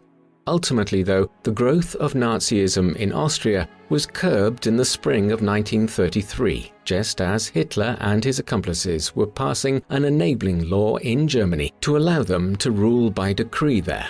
In part inspired by the example of Germany and partly out of concern about Hitler's calls for German unification with Austria, the Austrian Chancellor Engelbert Dollfuss effectively suspended parliamentary democracy in Austria in March 1933 and initiated the country's own type of fascism by declaring a new party, the Fatherland Front, to be the only legally recognized political party in Austria from May 1933 onwards. This was influenced by Benito Mussolini's brand of fascism in Italy. Its remit, Dollfuss envisaged, was to bring political and economic stability to Austria and to prevent the Nazis from taking over the country. By this time, Kaltenbrunner was one of the most senior figures within the Austrian Nazi movement, and he, along with other prominent members of the Austrian SS, such as Arthur Seyss-Inquart, were in regular contact with Himmler about how to undermine the Austrian political system from within. Owing to his subversive activity, he was arrested by the Austrian government just days after marrying Elisabeth Eder, a fellow member of the Austrian Nazi Party, on the 14th of January 1934. He was detained at a detention center which was newly erected at Kaiser Steinbrück on the grounds of conspiring against the state and for membership of the Nazi Party, which had been prohibited by Dollfuss's government in the summer of 1933. Kaltenbrunner was just one of approximately 50,000 Austrians who were arrested in the second half of 1933 and the first 6 months of 1934 for their associations with the Nazis. Over the next months, he led a hunger strike here, and there was major unrest in February as riots broke out. This caused severe disquiet in the town of Kaiser Steinbrück itself, and the detention center was abandoned in May 1934, at which time Kaltenbrunner was released. Therefore, he was a free man again by the time Dollfuss was assassinated by Nazi agents in Vienna on the 25th of July 1934. Whether Kaltenbrunner knew of the plan to kill the Austrian Chancellor is unclear. Dollfuss was succeeded as Chancellor of Austria by Kurt Schuschnigg, an Austro-fascist of a slightly milder disposition than his predecessor. Schuschnigg faced the same problem as Dollfuss of trying to suppress Austrian Nazism as its proponents built up their strength over the border in Bavaria in southern Germany. Throughout the mid-1930s, Austrian Nazis operated from here, slipping over the border to undertake sabotage missions and attack Fatherland Front officials. Kaltenbrunner was often amongst them, traveling to Passau in Bavaria by train on several occasions to bring in money and resources to Austria to aid the Nazi effort to undermine the state there. At the same time, he had risen to become one of the leading figures within the Austrian SS, and some of his trips to southern Germany were to pass on intelligence to Himmler and his new protégé as head of the Nazis' security services and intelligence networks, Reinhard Heydrich. As a result of all this activity, Kaltenbrunner was arrested on several occasions in the mid-1930s on suspicion of treason and other offences, though he was never successfully prosecuted. He did lose his license to practice law though. Meanwhile, the insurgency by the Nazis into Austria from Bavaria continued. It resulted in hundreds of deaths and attacks on thousands more during the mid-1930s. Despite his best efforts to prevent the growth in support for the Nazis within Austria, by late 1937, Schuschnigg's government was in a difficult position. Under Hitler's rule, Germany had begun aggressively rearming in 1935 in violation of the Treaty of Versailles. By late 1937, this had reached a point where a military intervention in Austria by Germany would see the country easily conquered. Simultaneously, Hitler's rhetoric about Germany and Austria uniting, a move increasingly referred to as the Anschluss, meaning connection or political union, was becoming more and more inflammatory. As Nazi terror tactics in Vienna escalated and Berlin's demands increased in the first weeks of 1938, Schuschnigg decided to call a referendum in Austria to decide on the issue of uniting with Germany. His goal was to win this and settle the issue, going so far as to promise his other political opponents in Austria that fresh elections would be held if their supporters rallied against the Nazis. However, before Schuschnigg's gambit had a chance to pay off, Hitler ordered German troops over the border into Austria on the 12th of March 1938. The ground had been well prepared in advance by leading figures of the Austrian Nazi movement such as Seyss-Inquart and Kaltenbrunner, and the takeover was bloodless. 4 weeks later, the Anschluss was ratified by a plebiscite, which passed by 99%, and in which political enemies of the Nazis, such as the Austrian Jews and those of Romani descent, were prohibited from voting. Kaltenbrunner and many other Austrian Nazis who had risked much during the mid-1930s to further the Nazi cause in Austria were commensurately rewarded for their commitment following the union of Germany and Austria. The country was officially designated as the province of Ostmark, of which Arthur Seyss-Inquart became the first governor. Kaltenbrunner was appointed as the Minister of Public Security within Austria and was promoted to the rank of Brigadeführer within the SS. Although the German Reichstag had largely become a ceremonial body by 1938, the acquisition of a seat was a sign of an individual being held in favor by the Nazi senior leadership, and so Kaltenbrunner's ascent as a member of the parliament in April 1938, when Austrian members were added, was a further sign of his growing power within Nazi Austria. Finally, he was also made an SS and police leader for the Donau administrative region, a posting which effectively made him the most senior police figure in all of Austria. In this role, he was involved from the summer of 1938 onwards in efforts to begin persecuting Austria's Jewish communities and also to establish a branch of the Gestapo, the Nazi secret police in Vienna. Kaltenbrunner was also heavily involved in the months following the Anschluss in the establishment of Mauthausen concentration camp. This was established outside the town of Mauthausen, approximately 20 kilometers from Linz in early August 1938. Concentration camps such as this, which were effectively prisons which could be built quickly and cheaply to house political prisoners and the ideological enemies of Nazism, had been built throughout Germany since the rise to power of the Nazis there in 1933. Mauthausen was the first concentration camp established in Austria. Here, socialists, Jews, Romani, homosexuals, and anyone else considered an enemy of the state in the new reality Austria found itself in were detained in cramped conditions.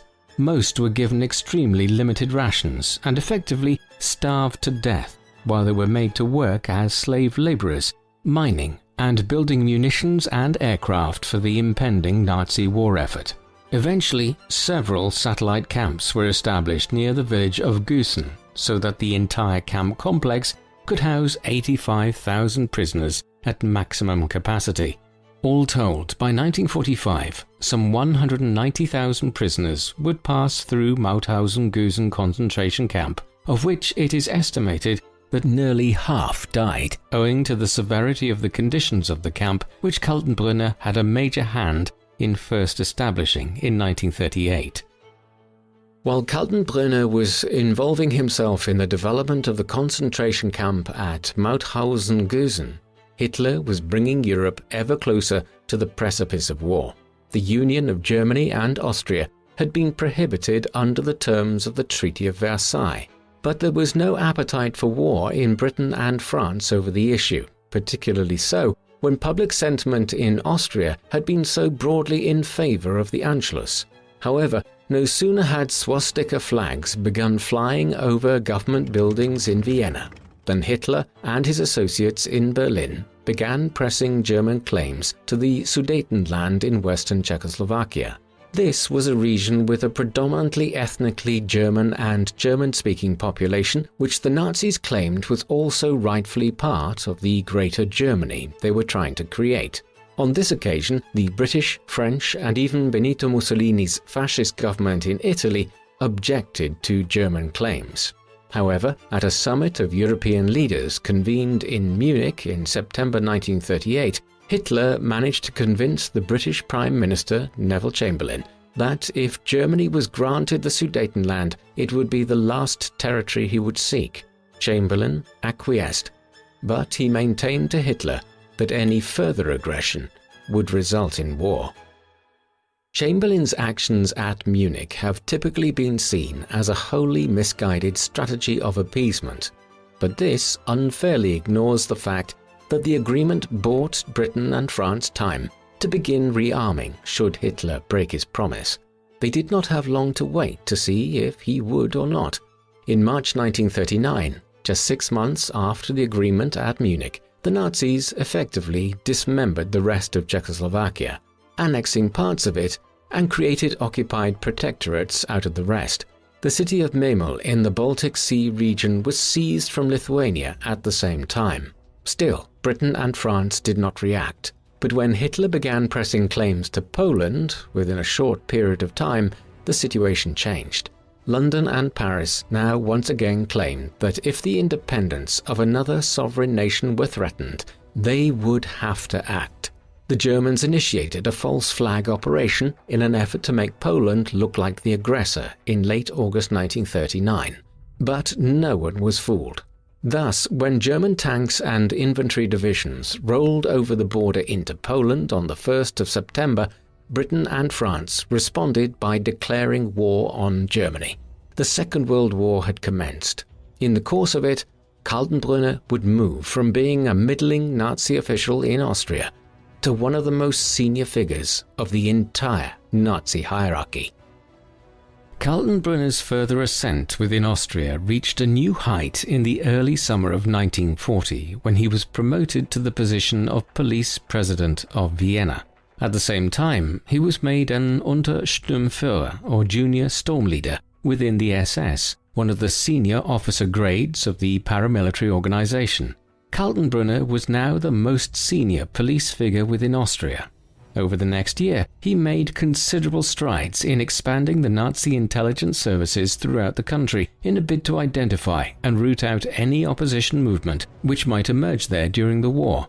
Preemptive steps had been taken to prevent this in 1938 and 1939, arresting approximately 100,000 individuals who were deemed to be opponents of the Nazis, out of Austria's population of nearly 7 million people. But new resistance movements sprang up during the war, particularly around the Roman Catholic priest Heinrich Meyer, whose followers were able to obtain schematics of German warplanes and pass them to the Allies.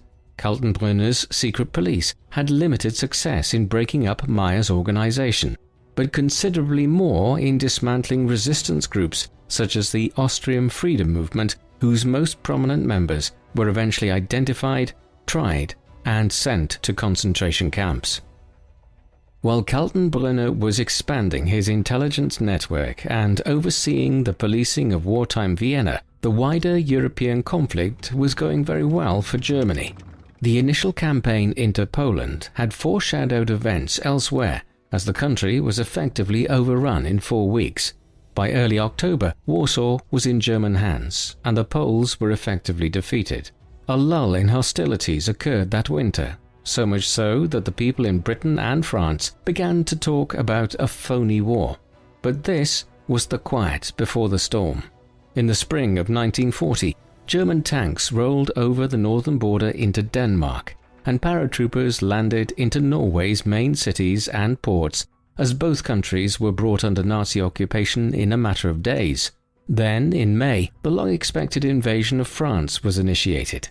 In a blistering military campaign, the Nazis crushed the resistance in northeastern France and Belgium, and then trapped the British Expeditionary Force, consisting of more than 300,000 men, in the port of Dunkirk. Only a daring rescue operation in late May and early June stopped these men from being captured or massacred. Nevertheless, by midsummer, Paris had been captured and France was defeated. The Nazis were triumphant throughout Western and Central Europe. Only Britain stood against them. The first years of the war changed the Nazi state's situation in many ways. One of the most substantial changes was in terms of the number of Jewish people that were now living within the borders of the Reich or the territory that it occupied. Ever since their rise to power in Germany in 1933, the Nazis had implemented increasingly oppressive laws which effectively disenfranchised Germany's 500,000 Jewish people and made them second-class citizens. The goal here was to coerce Germany's Jews into leaving the country and moving abroad. On the 9th of November 1938, this anti-Semitism took on an even more sinister edge when thousands of Jewish homes, businesses, and synagogues were attacked across Germany in government-orchestrated pogroms. Hundreds of Jewish people were killed, and thousands more interred in concentration camps from which the majority never returned. Some of the worst of these attacks on what became known as the Night of the Broken Glass or Kristallnacht occurred in Vienna, which had one of the largest concentrations of Jewish people anywhere in the Third Reich at that time. Kaltenbrunner was central to overseeing the attacks in Vienna during Kristallnacht, an operation which was unofficially led by the SS. The war changed the situation again. There were approximately 3.5 million Jewish people living in Poland when it was conquered in the autumn of 1939. Thus, the policy of coercing Jews to leave Nazi-held territory was much less practical here. Dystopian plans were developed to resolve the so-called Jewish question in the course of 1940 by Kaltenbrunner's old-school friend Adolf Eichmann, who was now working within the newly established Reich Security Main Office, which was overseen by Reinhard Heydrich, Himmler's second-in-command of the SS. Eichmann's scheme involved the mass detention of Europe's Jews and their forcible deportation to the East African island of Madagascar. It was, though, eventually concluded that this scheme was impractical, particularly so from early 1941, when Hitler had fully determined that Germany would invade the Soviet Union that coming summer. When the invasion was initiated in June 1941 and much of Ukraine, eastern Poland, and western Russia were quickly overrun, this brought over 2 million more Jews under Nazi rule. With all of Europe seemingly having fallen before them in the summer and autumn of 1941, a new approach to the Jewish question was decided upon by Hitler, Himmler, and other senior Nazis such as Heydrich. They called it the final solution. The final solution was effectively a plan for the mass murder of all of Europe's Jews. Elements of this were already being rolled out as the German army advanced eastwards into the Soviet Union in the late summer and autumn of 1941. Brigades of SS death squads known as the Einsatzgruppen followed in the rear of the German army and massacred entire communities of Jewish people throughout Ukraine and other regions. Elsewhere, it would involve the systematic identification and arrest of Europe's Jews. They would then be sent to a number of concentration camps, primarily located in Poland, where the vast majority would be gassed to death within hours of their arrival. This genocidal operation would be overseen by the SS, of which Kaltenbrunner was a member. The logistics of identifying all of Europe's Jews would be overseen by Heydrich's Reich Security Main Office, where officials like Eichmann were in charge of making sure the trains to the death camps ran efficiently. Figures like Kaltenbrunner were to oversee the regional aspects of this by using the police services under their control to identify any Jews attempting to hide in cities like Vienna. In the end, an estimated 65,000 Austrian Jews, constituting the majority of those who had not fled Austria prior to the outbreak of the war in September 1939, were identified and killed as part of the final solution. Kaltenbrunner was central to these events in Austria. In the early summer of 1942, events unfolded in the Protectorate of Bohemia and Moravia, the administrative zone which had been formed out of much of Czechoslovakia in 1939, which would have a bearing on the rest of Kaltenbrunner's life. The previous autumn, Reinhard Heydrich, the head of the Reich Security Main Office, an umbrella organization which oversaw all of the policing and intelligence services across Nazi Europe, was appointed as the stand-in governor of Bohemia and Moravia.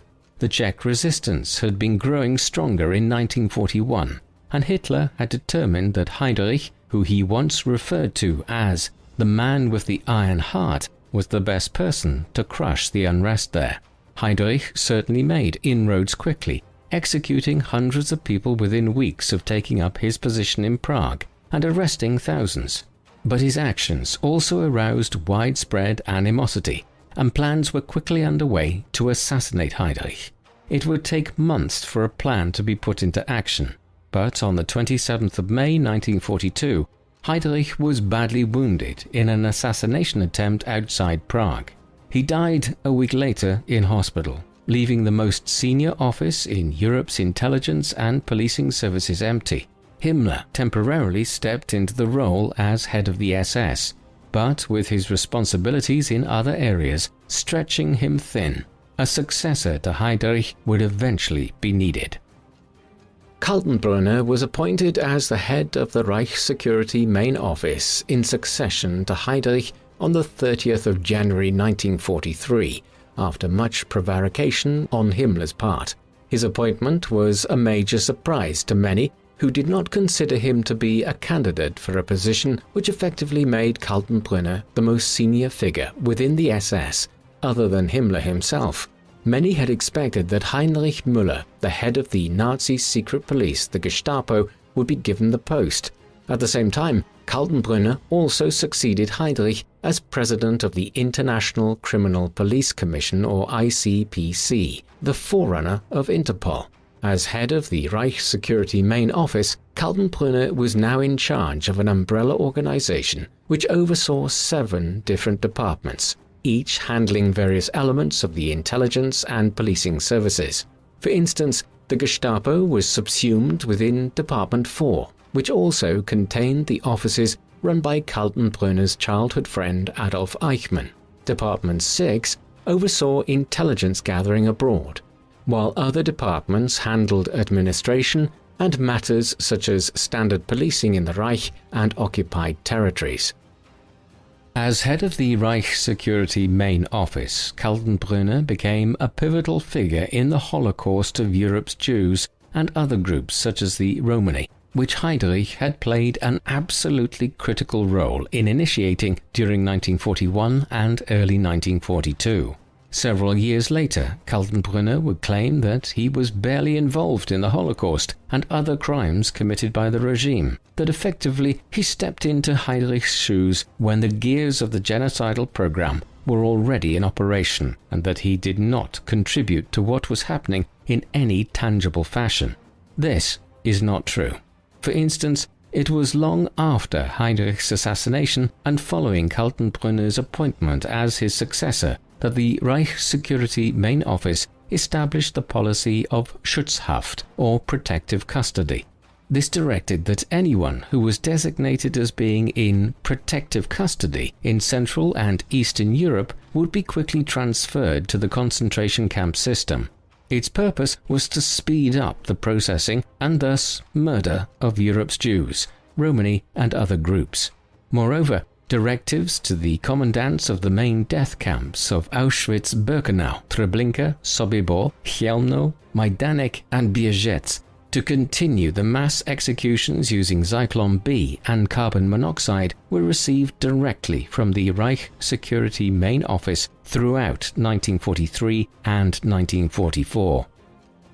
The end result of all of this was that Kaltenbrunner was the head of the Reich Security Main Office during the most intense period of the Holocaust and other genocidal policies.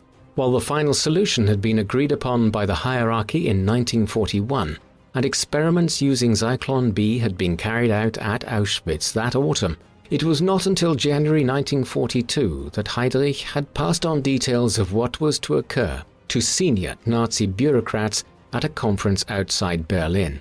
Steps were taken to begin initiating it in the months that followed, and from the summer of 1942 it intensified until the Nazi genocide operation was at its most extreme in 1943 and 1944. For instance, it was in the spring of 1943, after Kaltenbrunner succeeded Heydrich, that most of the 60,000 Jews in occupied Greece were deported to Auschwitz and killed there.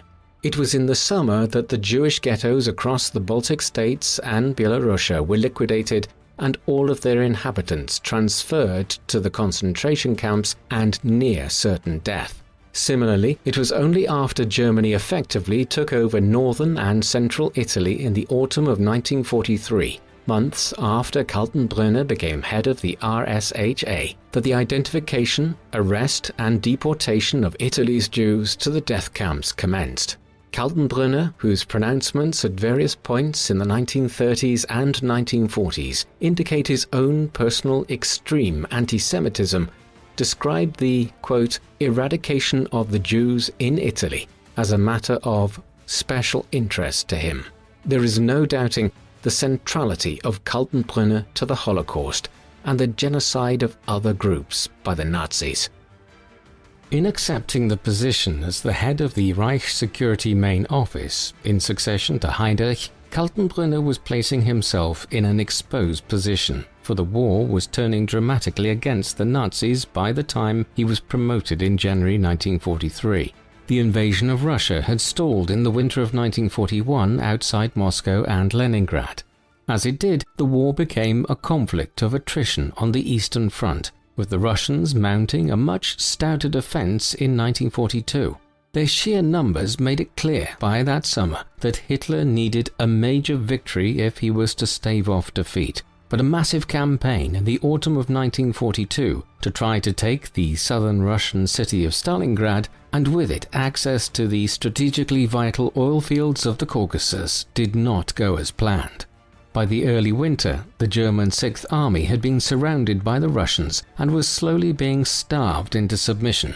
Just weeks after Kaltenbrunner took over the RSHA, they surrendered at Stalingrad in the first massive defeat of German arms during the war.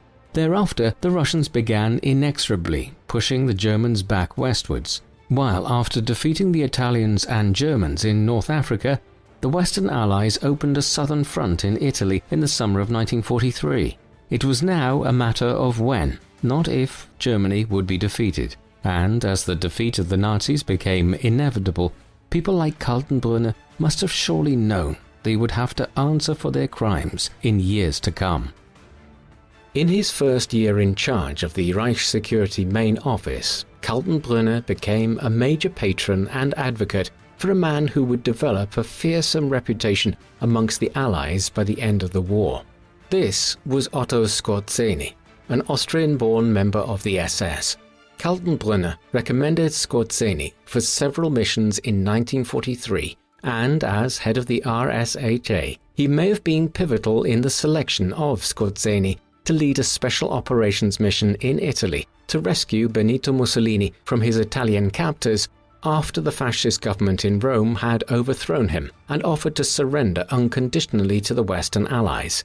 Skorzeny led the infamous Gran Sasso raid, in which Mussolini was rescued by German special operatives, led by Skorzeny from a mountaintop hotel where he was being held captive in central Italy. With the Italian leader rescued, Scorzeni and his men extracted him back to northern Italy, and he was installed as the puppet ruler of the Italian Social Republic, which continued the war against the Allies from northern Italy for the remainder of the war. Kaltenbrunner's faith in Scorzeni had been rewarded, and he became the go-to German Special Operatives commander for the remainder of the war. In the late autumn of 1943, Kaltenbrunner and Scorzeni became central to a highly secretive initiative. This was codenamed Operation Long Jump and resulted from the Germans acquiring intelligence that the three main leaders of the Allied war effort, the Prime Minister of Britain Winston Churchill, the President of the United States Franklin Delano Roosevelt, and the dictator of the Soviet Union Joseph Stalin, were due to meet in a major Allied conference in the city of Tehran in Iran in late November 1943. Kaltenbrunner was placed in charge of a top-secret plan to assassinate the three leaders. He quickly chose Scorzeni as the man to oversee the actual carrying out of the operation. In the weeks that followed, a special training school was established in Copenhagen, and there were plans afoot to send several units to Tehran when the conference started. The details remain shadowy to this day, but Kaltenbrunner and Scorzeni seem to have also planned on trying to take Roosevelt alive in order to bring him back to Germany as a bargaining tool in negotiating peace terms with the United States. The entire plan, though, was fatally undermined when an undercover Soviet agent, Nikolai Kuznetsov, obtained details of it from an SS officer, Ulrich von Ortel, in Ukraine weeks before the conference was due to start. Thus, Kaltenbrunner's efforts came to nothing, and the operation was abandoned. It was also during his time as the head of the RSHA that Kaltenbrunner became notorious for his stance towards homosexuality. Homosexuality had been illegal in Germany prior to the Nazis claiming power in 1933. However, the laws had only been loosely applied, and few individuals were prosecuted. That all changed from the mid-1930s onwards, as the Nazis made it a priority to persecute homosexuals. Eventually, between 1933 and 1945, over 100,000 people were arrested on charges of homosexuality, of which roughly half were convicted. Many were sentenced to years in prison. As head of the Reich Policing Services from January 1943, Kaltenbrunner attempted to develop even more extreme policies, petitioning the Reich Ministry in the summer of 1943 to have a compulsory sentence of castration imposed on any males found guilty of homosexuality.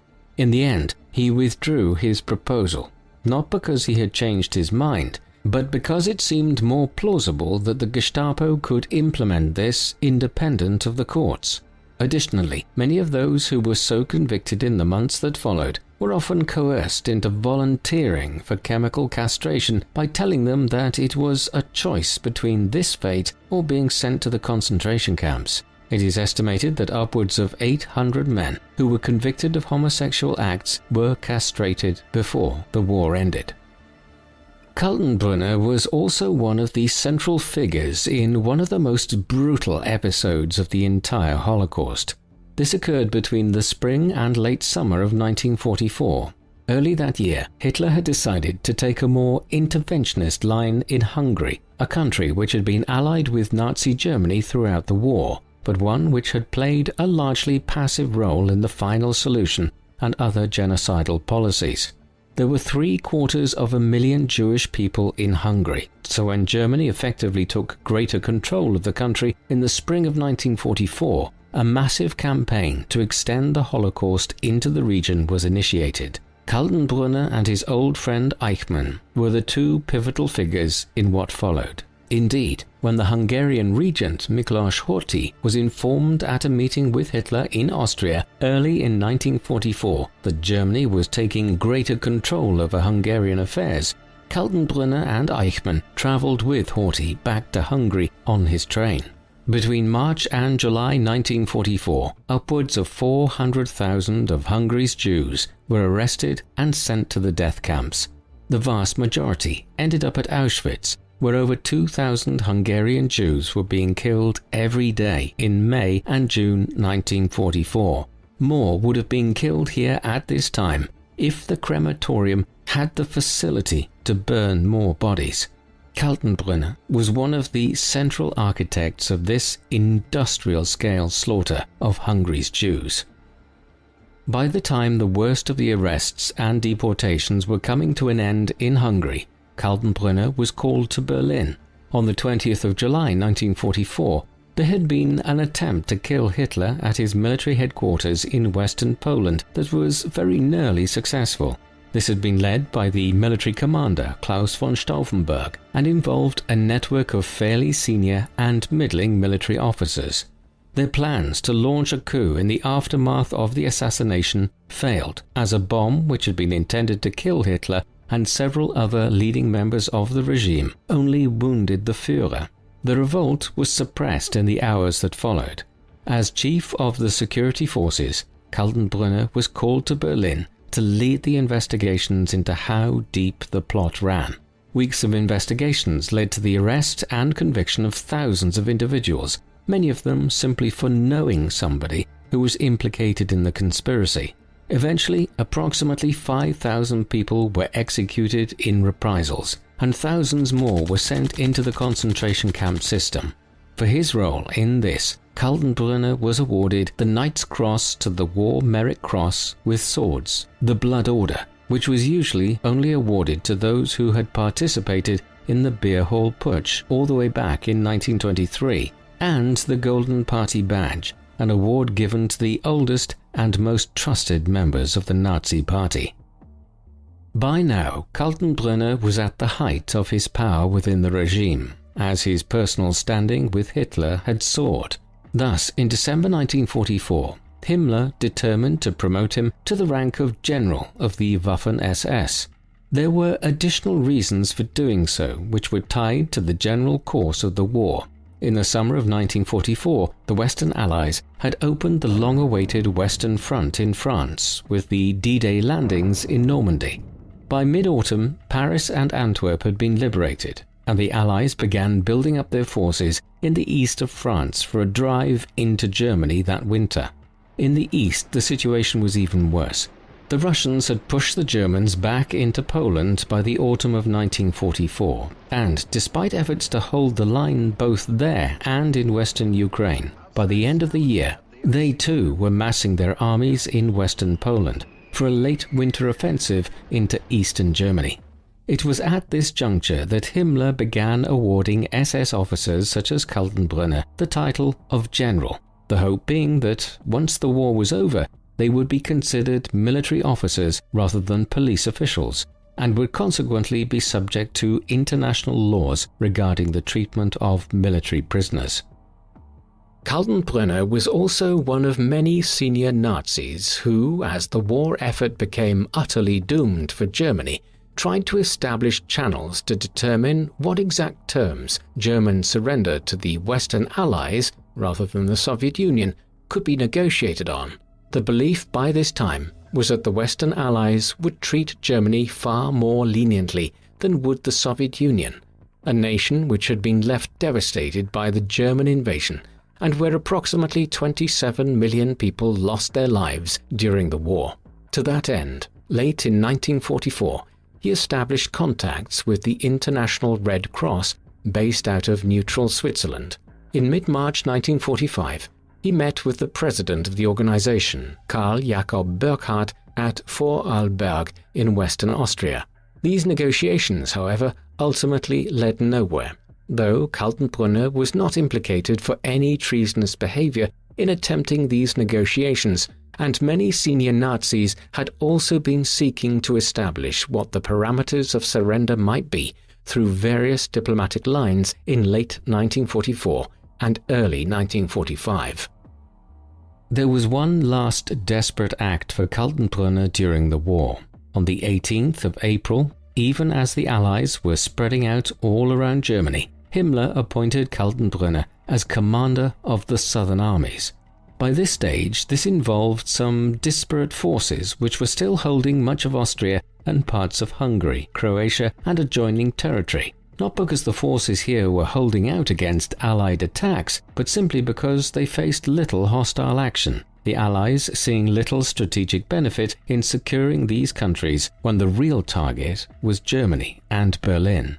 Thus, rather than overseeing a major military campaign here, Kaltenbrunner spent the last weeks of April and early May making some provisions for the remaining Nazi soldiers and SS members under his command to begin a guerrilla campaign against the Allies once the area was occupied. He also became involved in a peculiar dispute with the Nazi governor of Upper Austria, August Eigruber, over the fate of a huge cache of 6,500 artworks which had been assembled over the years in the region for the purposes of erecting a museum to Hitler near his hometown of Braunau am Inn. Eigruber wished to destroy the entire collection, which included works by Renaissance masters such as Michelangelo, Jan van Eyck and Jan Vermeer, and which had been looted from across occupied Europe. Kaltenbrunner prevented him from doing so, in a peculiar conclusion to the war in Upper Austria. Kaltenbrunner was not alone in his efforts to negotiate the terms of a German surrender in late 1944 and early 1945, and others such as Himmler and Hermann Göring were involved in similar efforts. None of these were successful, however, in large part because Hitler was determined to fight on until the end. This was despite the inevitability of defeat by early 1945. The Soviets had crossed into eastern Germany by this time and were advancing on Berlin, while the Western Allies had begun occupying the Rhineland in western Germany at the same time. Both sides were anxious to be the one to capture the German capital, but it was the Russians who had the geographical advantage. Thus, while the Americans, Canadians, British, French, and others were spreading out to take Bavaria and other regions in the spring of 1945, the Russians surrounded Berlin. The battle for the city began in mid-April, with the Nazis arming old men and teenagers to defend the city. It did not last long, and on the 30th of April, with Russian gunfire and tanks nearing the city center, Hitler killed himself in the Reichschancellery bunker. His nominated successor, Joseph Goebbels, did likewise the following day, leaving the negotiation of a formal surrender to the Allies to be worked out by the new President of Germany, Admiral Karl Dönitz.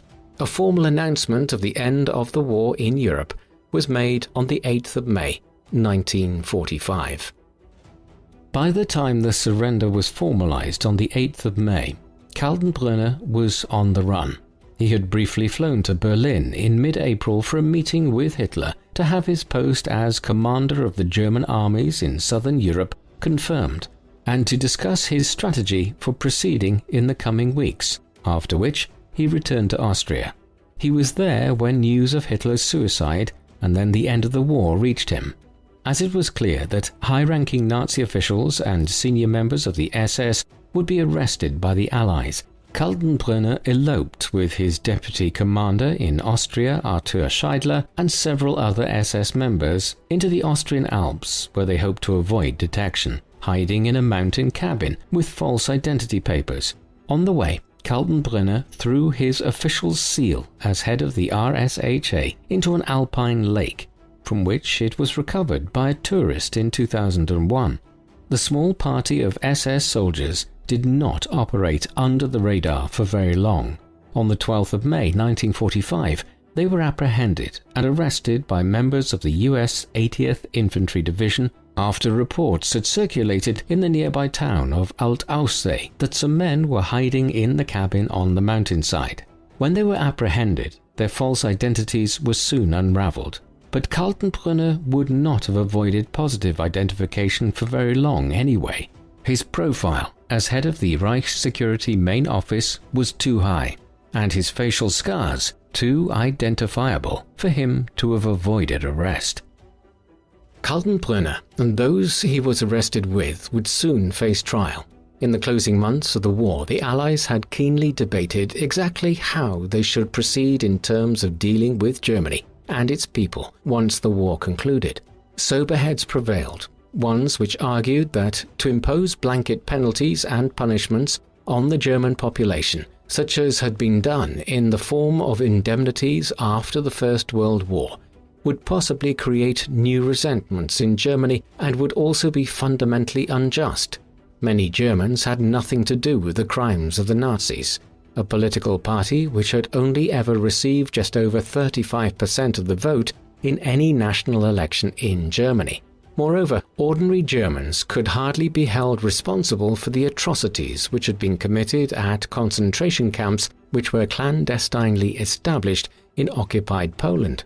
As such, the Allies came to the conclusion that they would only seek to prosecute the leaders of the Nazi Party, other officials, and Germans who had actively facilitated them in fomenting the war and committing widespread crimes against humanity, and the entirety of the SS, the organization that had run the concentration camps and been responsible for an appalling litany of crimes across Central and Eastern Europe between 1939 and 1945. Kaltenbrunner fell into two different categories of those who were to be prosecuted. He was a high-ranking member of the Nazi Party, particularly in Austria, where he had aided in the establishment of the concentration camp system and served as police chief of Vienna, and latterly as a senior military commander. Additionally, he was a member of the SS and had actually risen to become its second most senior figure, junior only to Heinrich Himmler. Furthermore, events that occurred in the weeks following Kaltenbrunner's arrest made him an even more significant figure when it came to the prosecution of German war criminals. On the 21st of May 1945, Himmler was arrested in northern Germany near the Danish border, where many Nazi leaders had fled as Berlin was being captured by the Russians. He was quickly identified and interrogated, but just 2 days later, on the 23rd of May, he committed suicide by swallowing a cyanide capsule at a detention center near Lüneburg. Thus, suddenly, Kaltenbrunner became the most senior surviving member of the SS. With both Himmler and Heydrich dead, he was the figure who would be included as the main SS defendant in the trial of the leading members of the Nazi regime, which was to be held before an international military tribunal at the city of Nuremberg in southern Germany. The Nuremberg trial commenced in mid-November 1945. It lasted through to the early autumn of 1946. The length of the trial is explained by the fact that the prosecution wanted to make clear to the whole world the extent of the Nazis' crimes, while there were also 24 defendants involved, though several were missing individuals who were to be tried in absentia. Of them, Hermann Göring was the most senior, while others included the Nazi foreign minister Joachim von Ribbentrop, the former deputy leader of the Nazi Party Rudolf Hess, and the armaments minister and Hitler's architect Albert Speer.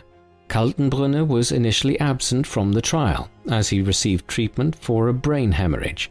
When he was able to attend in person, he claimed his signature had been falsified on documents which implicated him in the committing of war crimes, and that his position as head of the RSHA was symbolic.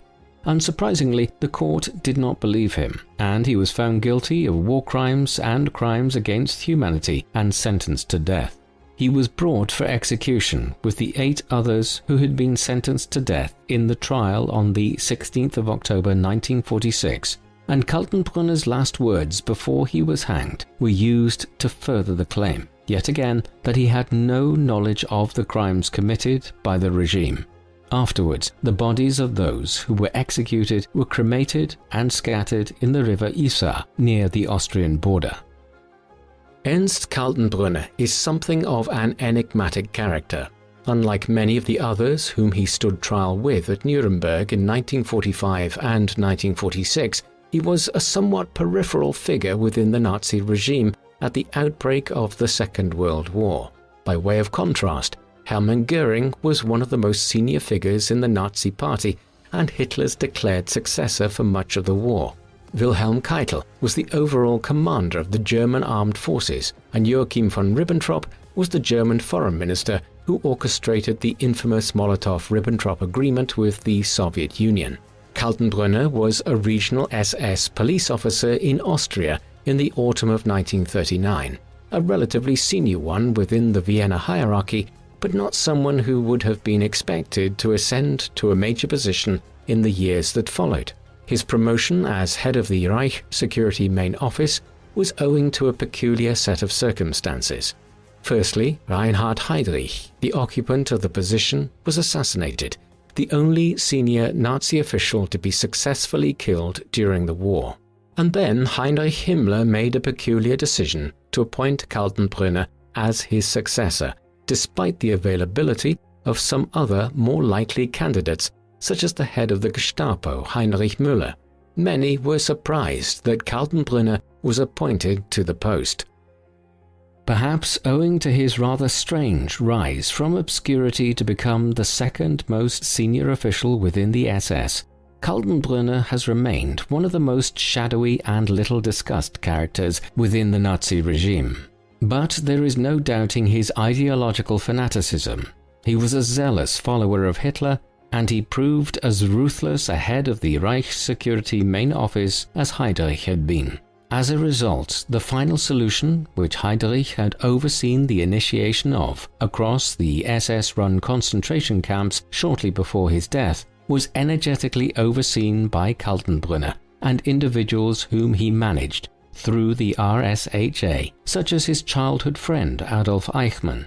His anti-Semitism and ideological adherence to Nazism was considerable, and it was under Kaltenbrunner's oversight, with Eichmann's aid, that the mass murder of over half of Hungary's 750,000 Jews was orchestrated in the space of just 6 months in 1944.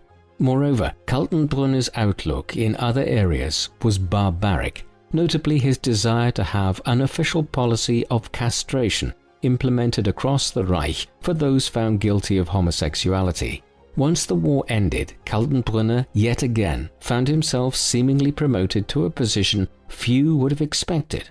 This was as a defendant at the headline trial before the International Military Tribunal at Nuremberg from the autumn of 1945 to the autumn of 1946.